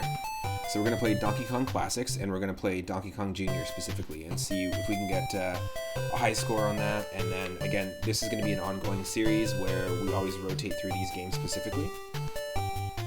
And yeah, we'll just constantly try to beat our personal best.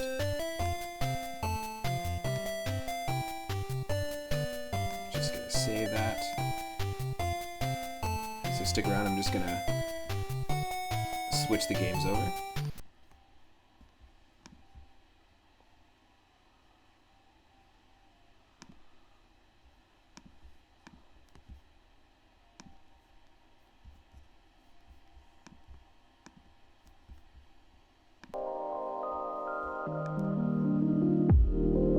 Again, I hope everyone's having an awesome Wednesday. And if you're just joining the channel for the first time, my name is Matt, otherwise known as 3 at Moon.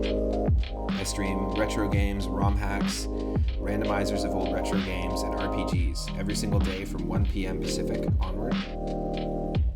Click that follow button and it'll let you know when and what I'm streaming next. And if you're watching on YouTube, consider clicking that subscribe button. I have every single one of my streams in full uploaded there. Donkey Kong Classics, a real classic. This is one of the carts I had back in the day. Oh, Abby Jams, thank you so much for the host. I appreciate that. And welcome to the stream. Hope you're having an awesome night. Yeah, Donkey Kong Classics was a cart that I had way back in the day. Really, really enjoyed it. It's really beat up, my original copy. I still have it. Still have the original collection. A few games missing because I think I've traded them over the years. All in storage.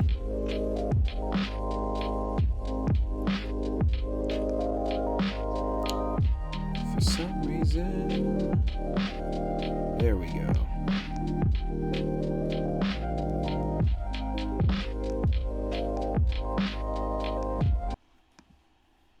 Boom, boom, boom.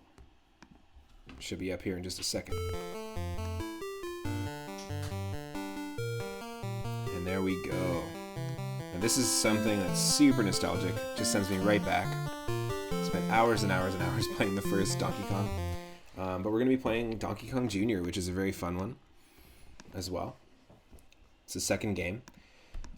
We find out that after you played as Jumpman or Mario, and you saved your girlfriend Pauline from Donkey Kong in Brooklyn, because this game takes place in Brooklyn, that he's actually not the hero that you thought he was, and he's kind of a dick. Oh yeah, DK3 was not on this. That is right. I had Donkey Kong 3 as a separate cart. I totally forgot about that. This was just the two of them. This 1981, 1982. Nice. Let me just quickly update before we dive in here. I just want to update that stream category and everything else. Just a second.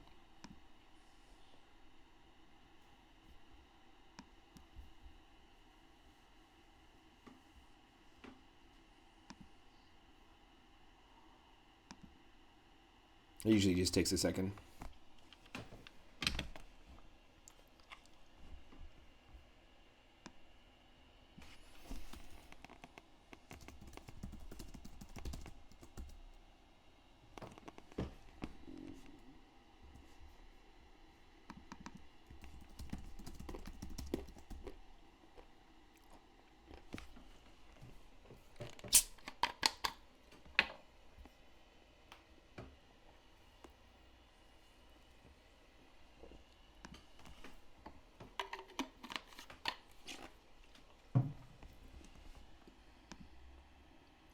Cool, that should be updated.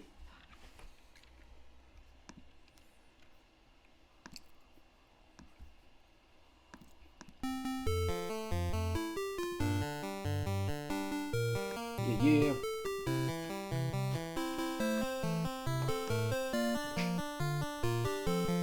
All I expect is the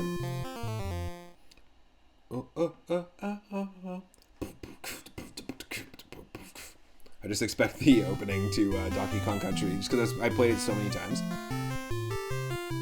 And they reference the beginning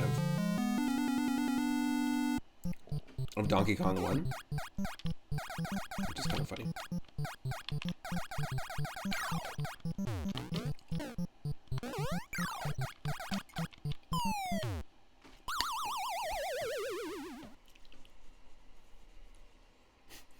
I love that it just says J in the top corner for Junior, for player 1, and then L is just Luigi. Luigi's still in this.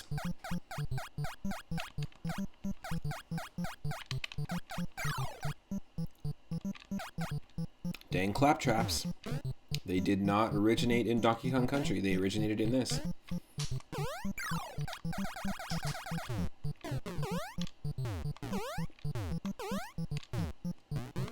Hey, Cinestubborn, welcome. Welcome to the stream. Hope you're having an awesome night. We are playing some Donkey Kong Country, or sorry, Donkey Kong Jr. And I am doing a nostalgic retro NES puzzle and arcade game stream. Playing, we're letting a roulette, a random roulette wheel, determine which game we're playing next. And I've been playing some Tetris, we've been playing some Yoshi's Cookie, some Burger Time, all games that I owned in my original NES collection from my uncle back in the day. And I'm just trying to basically let the wheel, we're at the whim of the wheel, so let the roulette wheel decide what games are going to play.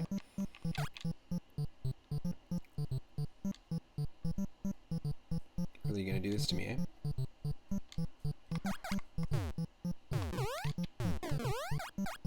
There we go. And yeah, if we get the same game, we might actually get the roulette wheel sending us back to one of the games we played earlier in the stream. But that's fine, it just means we gotta give it at least like 4 or 5 attempts to try and beat the high score. No. Too much of a fall. Nice. Good morning. Hope you're having a good morning so far. Is it Thursday there for you? Cinestubber?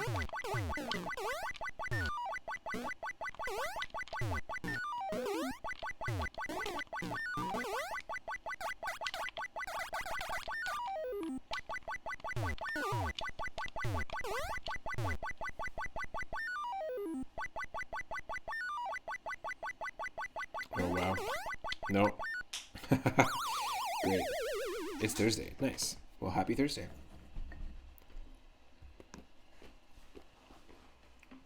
We're definitely going to give it a few more attempts.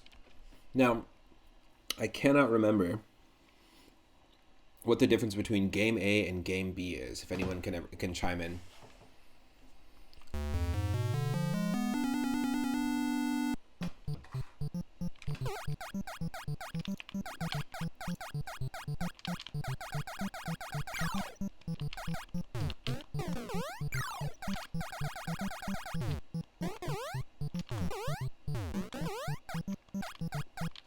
You think it's difficulty?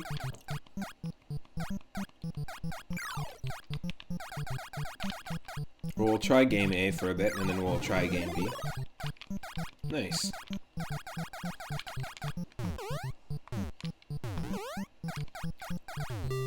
There we go. We can still clear the claptraps as DK Jr., which is kind of nice.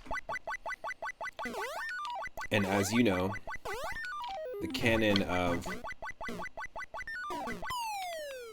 Donkey Kong is that Donkey Kong, who is currently in the cage at the very top of the screen, grew up to be Cranky Kong.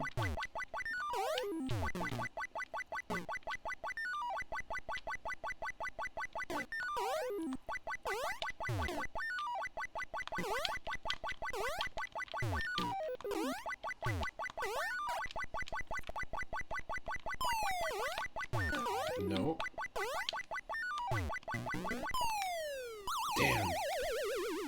Really tough. You remember playing Road Fighter on NES? It had a level A and a level B. Is that like... what is Road Fighter? I don't think I know that one. Level B was hard. Nice. Yeah, I know that the Double Dragon games have the same difficulty setup. No. Now, Cinestubborn, I actually, every Sunday at 6 p.m. Pacific, I do a retro viewer request night. And right now we have Double Dribble is the next game in the queue, which is on NES. It's an old school basketball game on the Nintendo. But anyone can redeem Moonstones in the chat. And if you have 4,200, you can suggest any game on Game Boy, Game Boy Color, Game Boy Advance, NES, SNES, or Sega Genesis, and I'll play it on stream on Sunday. We've played a bunch of really cool Looney Tunes and Disney-themed games.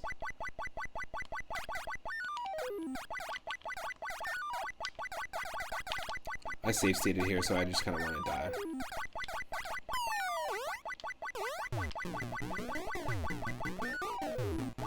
No, I want to die. There we go. But yeah, feel free to recommend a game if there's a game in that list. Or a game in that list of consoles that you think you'd want to see me play, or that you're playing maybe and you want to, like you're having trouble with it and you want to see me give it a shot, or even just from watching my channel if you think it's something I really like.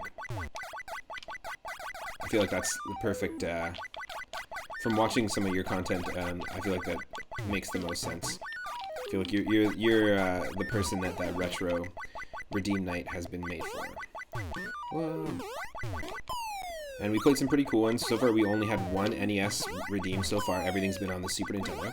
But we played some really cool games that utilized a lot of Mode 7 and the Super Effects chip too. So Tasmania, Super Strike Eagle was a flight simulator game. No. This is tricky. Oh, from the top. From the top. We gotta do it from the top.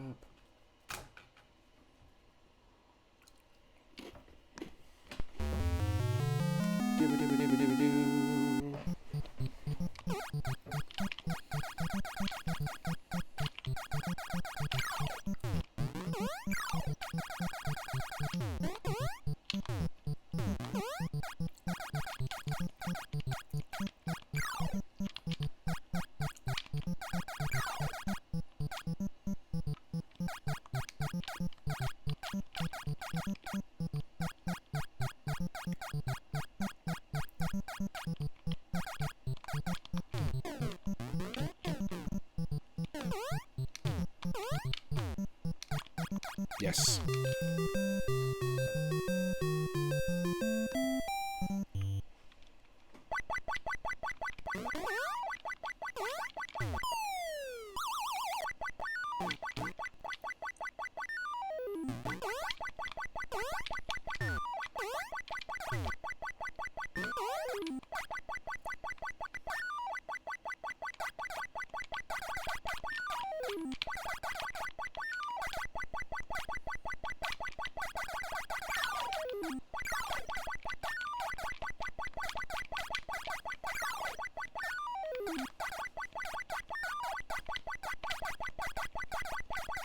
Holy crap. Oh my god. Oh my god. That was insanely tight. Holy shit. So we cracked the oh my god, what is happening? Is this a glitched out WarioWare level? I do not remember this.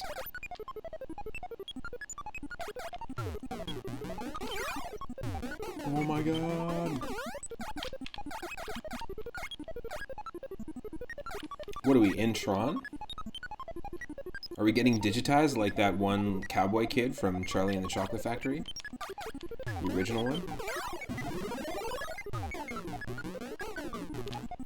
We're getting TV mic'd. We're getting TV mic'd. Holy crap, look at this. This is crazy. I'm sorry, I'm actually just shocked at how, like, ridiculously weird and psychedelic this looks. Oh my god, I don't know how we did that.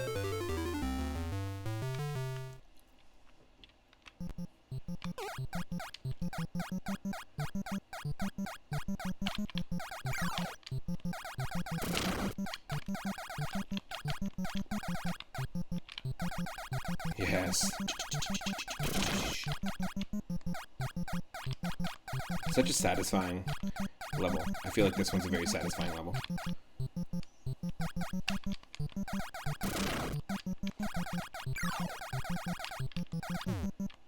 Oh my god.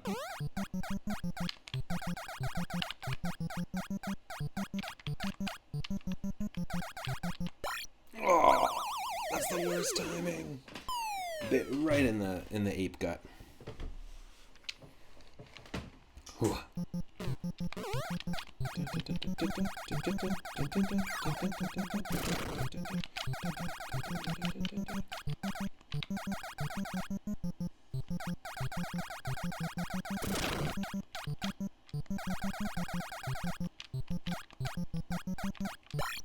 Oh, you're claptrapped. Oh, come on. Don't screw this up, Junior. Not today, Junior. Not today.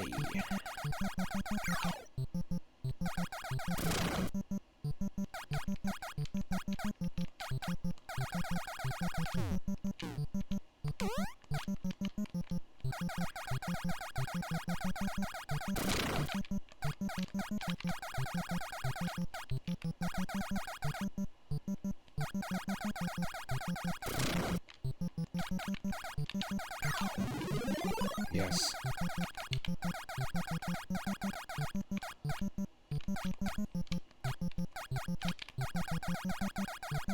Got it. Hoo-hoo. Look at that Wreck-It Ralph-like face he's got going on. DK Jr.'s big smile. Okay, we keep going. It's tougher.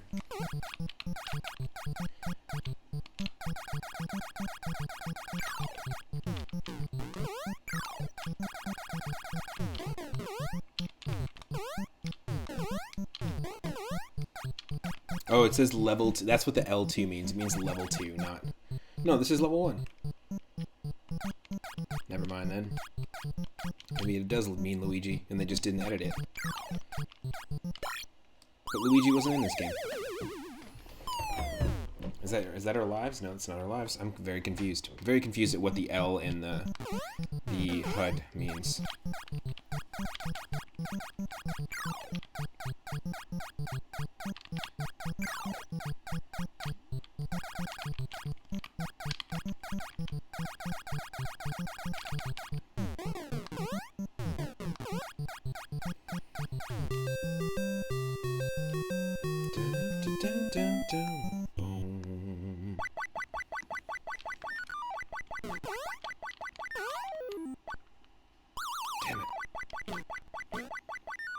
Just gotta wait for it.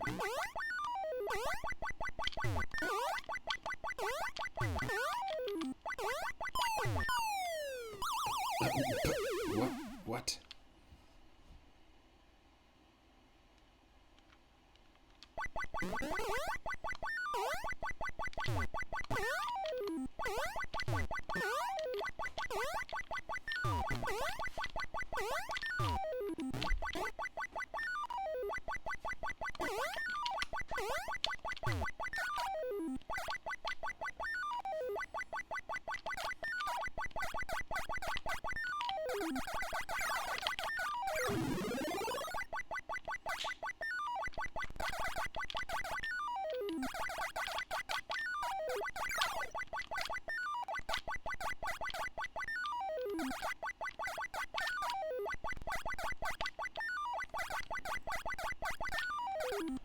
Ah. Holy crap. Super nerve-wracking. Yes. Get extra points for jumping over the enemies too, which I'm not really taking to my advantage, to be honest. Oh no, we're back in the WarioWare level. The Undertale level.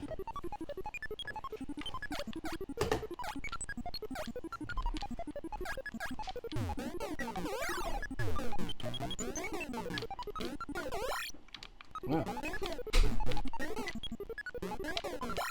What? Oh, it shows you the flow of electricity. I gotcha.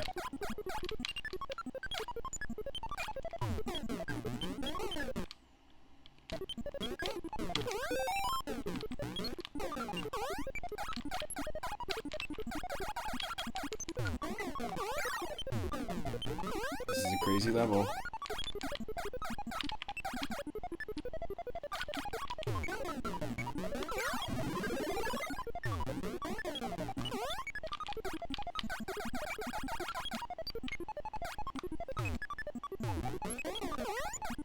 Oh my god, so insanely close. Holy crap.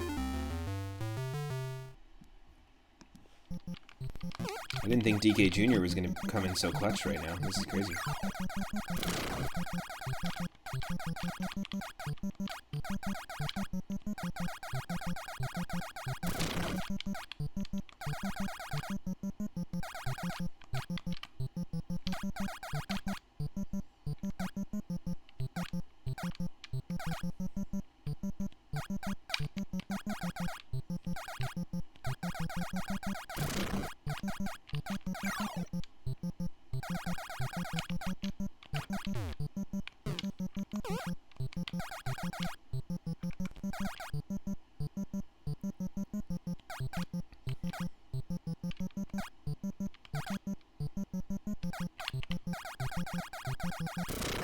Yes. Okay, what happens if we do 2 loops around the levels? Does it just keep getting harder?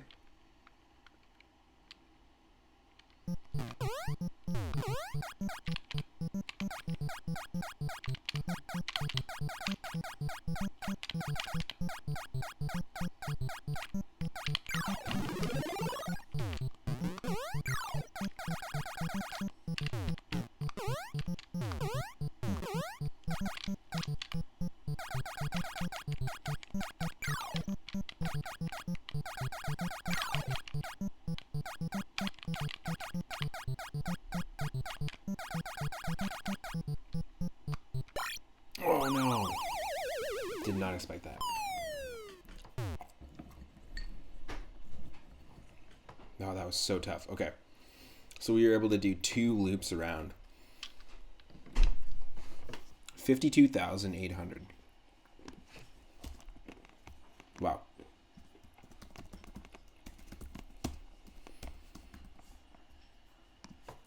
That's our personal best. Let's give it another run.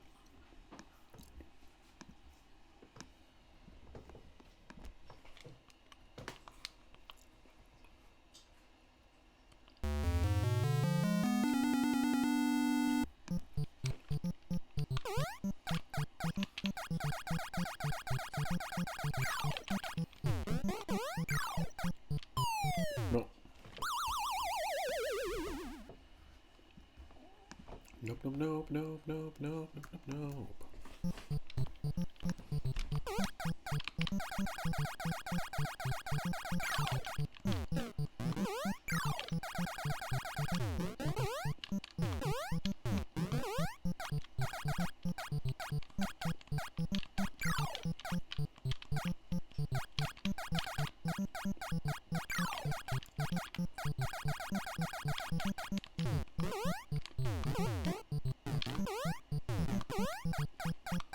Yes.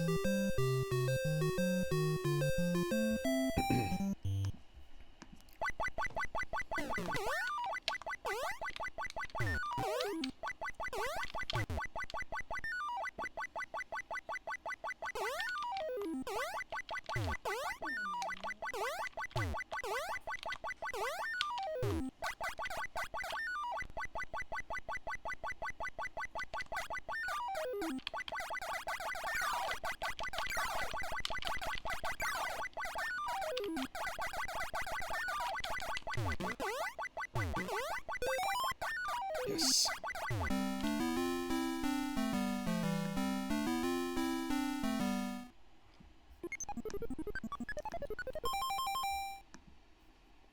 Dibba-dibba-dibba-dibba-boom. Just a second here, just checking something.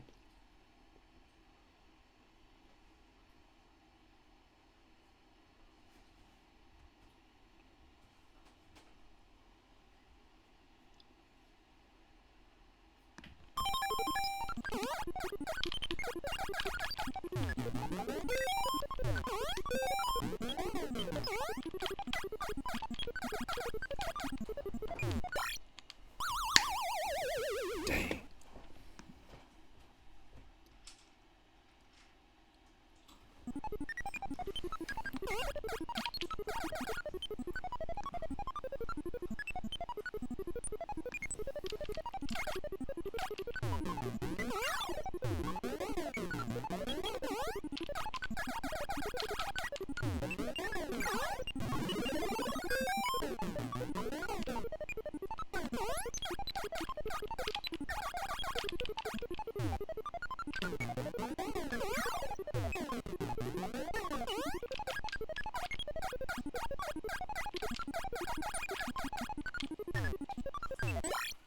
Oh, so close.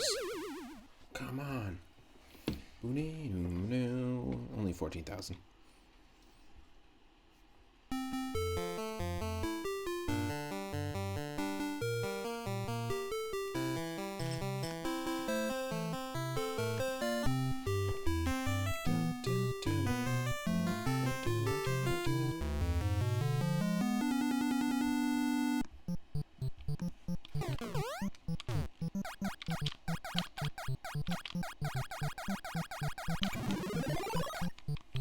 That was so lucky.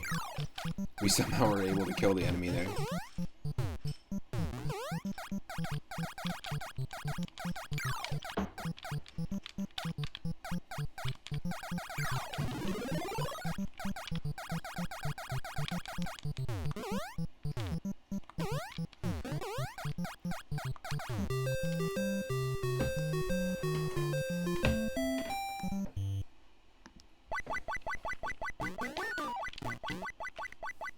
I love the walking sound effects in this.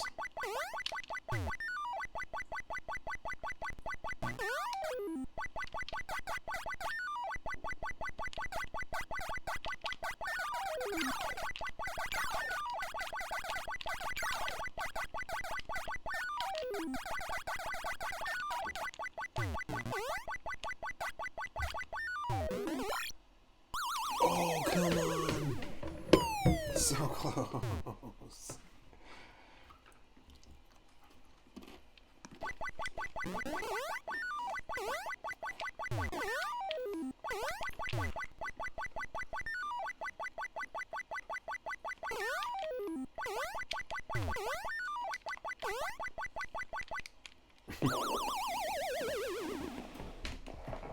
No. Bad run.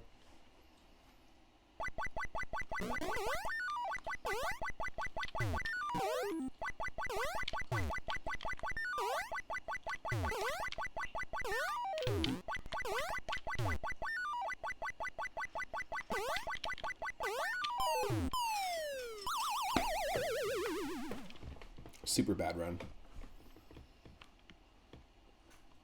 Okay, we'll do one more.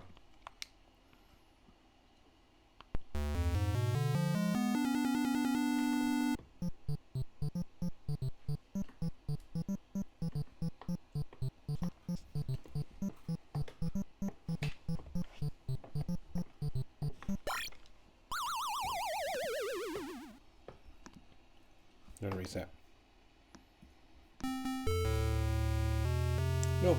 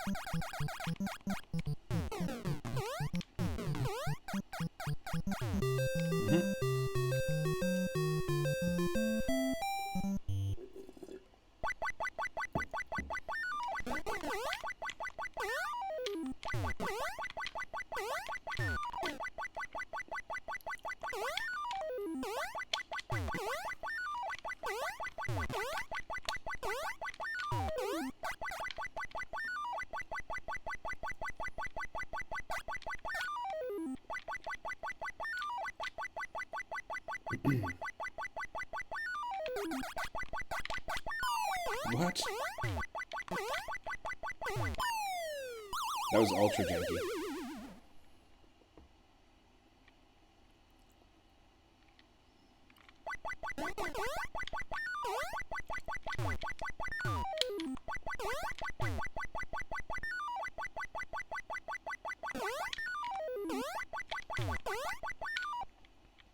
Oh, wow.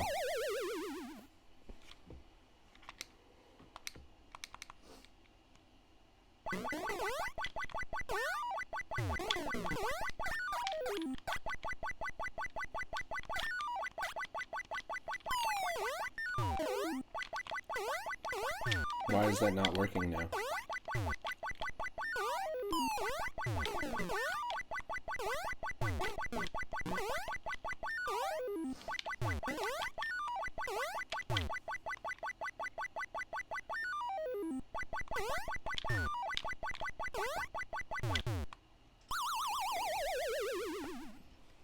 There's some jank going on here. Janky Kong.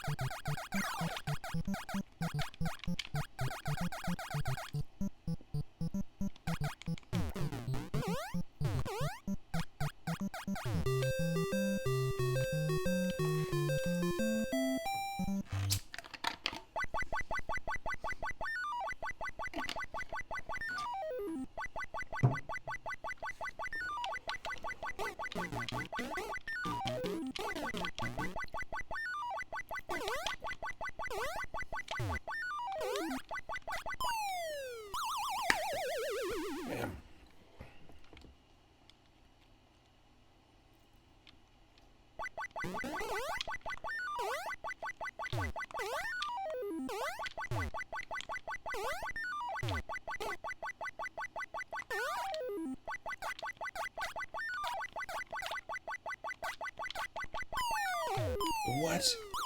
Why can I not grab on the chain anymore? What's happening? It was extremely, extremely easy. Almost automatic.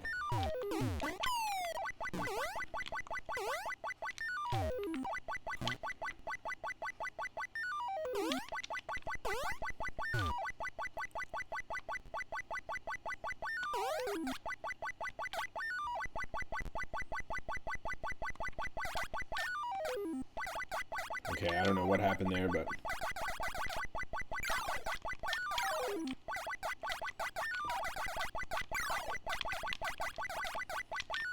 There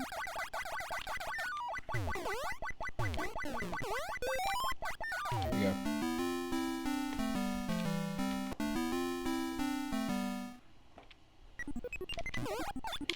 This is my favorite level, I gotta say. Easily my favorite level in the game. Super janky.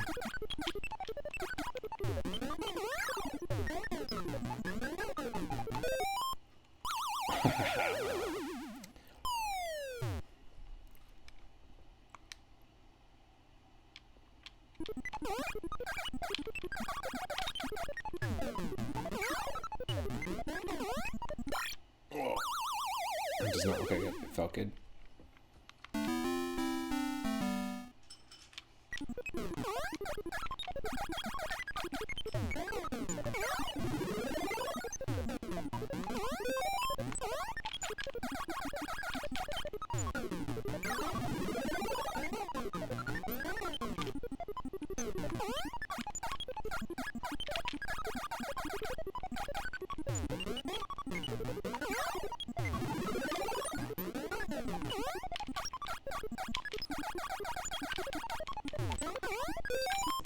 No.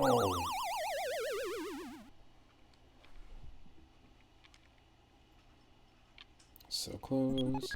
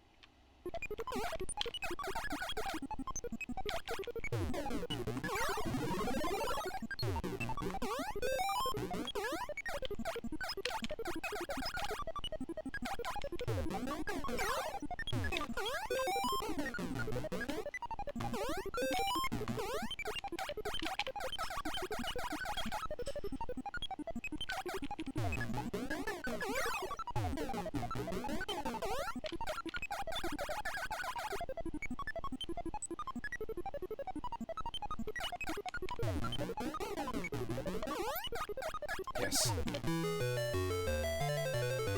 Clean, clean.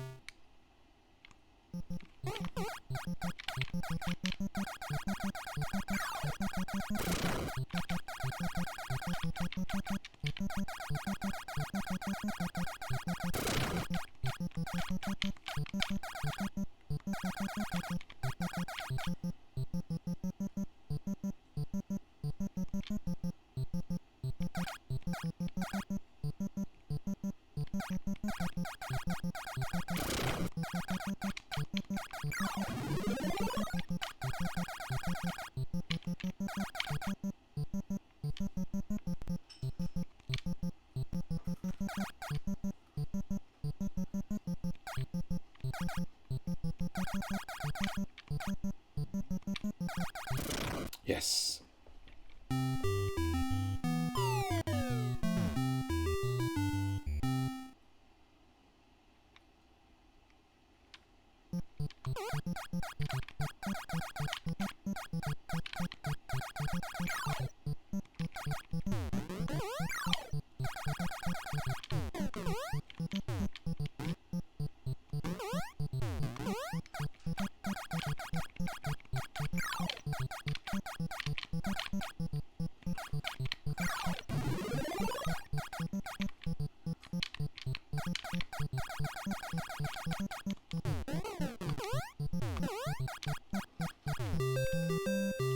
So our current personal best in this game was just set, and it is 52,800.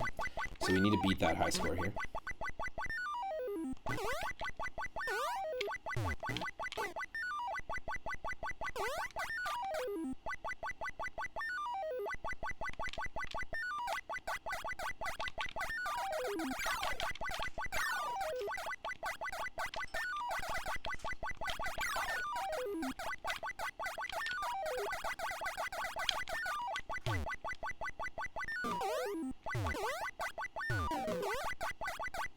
Oh, that was so close.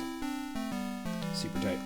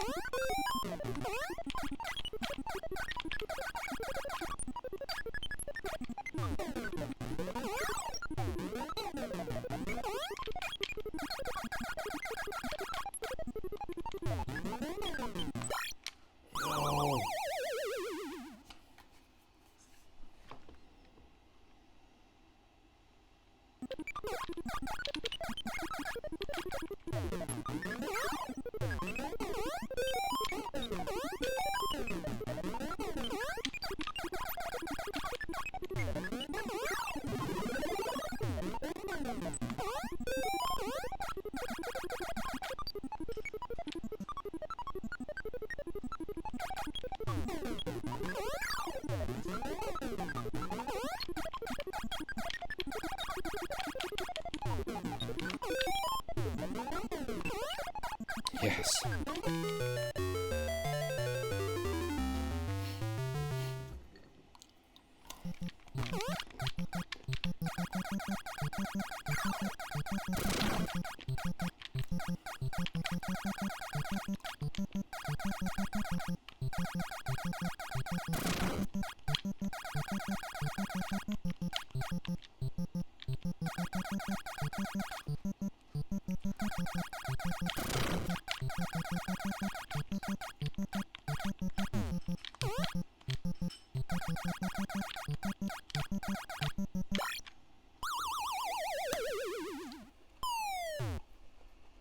That was tough.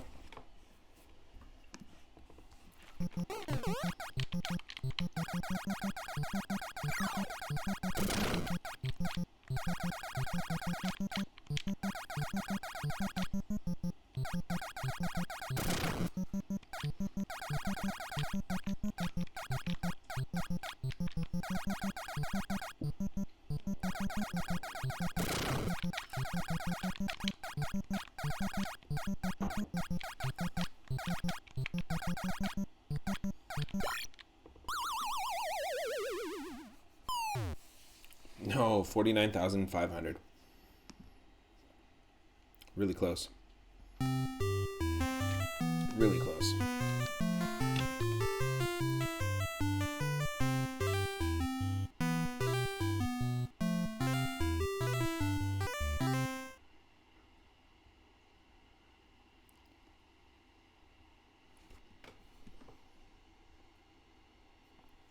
Okay, well, what I'm going to do is just raid my good friend Surfins. Stick around, earn those moonstones. I want to say thank you to every single person who's been hanging out for this retro stream. It's been super fun. Basically, I took a handful of games from my original 40 game collection of NES that my uncle gave me when I was a kid. It was his collection. He just passed it down to me. There was a bunch of obscure games and a bunch of arcade style and puzzle games. And I set up a roulette wheel, and I'm going to do this as a regular stream as well. It's just the NES puzzle and arcade game stream, and we'll spin the wheel, and it will send us to one of those games. It looks like about 15 or 16 games that I have in the list. And each time we get sent to it by the wheel, we're at the whim of the wheel. We'll actually have to beat our personal high score. So at the end of this, we played Tetris, we played Burger Time, which is a lot like Donkey Kong. Very fun arcade game. We played Yoshi's Cookie. We played Bugs Bunny's Crazy Castle. And we played Donkey Kong Jr. in this stream. It was super fun. We'll definitely do another one. Our high score in Donkey Kong Jr. is 52,800. 37,735 for Tetris. 30,300 for Yoshi's Cookie. And 59,900 for Bugs Bunny's Crazy Castle. Have an amazing night. Oh, no way. Are you playing Cookie? Nice. Serious Twitch. Are you playing the original NES Yoshi's Cookie or the Super Nintendo Yoshi's Cookie? You're at stage 7-8. Nice. That's tough. Those are some tough stages. But stick around. I want to say thank you so much to everyone who always tunes into every single stream, basically. It's been super fun. Everyone that's been following, that's been subscribing. We're at 190 followers, so we're 10 away from 200. And yeah, thank you so much to all the people who've been subscribing. Thank you to Asteria Doshuki and Ryder of Lamia for the raid earlier, and for just generally being awesome people. And thank you to Daryl, to Stegosaurus McCartney, for redeeming another game for the retro viewer request nights on Sundays at 6 p.m. Pacific. You can use your Moonstones to basically add any game to the queue from Game Boy, Game Boy Color, Game Boy Advance, NES, SNES, or Sega Genesis, and I will play it on Sundays at 6 p.m. The first game in the queue we have right now is Double Dribble by NES, and the next one is one that has been a secret for now, but will be revealed in time, by Stegosaurus McCartney. So I'm stoked for that. Have an amazing, amazing night, everyone, and morning. We'll see everyone at 1 p.m. Pacific tomorrow for some more streaming. Stick around, give Surfins a follow. Have an awesome night. See you next time. Also, Serious Twitch, enjoy the NES version. I'm glad that you've been playing along. It's exactly what I want the channel to be, is people playing along and rediscovering games or discovering new games they've never played before. See you next time.